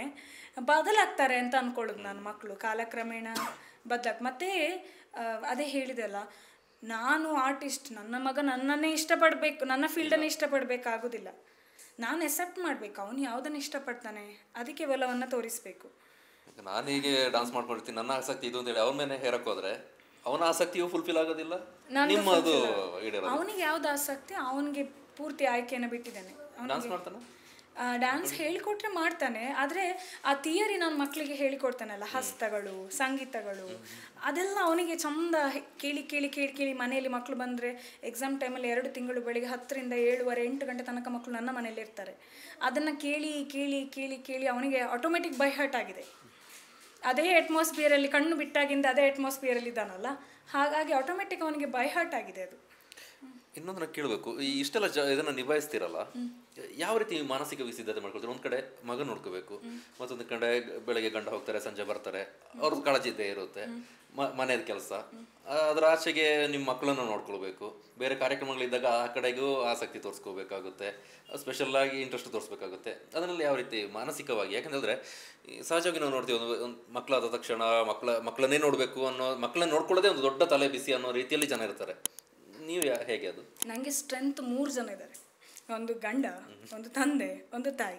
ಒಂದು ಪ್ರೋಗ್ರಾಮ್ ಇದೆ ಅಂತ ಆದರೆ 2 ದಿವಸದ ಮುಂಚೆ ನನ್ನ ಅಮ್ಮ ಇಲ್ಲಿ ಪ್ರೆಸೆಂಟ್ ಇರ್ತಾರೆ. ಯಾಕೆ ನನ್ನ ಮಗನ ಕಂಪ್ಲೀಟ್ ಜವಾಬ್ದಾರಿ ಅವರದ್ದು. ಮತ್ತು ಅಡಿಗೆ ಡಿಪಾರ್ಟ್ಮೆಂಟ್, ಮನೆ, ಹೋಮ್ ಡಿಪಾರ್ಟ್ಮೆಂಟ್ ನನ್ನ ತಾಯಿಗೆ. ಇನ್ನು ಕಾಸ್ಟ್ಯೂಮ್ ತರುವ ವಿಷಯ, ನಮಗೆ ಕಾಸ್ಟ್ಯೂಮ್ಗಳು ಪುತ್ತೂರು ಅಥವಾ ಮಂಗಳೂರು ಆಚೆ ಕಡೆ ಜಾಸ್ತಿ ಸಿಗೋದು, ರೆಂಟೆಡ್ ಕಾಸ್ಟ್ಯೂಮ್. ಮೊದಲು ಅಪ್ಪ ಡ್ಯೂಟಿಲಿರುವಾಗ ಅಪ್ಪ ಬಸ್ಸಲ್ಲಿ ಹಾಕೋದು ಅಥವಾ ತಂದು ಕೊಡೋದು, ಹಾಗೆ ಮಾಡೋದು. ಇಲ್ಲ ಹಸ್ಬೆಂಡ್ ಇದ್ದಾರಲ್ಲ, ಅವ್ರನ್ನ ಕಳಿಸಿ ತರೋದು ಅವರು. ಈಗ ಅಂದರೆ ಅವರಿಗೆ ಫುಲ್ ಹೋಗಿ ನಾನು ಸೆಲೆಕ್ಟ್ ಮಾಡಿ ಇಟ್ಟಿರ್ತೇನೆ ಇಷ್ಟಿಷ್ಟು ಬೇಕು ಅಂತ, ಅದನ್ನು ತರುವ ಪ್ರಯತ್ನವನ್ನು ಅವ್ರು ಮಾಡ್ತಾರೆ. ಈಗ ಕಾಣಲಿಕ್ಕೆ ಕಲಾಕಾವ್ಯ ನಾಟ್ಯ ಶಾಲೆ, ಕಾವ್ಯಶ್ರೀ ಇಲ್ಲ, ನನ್ನ ಹಿಂದೆ ಇವ್ರು 3 ಜನ ಫುಲ್ ಸ್ಟ್ರಾಂಗ್ ಆಗಿರುವ ಕಾರಣ ಅದು ಬ್ಯಾಲೆನ್ಸ್ ಆಗ್ತದೆ. ಈಗ ಇತ್ತೀಚೆಗೆ ನಾವು ಕಲಾಕಾವ್ಯ ನಾಟ್ಯ ವೈಭವ ಅಂತ ಕಾರ್ಯಕ್ರಮ ಮಾಡಿದೆ. ಅದರ ಅರ್ಧ ಜವಾಬ್ದಾರಿ ಕಂಪ್ಲೀಟ್ ಹಸ್ಬೆಂಡ್ನ ತಲೆ ಮೇಲೆ ಇತ್ತು. ನನಗೆ ಬರೀ ಡ್ಯಾನ್ಸ್ ಮಕ್ಕಳನ್ನ ರೆಡಿ ಮಾಡಿ ಪ್ರೆಸೆಂಟ್ ಮಾಡೋದಷ್ಟೇ, ಅದರ ಕಾಸ್ಟ್ಯೂಮ್, ಅದರ ಕಾರ್ಯಕ್ರಮ ಹೇಗೆ ನಿಭಾಯಿಸಬೇಕು, ಹಾಲು, ಮ್ಯಾನೇಜ್ಮೆಂಟ್ ಎಲ್ಲ ಹಸ್ಬೆಂಡ್. ಹಾಗಾಗಿ ಮ್ಯಾನೇಜ್ ಆಗ್ತಾ ಇದೆ. ಫ್ಯೂಚರಲ್ಲಿ ಯಾವ ರೀತಿ ಕೊಂಡೊಯ್ಯಬೇಕು ಅಂತಿದ್ದೀರಿ ನಿಮ್ಮ ಈ ಸಂಸ್ಥೆಯನ್ನು? ಏನೋ ಡ್ರೀಮ್ ಅಂತ ಇರುತ್ತಲ್ಲ? ಡ್ರೀಮ್ ಅಂತ ಇದೆ, ತುಂಬ ಅತಿಯಾಗಿ ಹೀಗೆ ಆಗಬೇಕು ಅಂತ ಹೇಳುವ ಯಾವತ್ತೂ ನಾನು ಮಾಡಿದವಳಲ್ಲ. ಅದು ಮಾಡಿದರೆ ಸಕ್ಸಸ್ ಆಗೋದಿಲ್ಲ ಅಂತ ಹೇಳುವ ಒಂದು ನಂಬಿಕೆ ಸಹ. ಆದರೂ ಹೀಗೆ ಒಂದು ಸಣ್ಣ ಪುಟ್ಟ ಕನಸು ಅಂತ ಹೇಳಿದರೆ, ಅದೇ ಹೇಳಿದೆಲ್ಲ, ನಾನು ನನ್ನ ಸ್ಟ್ರೆಂತ್ ಅಥವಾ ಪ್ರೋಗ್ರಾಮ್ ತೋರಿಸಿ ಫೇಮಸ್ ಆಗಬೇಕು ಅಂತ ನನಗೆ ಆಸೆ ಇಲ್ಲ. ಅಥವಾ ನಾನು ಪ್ರಚಾರ ಕೊಟ್ಟು ನಾನೇ ಒಂದು ಅಡ್ವರ್ಟೈಸ್ಮೆಂಟ್ ಕೊಟ್ಟು ಹಾಗೆ ಫೇಮಸ್ ಆಗಬಾರ್ದು. ನನ್ನ ಮಕ್ಕಳು ಪರ್ಫಾರ್ಮ್ ಮಾಡ್ತಾರಲ್ಲ, ಆ ಪರ್ಫಾರ್ಮನ್ನು ಹುಡುಕಿಕೊಂಡು ಬಂದು ಕೇಳಬೇಕು, ಯಾರು ಗುರುಗಳು, ನಿನಗೆ ಯಾರು ಹೇಳಿಕೊಟ್ಟವರು, ಇಷ್ಟು ಚಂದ ಯಾರು ಹೇಳಿಕೊಟ್ಟು, ಆ ಥರದೊಂದು ಕನಸಿದೆ. ಮತ್ತು ಈಗ ಎಲ್ಲರೂ ಸಹ ಡ್ಯಾನ್ಸ್ ಅಂದರೆ ಬರೀ ಡ್ಯಾನ್ಸ್ ಮಾತ್ರ ನೋಡ್ತಾರೆ, ಅದರ ಹಿಂದೆ ಇರುವ ಥಿಯರಿಯನ್ನು ಗಮನಿಸೋದಿಲ್ಲ, ಅದರ ಆಳ ಬೇರನ್ನು ಕಲೀಲಿಕ್ಕೆ ಇಷ್ಟಪಡೋದಿಲ್ಲ. ಅದರ ಹಿನ್ನೆಲೆ ಏನಿತ್ತು, ಅದು ಎಷ್ಟು ಅಗರ್ಭ ಶ್ರೀಮಂತಿಕೆಯಲ್ಲಿ ಇತ್ತು ನಾಟ್ಯ, ಮತ್ತು ಅದರ ಒಂದೊಂದು, ಈಗ ಫಾರ್ ಎಕ್ಸಾಂಪಲ್ ಹೀಗೆ ಹಿಡಿದಕ್ಕೂ ಅರ್ಥ ಸುಮಾರಷ್ಟು ವ್ಯತ್ಯಾಸ ಇದೆ, ಅರ್ಥವೇ ಚೇಂಜ್ ಆಗ್ತದೆ. ಆ ಚಿಕ್ಕ ಚಿಕ್ಕ ವಿಷಯಗಳನ್ನು ಸಹ ನನ್ನ ಮಕ್ಕಳು ಕಲ್ತಿರಬೇಕು ಅನ್ನೋದು ನನ್ನ ಇದು. ಥಿಯರಿಟಿಕಲಿ ಪ್ರಾಕ್ಟಿಕಲಿ ನನ್ನ ಸ್ಟೂಡೆಂಟ್ಸ್ಗಳು ಪರ್ಫೆಕ್ಟ್ ಇರಬೇಕು, ಒಂದು ಕೂಡ ತಪ್ಪು ಹುಡುಕುವ ಹಾಗೆ ಇರಬಾರ್ದು ಅನ್ನೋದೊಂದು ನನ್ನ ದೊಡ್ಡ ಕನಸು ಅಷ್ಟೆ. ಒಂದೊಳ್ಳೆ ತಂಡ ಕಟ್ಟಬೇಕು ಹಾಗೆ ಅಂದರೆ ತುಂಬ ಕಡೆ ಪ್ರದರ್ಶನ ಕೊಟ್ಟು ತುಂಬ ಫೇಮಸ್ ಆಗಬೇಕು ಅಂಥದ್ದೆಲ್ಲ ಒಂದು ಸಣ್ಣ ಸಣ್ಣ ಕನಸು ಅಲ್ಲಿ ಇದೆ. ಅದು ದೊಡ್ಡ ಕನಸು ಅಂತಿಲ್ಲ, ದೊಡ್ಡ ಕನಸಾಗಿ ಇರೋದು ಇದೊಂದೇ, ಪರ್ಫೆಕ್ಟ್ ಇರಬೇಕು ಅಷ್ಟೇ. ನಾನು ಒಂದು ಮಗು ಒಂದು ಸ್ಟೇಜ್ ಹತ್ತುತ್ತಾನೆ ಅಂತ ನಾನು 100 ಮಕ್ಕಳಿದೆ, ಆ 100 ಮಕ್ಕಳನ್ನ ಒಂದು ರೌಂಡ್ ತಿರುಗಿಸ್ತೇನೆ. ನನಗೆ ಟಾಪ್ ಟು ಬಾಟಮ್ ಯಾವುದೇ ಫಾಲ್ಟ್ ಕಾಣಬಾರ್ದು, ಡ್ರೆಸ್ಸಿಂಗಲ್ಲಿ ಯಾವುದರಲ್ಲಿ ಸಹ. ಅದು ನನಗೆ ತುಂಬ ಜನ, ಕೆಲವರಿಗೆ ಅದು ಕಿರಿಕಿರಿ ಅದು ಸಹ ಉಂಟು. ಒಂದು ಸಣ್ಣ ಇದು ಚೈನಿದು ಹಗ್ಗ ಕಂಡು ಕೂಡ ಮೇಡಮ್ ಬೈತಾರೆ ಅಂತ. ಪರ್ಫೆಕ್ಷನ್ ಇರಬೇಕು ಅಂತ. ಇನ್ನೊಂದು ನಾವು ಕೇಳಬೇಕು, ಆಗಲೇ ಮಾತಾಡಿದ್ವಿ, ಈ ಆಧುನಿಕ ಕಲಾ ಪ್ರಕಾರಗಳು, ನೀವೇ ಹೇಳಿದ್ರಿ DJ, ಅಬ್ಬರದ ಸಂಗೀತ, ನೃತ್ಯ, ಬೇರೆ ಬೇರೆ ಫಾರ್ಮ್ಗಳಿದ್ದಾವೆ. ಅದನ್ನು ಕೆಟ್ಟದೇ ಕಾಣೋದು ಅಂತಲ್ಲ, ಬಟ್ ಆ ಈಗಿನ ಪೋಷಕರ ಮನಸ್ಥಿತಿ, ರಿಯಾಲಿಟಿ ಶೋಗಳು ಇರ್ಬೋದು ಅಥವಾ ಬೇರೆ ಬೇರೆ ರೀಲ್ಸ್ ಜಗತ್ತಿನಲ್ಲಿ, ನನ್ನ ಮಗಳು ಹಿಂಗೆ ಕುಣಿಬೇಕು, ಇದೇ ರೀತಿ ಆಗಬೇಕು, ಅಲ್ಲಿ ನನ್ನ ಪಕ್ಕದ ಮನೆ ಮಗಳು ಈ ರೀತಿ ಮಾಡ್ತಿದ್ದಾಳೆ, ನನ್ನ ಮಗಳು ಕೂಡ ಅದೇ ರೀತಿ ಕುಣಿಬೇಕು, ಟಿ ವಿಲಿ ಆ ಮಗು ಆ ರೀತಿ ಕುಣಿತಿದೆ, ಆ ರೀತಿ ಹಾಡ್ತಾ ಇದೆ, ನನ್ನ ಮಗ ಈ ರೀತಿ ಅದೇ ರೀತಿ ಕುಣಿಬೇಕು, ಹಾಡಬೇಕು, ಜಂಪ್ ಮಾಡಬೇಕು, ಏನೆಲ್ಲೋ ಕಲ್ಪನೆ ಇರುತ್ತೆ. ಬಟ್ ಆ್ಯಸ್ ಅ ತಾಯಿಯಾಗಿ, ಕಲಾವಿದೆಯಾಗಿ ಏನು ಸಜೆಷನ್ ಕೊಡ್ತೀರಿ ಜನರಿಗೆ? ನಾನು ಸಜೆಸ್ಟ್ ಮಾಡೋದು, ಆಗಲೇ ಹೇಳಿದ ಹಾಗೆ, ಎಲ್ಲರೂ ಎಲ್ಲ ಒಂದೇ ರೀತಿ ಇರೋದಿಲ್ಲ. ಪ್ರತಿಯೊಂದು ಮಗುವಲ್ಲಿ ಸಹ ಒಂದು ವಿಶೇಷತೆ ಇದ್ದೇ ಇರ್ತದೆ, ನೀವು ಅದನ್ನು ಕಂಡುಕೊಳ್ಬೇಕು. ಗೊತ್ತಾಯ್ತಾ? ಇದಕ್ಕೊಂದು ಕತೆ ಹೇಳ್ತೇನೆ. ನಾನು ಹೇಗೆ ಫಸ್ಟ್ ಪ್ರೈಸ್ ತಗೊಂಡೆ, ಹೇಗೆ ಟೇಸ್ಟ್ ಹಿಡಿದೆ ಅಂತ. ನಾನು ಹೇಳಿದೆ, ನಮ್ಮದು ಹಳ್ಳಿಯ ಊರು, ಅದು ಮಡಪಾಡಿ ಒಂದು ಚಿಕ್ಕ ಗ್ರಾಮ, ಅಲ್ಲಿಗೆ ಬರಲಿಕ್ಕೆ ಒಂದು 20 ಮಿನಿಟ್ಸ್ ವಾಕೇಬಲ್ ದಾರಿ ಇದೆ. ಫಸ್ಟ್ ವರ್ಷದ ಗಣೇಶ ಚತುರ್ಥಿ ನಮಗೆ ಅಲ್ಲಿ ಹಾಡಿನ ಕಾಂಪಿಟೇಷನ್ ಉಂಟು ಅಂತ ನನ್ನ ಅಮ್ಮನಿಗೆ ಬೆಳಿಗ್ಗೆ ಗೊತ್ತಾಯಿತು. ಈಗ ನನಗೆ ಹಾಡು ಗಣೇಶನ ಪ್ರಾಕ್ಟೀಸ್ ಆಗಬೇಕಲ್ಲ, ಭಜನೆ ಎಲ್ಲ ಮಾಡ್ತಿದ್ವಿ. ಅಲ್ಲಿ ಹೋಗುವಾಗ ನನ್ನಮ್ಮ ವಂದಿಪೆ ನಿನಗೆ ಗಣನಾಥ ಹೇಳ್ಕೊಂಡು ಇದು ನೀನು ಹೇಳಬೇಕು ಫಸ್ಟು ಅಂತ, ಆಯಿತಾ? ನೀನು ಅದನ್ನ ಮುಂದೆ ಹೋಗಿ ಹೇಳಬೇಕು ಎಲ್ಲರ ಮುಂದೆ. ನನಗೆ ಶೈ ಕ್ಯಾರೆಕ್ಟರ್, ಅಂದ್ರೆ ನನ್ನ ಮನೆಗೆ ಗೊತ್ತು ನಾನು ಹಾಡ್ತೇನೆ ಚೆನ್ನಾಗಿ ಅಂತ, ಬಟ್ ನನಗೆ ಅದನ್ನು ಎಲ್ಲರ ಮುಂದೆ ಅಷ್ಟು ಜನರ ಮುಂದೆ ನಿಲ್ಲಲಿಕ್ಕೆ ಶೈ. ಆಗ ನನ್ನಮ್ಮ ಏನು ಎಲ್ಲರ ಮುಂದೆ ಹೊಡಿಯೋಕ್ಕಾಗೋದಿಲ್ಲ, ಮೆಲ್ಲಗೆ ಹಿಂಡೋದು, ಹೋಗು ಎಲ್ಲರೂ ಬಿಟ್ಟು ಹೋಗ್ತಾನೆ ಇವತ್ತು ಇಲ್ಲೇ ಅಂತ. ನನಗೆ ದಾರಿಸ ಗೊತ್ತಿಲ್ಲ, ಇವ್ರು ಗ್ಯಾರಂಟಿ ನನ್ನ ಬಿಟ್ಟು ಹೋಗ್ತಾರೆ, ಹೋಗಿ ಹೇಳಬೇಕಲ್ಲ ಅಂತ ಅಮ್ಮನ ಒತ್ತಾಯಕ್ಕೆ ಹೋಗಿ ಹೇಳಿದೆ. ಅವತ್ತು ಫಸ್ಟ್ ಪ್ರೈಸ್. ಅಂದರೆ ಆ ಟೇಸ್ಟನ್ನು ನನ್ನಮ್ಮ ಅರ್ಥ ಮಾಡ್ಕೊಂಡಿದ್ರು, ಇವಳಲ್ಲಿ ಆ ಪ್ರತಿಭೆ ಇದೆ, ಅವಳು ಮಾಡ್ತಾಳೆ, ಅರ್ಥ ಮಾಡ್ಕೋಬೇಕು ಅಂತಲ್ಲ, ಒಂದು ತಾಯಿಯಾಗಿ ಸಹಜವಾಗಿ ಗೊತ್ತಾಗ್ತದೆ. ಹಾಗೆ ಎಲ್ಲ ಪೋಷಕರು ಅವರವರ ಮಕ್ಕಳಲ್ಲಿ ಏನು ವಿಶೇಷತೆ ಇದೆ ಅದನ್ನು ತಿಳ್ಕೊಂಡು ಅದಕ್ಕೆ ಪ್ರೇರೇಪಣೆ ನೀಡಬೇಕು ಹೊರತು ವಿರುದ್ಧ ದಿಕ್ಕಿಗೆ ಎಳೆಯುವ ಪ್ರಯತ್ನವನ್ನು ಮಾಡಬಾರ್ದು. ತಾಯಿಗೆ ಒಂದು ಆಸಕ್ತಿ ಇರ್ಬೋದು, ಅದನ್ನೇ ಮಗಳು ಮಾಡಬೇಕು ಅಂತ ಇಲ್ಲ. ಕೆಲವೊಂದು ಟೈಮಲ್ಲಿ ಆ ಮಗುವಲ್ಲಿ ಆ ವಿಶೇಷತೆ ಕಂಡು ಅದಕ್ಕೆ ಆ ಕಡೆ ಹೋಗಲಿಕ್ಕೆ ಉದಾಸೀನ ಮಾಡಿದರೆ ಆವಾಗ ಎಳಿಬೋದು, ಆದರೆ ಅದು ತುಂಬ ಪ್ರೆಷರ್ ಆಗಬಾರ್ದು ಅಂತ. ಮಾನಸಿಕವಾಗಿ ಹಿಂಸೆ ಕಡಿಮೆ. ಆದರೆ ನೀವು ಅದೊಂದು ಮಾತಿದೆ, every flower has it own fragrance ಅಂತ. ಪ್ರತಿಯೊಂದು ಹೂಗೆ ಅದರದ್ದು ಬೇರೆ ಒಂದು ಪರಿಮಳ ಇರ್ತದೆ ಅಂತ. ಹಾಗೆ ಪ್ರತಿಯೊಂದು ಪ್ರತಿಭೆ ಇರ್ತದೆ, ಅದನ್ನ ಕಂಡುಕೊಳ್ಬೇಕು, ಗುರುತಿಸಬೇಕು. ಅದು ತಂದೆ ತಾಯಿಗಿರುವ ಚಾಲೆಂಜ್. ಅದಕ್ಕೆ ಪ್ರೇರೇಪಣೆ ಹೊರಬೇಕು ಹೊರತು ಎಲ್ಲೋ ಯಾರೋ ಒಬ್ರು ಮಾಡ್ತಾ ಇದ್ದಾರೆ ಉದಾಹರಣೆಯನ್ನ ತಕೊಂಡು ವಿರುದ್ಧವಾಗಿ ಹೇಳಿದ್ರೆ. ಇನ್ನೊಂದು ಕೇಳ್ಪಟ್ಟೆ, ಈ ಕಾವ್ಯಶ್ರೀ ಅವರಿಗೆ ಈ ಸೋಷಿಯಲ್ ಕನ್ಸರ್ನ್ ಜಾಸ್ತಿ ಅಂತ, ಹೌದಾ? ಹಾ, ಇದೆ. ಅಂದ್ರೆ ಹೇಗೆ ಈಗ ನೋಡಿ, ಕಲಾವಿದರು ಅಂತ ಹೇಳುವಾಗ ಮಧ್ಯದಲ್ಲಿ ಭಯ ಆಗ್ತೀನಿ. ನೀವು ಇಂದೊಮ್ಮೆ ಕ್ಯಾನ್ಸರ್ ಪೇಷಂಟ್ಗಳಿಗೆ ಕೂದಲು ಕೊಟ್ಟಿದ್ರಿ. ಹೌದು, ಅದು ಮೊದಲಿಂದ ಡ್ರೀಮ್ ಇತ್ತಾಯ್ತಾ. ಅಂದರೆ ಕ್ಯಾನ್ಸರ್ ಪೇಷಂಟ್ಗಳು, ಈಗ ಹೆಣ್ಣಿಗೆ ಕೇಶವೇ ಒಂದು ಸೌಂದರ್ಯ. ಒಂದು ಕ್ಯಾನ್ಸರ್ ಬಂದ ಹೆಣ್ಣು ಕೆಲವೊಮ್ಮೆ ಸ್ತನಗಳನ್ನು ಕಳೆದುಕೊಳ್ತಾಳೆ, ಗರ್ಭಕೋಶಗಳನ್ನು ಕಳೆದುಕೊಳ್ತಾಳೆ. ಆ ಟ್ರೀಟ್ಮೆಂಟಿಗೆ ಹೋಗುವಾಗ ಅವಳು ಕೂದಲನ್ನು ಕಳ್ಕೊಳ್ತಾಳೆ. ಹೆಚ್ಚಿಗೆ ಹೇಳಬೇಕಂದ್ರೆ ಐಬ್ರೋಸ್, ಐಲ್ಯಾಶಸ್ ಪ್ರತಿಯೊಂದನ್ನು ಕಳ್ಕೊಳ್ತಾಳೆ. ಸಮಾಜಕ್ಕೆ ಅವಳಿಗೆ ಹೊರಗೆ ಬರಲಿಕ್ಕೆ ಬಹಳ ಕಷ್ಟ ಅನಿಸ್ತದೆ, ಅಂಜಿಕೆ ಅನಿಸ್ತದೆ. ಮತ್ತು ಸಮಾಜ ನೋಡುವ ರೀತಿ ಕೂಡ ಹಾಗೆ ಇರ್ತದೆ. ಕೂದಲು ಕಟ್ ಮಾಡಿ ಅವರಿಗೆ ಕೊಡುವಂಥದ್ದು ಮುಂಚೆಯಿಂದ ನಡೀತಾ ಇತ್ತು. ನಿಟ್ಟೆ ಕಾಲೇಜಲ್ಲಿ ಪ್ರತಿ ವರ್ಷ ಒಂದು ಕ್ಯಾಂಪ್ ಆಗ್ತಿತ್ತು. ಆದರೆ ಗೊತ್ತಲ್ಲ, ಡ್ಯಾನ್ಸರ್ಸ್ಗಳಿಗೆ ಕೂದಲು ಬೇಕೇ ಬೇಕು, ಕೊಡುವ ಹಾಗೆ ಇಲ್ಲ. ಮೇಡಮ್ ಹೇಳಿದ್ರು, ಶೋಲ್ಡರ್ಗಿಂತ ಕೆಳಗೆ ಎಷ್ಟು ಬೇಕಾದ್ರೂ ಕಟ್ ಮಾಡು, ಶೋಲ್ಡರ್ಗಿಂತ ಮೇಲೆ ಬರಬಾರ್ದು. ಕೂದಲು ಕಟ್ಟುವಾಗ ನೀನು ಮತ್ತೆ ಡ್ಯಾನ್ಸರ್ ಹೋಗಿ ಅಲ್ಲಿ ಬೇರೆ ಆಗಿಬಿಡ್ತದೆ, ಕೂದಲೆಲ್ಲ ಬರ್ತದೆ. ಹಾಗೆ ಕೊಡ್ಲಿಕ್ಕೆ ಅವಕಾಶ ಇಲ್ಲ. ತುಂಬ ವರ್ಷದಿಂದ ಕನಸಿತ್ತು. ಆಮೇಲೆ ಟೀಚರ್ ಆದ ಮೇಲೆ ಈಗ ಪರ್ಫಾರ್ಮ್ ಮಾಡೋದು ಕಡಿಮೆ ಮಾಡಿದೆ. ನನಗೆ ಬರುವ ಅವಕಾಶಗಳನ್ನೆಲ್ಲ ಮಕ್ಕಳಿಗೆ ಕೊಡ್ತಾ ಇದ್ದೇನೆ. ಅಂದರೆ ಹೇಳ್ತಾರೆ, ಮ್ಯಾಮ್ ನೀವೊಂದು ಸೋಲೋ ಕೊಡಿ. ಬೇಡ, ನನ್ನ ಮಕ್ಕಳೊಬ್ಳು ಕೊಡ್ತಾರೆ ಸೋಲೋ ಅಂತೇಳಿ ನಾನು ಮಕ್ಕಳಿಗೆ ಜಾಸ್ತಿ ಅವಕಾಶ ಕೊಡೋದು. ಹಾಗಾಗಿ ಉದ್ದ ಇದ್ದ ಕೂದಲನ್ನು ಕಟ್ ಮಾಡಿ ಕ್ಯಾನ್ಸರ್ ಪೇಷಂಟ್ ಇಲ್ಲ, ಏನು ಅನ್ನಿಸ್ಲಿಲ್ಲ, ಖುಷಿಯಲ್ಲಿ ಕೊಟ್ಟೆ. ಅದೇ ನನ್ನ ಯಾವ ನಿರ್ಧಾರಗಳಿಗೆ ಸಹ ಅವರು, ನಾನು ಅಂದರೆ ಸೋತಾಗ ಕುಂದಿದಾಗ ಬೈತಾರೆ ಹೊರತು ಒಳ್ಳೆ ಡಿಸಿಷನ್ಗೆ ಯಾವತ್ತೂ ಅಡ್ಡಗಾಲ ಹಾಕೋದಿಲ್ಲ. ಅಂದರೆ ಅವರಿಗೆ ನಾನು ಬೇಸರದಲ್ಲಿರೋದು, ಸೋತಾಗಿರೋದು ಅದಿಷ್ಟ ಆಗೋದಿಲ್ಲ. ಆವಾಗ ಬೈತಾರೆ ಹೊರತು ಬಾಕಿದ್ದಕ್ಕೆ ಇಲ್ಲ. ತೃಪ್ತಿ ಇದೆಯಾ, ಕೊಟ್ಟು ಖುಷಿ ಇದೆ ಅವರಿಗೆ ಸಹ. ಮನೆಯಲ್ಲಿ ಏನು ಹೇಳಿದ್ರು ಅಮ್ಮೆಲ್ಲ ಏನು ಹೇಳಿಲ್ಲ. ಅಂದರೆ ನಮ್ಮದು ಸ್ವಲ್ಪ ಬ್ರಾಡ್ ಮೈಂಡೆಡ್ ಫ್ಯಾಮಿಲಿ ಆದ ಕಾರಣ ಏನು ಹೇಳಿಲ್ಲ. ಅಪ್ಪನಿಗೆ ತುಂಬ ಕೂದಲ ಬಗ್ಗೆ ಆಸಕ್ತಿ, ಒಂದ್ಸತಿ ಹಿಂಗೆ ನೋಡಿದ್ರು, ಆಮೇಲೆ ಸುಮ್ಮನೆ ಅಷ್ಟೇ. ಇನ್ನೀಗ ಎರಡನೇ ಮಗುವಿನ ನಿರೀಕ್ಷೆಯಲ್ಲಿ ಇದ್ದೀರಿ. ಹೌದು, ಹೆಣ್ಣು ಮಗು ಅಂದ್ರೆ ಬಹಳ ಇಷ್ಟ ಅಂತ. ಹೌದಾ? ಹೌದು, 100 ಮಕ್ಕಳಿದ್ದಾರಲ್ಲ, 100 ಮಕ್ಕಳಿಗೆ ಟೀಚರ್ಸ್ ಹೌದು, ಒಂದೊಂದ್ಸತಿ ಅಮ್ಮ ಕೂಡ ಆಗ್ತೇನೆ. ಹಾಗಾಗಿ ಅವರನ್ನೆಲ್ಲ ನೋಡುವಾಗ ಸಹಜ. ಹಾಗೆ ಗಂಡು ಮಕ್ಕಳೇ ಇಲ್ಲ, ಮಗ ಮುದ್ದಾಗಿದ್ದಾನೆ, ಆರೋಗ್ಯವಂತ ಮಗುವಿನ ನಿರೀಕ್ಷೆ. ಸಹಜವಾಗಿ ನಿಮ್ಮ ಪ್ರತಿಭೆಯನ್ನು ಮುಂದೆ ತಗೊಂಡೋಗ್ಲಿಕ್ಕೆ ಒಂದು ಹೆಣ್ಣು ಬೇಕು ಅನ್ನೋಂಥ ಆಸೆಯಲ್ಲಿ ಇದ್ದೀರಿ. ಎಲ್ಲವೂ ಭಗವಂತನ ಇಚ್ಛೆ, ಬಂದಿದ್ದನ್ನು ಸ್ವೀಕರಿಸುವಂತ. ಹೌದು, ಅದೇ ಕಾರಣಕ್ಕಾಗಿ ಈ ವಾರದಲ್ಲಿ ನಾವು ಕರೆಸಿದ್ದು ಸ್ನೇಹಿತರೆ. ಇನ್ನು 2-3 ತಿಂಗಳ ಕಳೆದ ನಿಮಗೂ ಬರ್ಲಿಕ್ಕೂ ಕಷ್ಟ ಆಗುತ್ತೆ. ಅದಾದ ನಂತರ ನಿಮಗೆ ನೆಕ್ಸ್ಟ್ 1 ವರ್ಷ ಬರ್ಲಿಕ್ಕೆ ಕಷ್ಟ ಅಂತೇಳಿ ಈ ಬಾರಿ ಕರೆಸಿದ್ವಿ.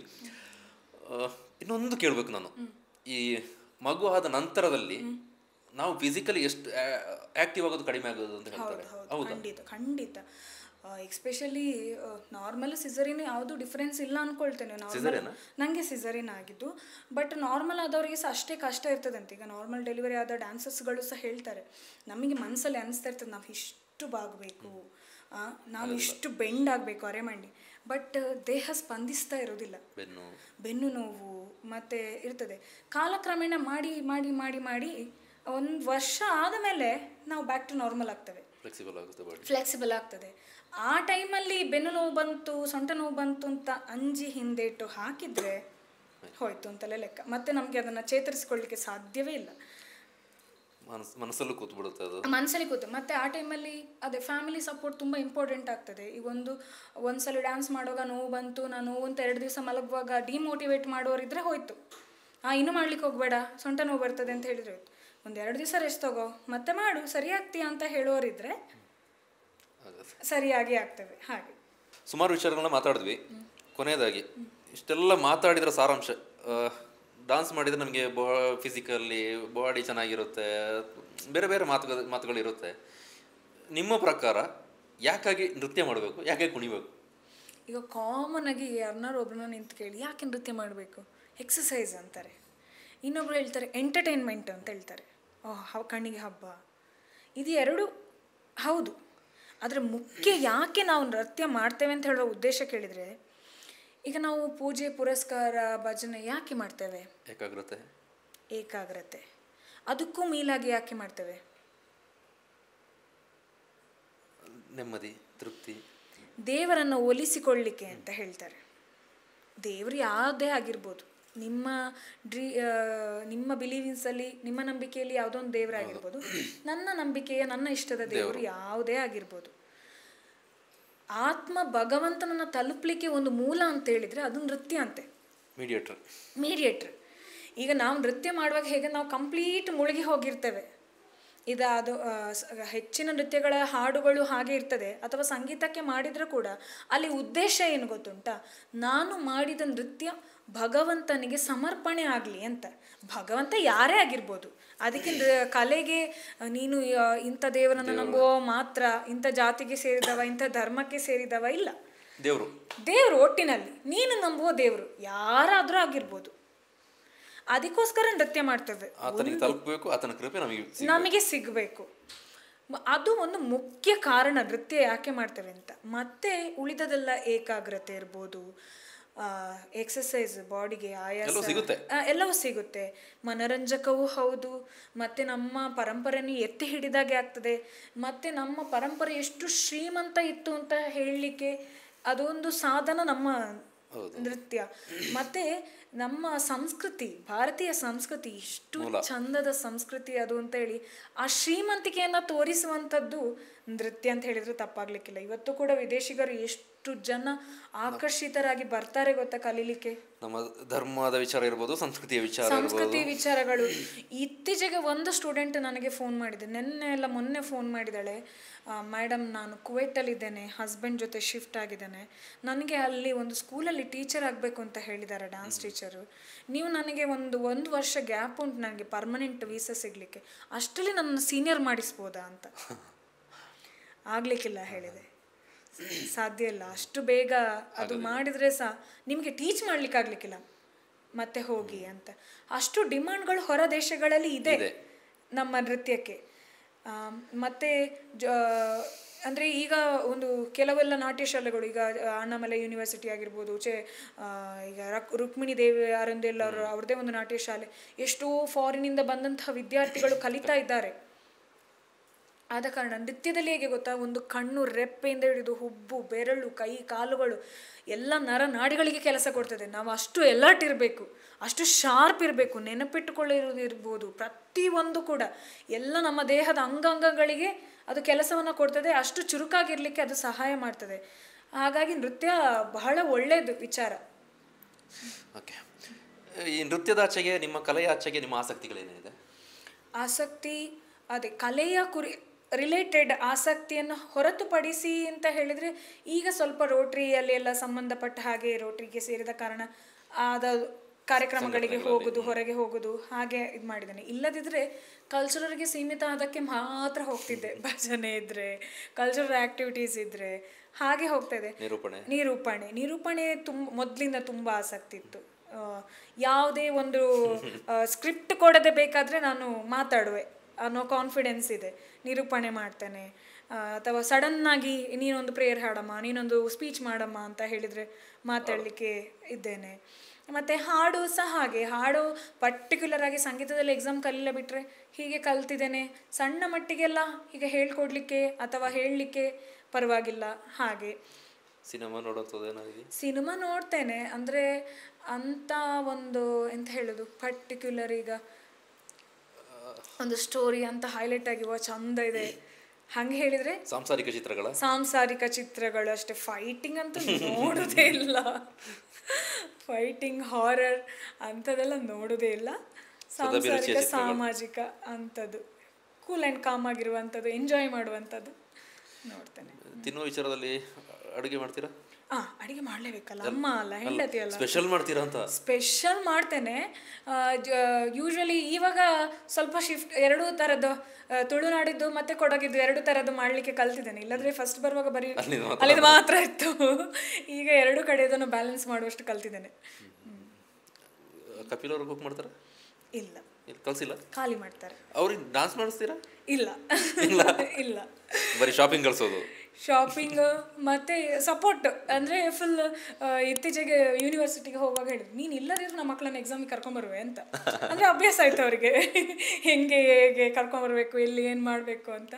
ಹಾಗೆ ಸೊ ಅವ್ರನ್ನ ಹೇಗಂದರೆ ಫುಲ್ ಬ್ಯಾಕ್ ಸಪೋರ್ಟ್ ಆಗಿ ಸ್ಟ್ರಾಂಗ್ ಆಗಿ ಮಾಡ್ತಾ ಇದ್ದೇನೆ. ಅಂದರೆ ನಾನು ಇಲ್ಲದಿದ್ರು, ನಾನೇ ಅಕಸ್ಮಾತ್ ನನಗೆ ಬರ್ಲಿಕ್ಕಾಗದ್ರೆ ಮ್ಯಾನೇಜ್ ಮಾಡುವಷ್ಟು ಅವ್ರನ್ನ. ಯಾವುದೊಂದೆರಡು ಸ್ಟೆಪ್ಸ್ ಟ್ರೈ ಮಾಡಿಸಿಲ್ವಾ? ಇಲ್ಲ, ಅವ್ರು ಬರೋದೇ ಇಲ್ಲ, ಬರ್ಲಿಕ್ಕೆ ರೆಡಿ ಇಲ್ಲ. ಅವರ ಫೀಲ್ಡೇ ಬೇರೆ, ಅವರು ಅಲ್ಲಿಗೆ ಬಾ ಅಂತ ಹೇಳ್ತಾರೆ, ನಾನು ಅಲ್ಲಿ ಗ್ರೌಂಡಿಗೆ ಇಳಿಲಿಕ್ಕೆ ರೆಡಿ ಇಲ್ಲ. ಕೋರ್ಟ್ ವಾದನ ಇಲ್ಲಿ ಮನೇಲಿ ಮಾಡ್ತಾರ? ಅದು ಆಗ್ತಾ ಇರ್ತದೆ. ವಾದ ಪ್ರತಿವಾದ ಜೋರಾಗಿ ಆಗ್ತಾ ಇರ್ತದೆ. ಆದ್ರೆ ವಾದ ಅವರೇ ಗೆಲ್ತಾರೆ. ಅದೇ ಗೆಲ್ಲಬೇಕು. ಓಕೆ, ಸುಮಾರು ಹೊತ್ತು ಮಾತಾಡಿದ್ವಿ. ಏನನ್ಸು ಮಾತುಕತೆ? ಖುಷಿ ಆಯಿತು. ಅಂದರೆ ಇಂಟರ್ವ್ಯೂ ಥರ ಅನ್ನಿಸ್ಲಿಲ್ಲ, ನಾರ್ಮಲ್ ಆಗಿ ಒಂದು ರಿವೈಸ್ಡ್ ಹೇಗೆ ಬಂತು ಅಂತ ಹೇಳಿ ಮಾತಾಡಿದ ಹಾಗೆ ಆಯಿತು. ಖುಷಿ ಆಯಿತು. ನನ್ನ ಉದ್ದೇಶ ಕೂಡ ಅದೇ, ಇಲ್ಲಿ ಕೂತ್ರೆ ಕ್ಯಾಮರಾ ಎದುರು ಕೂತು ಮಾತಾಡ್ತೀವಿ ಅನ್ನೋ ಫೀಲ್ ಕೊಡಬಾರ್ದು. ಇಲ್ಲ, ಏನೋ ಒಂದು ವಿಚಾರ ಶೇರ್ ಮಾಡ್ಕೊಳ್ತಾ ಇದೀವಿ. ಅದೇ ಹರಟೆ ವಿಚಾರ ಇರಬೇಕು. ಈ ಮೂಲಕ ಕೆಲವು ವಿಚಾರಗಳನ್ನು ತಲುಪಿಸ್ಬೇಕಿತ್ತು. ಯಾಕಂದರೆ ಕುರ್ಬಸ್ ತುಂಬ ನಾನು ನೋಡಿದ್ದೇನೆ, ಎಷ್ಟು ಮಿಲಿಯನ್ಸ್ ವ್ಯೂಸ್ ಆದ ವಿಡಿಯೋಸ್ಗಳು ಸಹ ಇದೆ. ಹಾಗಾಗಿ ಕೆಲವು ವಿಚಾರಗಳು ಕೆಲವರಿಗೆ ಇವತ್ತಿಂದ ತಲುಪಬಹುದು ಅಂತ ಹೇಳುವಂಥ ಒಂದು ಭಾವನೆ ಇದೆ. ನೃತ್ಯದ ಕುರಿತಾಗಿ ಅನೇಕ ಗಂಭೀರ ವಿಚಾರಗಳನ್ನು ತಿಳಿಸಿದ್ದೀರಿ. ವೀಕ್ಷಕರುಗಳಿಗೂ ಕೂಡ ಒಂದಷ್ಟು ಅರಿವು ಆಗಿರ್ಬೋದು. ನಮ್ಮ ಶಾಸ್ತ್ರೀಯ ನೃತ್ಯ ಪ್ರಕಾರದ ಮೂಲ ಮತ್ತು ಉದ್ದೇಶ, ಅದನ್ನು ಯಾಕಾಗಿ ನಾವು ನೋಡಬೇಕು, ಯಾಕಾಗಿ ನಾವು ತೊಡಗಿಸ್ಕೊಳ್ಬೇಕು, ನಮ್ಮ ಮಕ್ಕಳನ್ನ ಯಾಕಾಗಿ ತೊಡಗಿಸ್ಕೊಳ್ಬೇಕು. ಕೇವಲ ಒಂದು ಈ ಕಲ್ಪನಾ ಜಗತ್ತಿನಿಂದ ಆಚೆಗೆ ಒಂದು ಶಾಸ್ತ್ರೀಯ ಕಲೆ ಇದೆ, ಆ ಕಲೆಯಿಂದ ಆಗುವ ಲಾಭ ಎಲ್ಲ ವಿಚಾರಗಳನ್ನ ಮಾತಾಡಿದಿರಿ. ನಮ್ಮ ಜೊತೆಗೆ ಬಂದು ಅಮೂಲ್ಯ ಸಮಯವನ್ನು ಈ ಚಳಿ ಮಳೆ ಗಾಳಿಯ ಮಧ್ಯದಲ್ಲೂ ಕೂಡ ಬಂದು ಮಾತಾಡಿದಿರಿ, ಕಳೆದಿದ್ದೀರಿ. ಖುಷಿ ಆಯಿತು ನಮಗೂ ಕೂಡ ಇಷ್ಟೊತ್ತು ಮಾತಾಡಿ. ವೀಕ್ಷಕರು ನಿಮಗೂ ಕೂಡ ಖುಷಿಯಾಗಿದೆ ಅಂದ್ಕೊಳ್ತೀನಿ. ಕೊನೆಯದಾಗಿ ನಾನು ಹೇಳೋದು ಇಷ್ಟೇ, ಮೊದಲಿಗೆ ನಿಮಗೆ ಥ್ಯಾಂಕ್ಸ್ ಹೇಳ್ತೀನಿ, ಧನ್ಯವಾದಗಳು ಈ ಶೋನಲ್ಲಿ ಬಂದಿದ್ದಕ್ಕೆ. ಜೊತೆಗೆ ಮುಂದಿನ 2ನೇ ಪ್ರಸವ ಸುಖ ಪ್ರಸವ ಆಗಲಿ, ನೀವು ಅಂದ್ಕೊಂಡಂಥ ಹೆಣ್ಣು ಮಗು ಆಗಲಿ ಅನ್ನೋ ಆಶೆ, ಆರೋಗ್ಯವಂತ ಮಗು. ಯಾರು ನನ್ನ ಸಾಕಷ್ಟು ಮಂದಿ ಕೇಳ್ತಾ ಇರ್ತಾರೆ, ಸಹಜವಾಗಿ ಪ್ರೆಗ್ನೆಂಟ್ ಇದ್ದಾಗ ಯಾವ ಮಗು ಆಗ್ಬೋದು, ನಿನಗೆ ಏನನ್ಸುತ್ತೆ ಅಂತ. ನನ್ನ ಓಟ್ ಇರೋದು ಹೆಣ್ಣು ಮಗು ಕಡೆಗೆ. ಸಹಜವಾಗಿ ಇಲ್ಲೂ ಕೂಡ ನಿಮಗೆ ಆ ಕಡೆನೇ ಓಟ್ ಮಾಡ್ತೀನಿ. ಮತ್ತೆ ಭಗವಂತ ಕೊಟ್ಟಿದ್ದು ನಾವು ಸ್ವೀಕರಿಸಲೇಬೇಕು. ಖಂಡಿತ ಆ ಸಮಯ 2ನೇ ಹೆರಿಗೆ ಕೂಡ ಚೆನ್ನಾಗಾಗಲಿ, ಸುಖ ಸಮಯ ಚೆನ್ನಾಗಿ ಅನುಭವಿಸಿ, ಒಳ್ಳೆಯದಾಗಲಿ. ಮುಂದೆ ನಿಮ್ಮ ಶಾಲೆಗೂ ಕೂಡ, ನೃತ್ಯ ಶಾಲೆಗೆ, ನಿಮ್ಮ ಮಕ್ಕಳಿಗೆ ಎಲ್ರಿಗೂ ಕೂಡ ಒಳ್ಳೆಯದಾಗಲಿ. ಕುರ್ಬಸ್ ಸದಾ ಜೊತೆಗಿರುತ್ತೆ. ಥ್ಯಾಂಕ್ ಯು ಇಷ್ಟೊತ್ತು ಬಂದು ಮಾತಾಡಿದ್ದಕ್ಕಾಗಿ. ಥ್ಯಾಂಕ್ ಯು ಸೋ ಮಚ್ ಎಲ್ಲರಿಗೂ ಕೂಡ.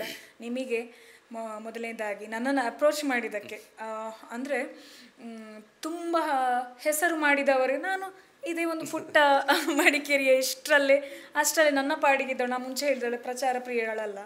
ಹಾಗಾಗಿ ನನಗೊಂದು ಪ್ರಚಾರ ಕೊಡುವ ಹಾಗೆ ಒಂದು ಇಂಟರ್ವ್ಯೂ ಕೊಟ್ಟು ನಿಮಗೂ ಧನ್ಯವಾದಗಳು. ಮತ್ತು ಹಿಂದೆ ಕಾರ್ಯನಿರ್ವಹಿಸಿದ ಎಲ್ಲ ಸಿಬ್ಬಂದಿಗಳಿಗೂ ಕೂಡ ನನ್ನ ಧನ್ಯವಾದಗಳನ್ನು ಅರ್ಪಿಸ್ತೇನೆ. Thank you very much. ವೀಕ್ಷಕರೇ, ನೀವೇನು ಮಾಡಬೇಕು ಗೊತ್ತಾ? ನಮ್ಮ ಚಾನಲ್ನ ಫಸ್ಟ್ ಟೈಮ್ ನೀವು ನೋಡ್ತಾ ಇದ್ದರೆ ಸಬ್ಸ್ಕ್ರೈಬ್ ಬಟನ್ ಒತ್ತಿ. ಅದಾದಮೇಲೆ ನಿಮ್ಮ ಅನಿಸಿಕೆ ಏನೋ ಇದ್ರೂ ಕೂಡ ನಮಗೆ ಕಮೆಂಟ್ ಮಾಡಿ. ಇಂಥ ಗೆಸ್ಟ್ಗಳು ಬರಬೇಕು ಅಂತ ಯಾರಾದರೂ ನಿಮ್ಮ ಮನಸ್ಸಲ್ಲಿ ಇರುತ್ತೆ, ಅವರ ಹೆಸರನ್ನು ಕೂಡ ನಮಗೆ ಸಜೆಷನ್ ಮಾಡಿ. ಜೊತೆಗೆ ಲೈಕ್ ಮಾಡಿ. ವಿಚಾರಗಳು ಖುಷಿ ಆಗ್ತಾ ಇದ್ದರೆ ಆ ವಿಡಿಯೋಗಳನ್ನು 4 ಜನಕ್ಕೆ ಶೇರ್ ಮಾಡಿ.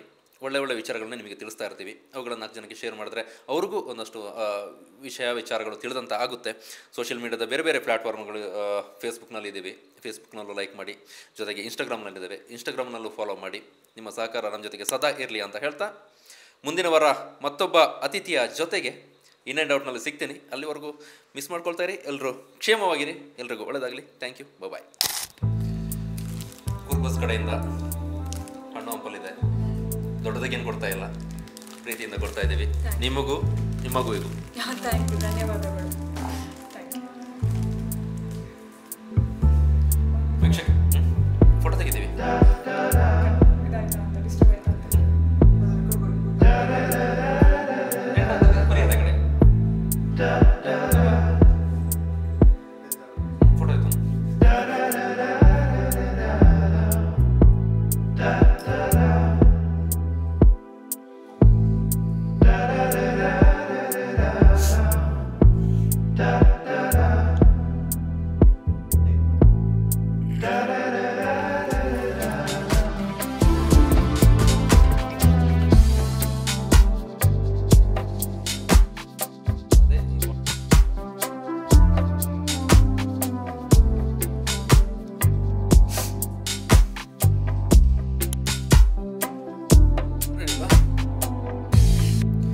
ಸುಮಾರು ಹೊತ್ತು ಮಾತಾಡಿದ್ವಿ.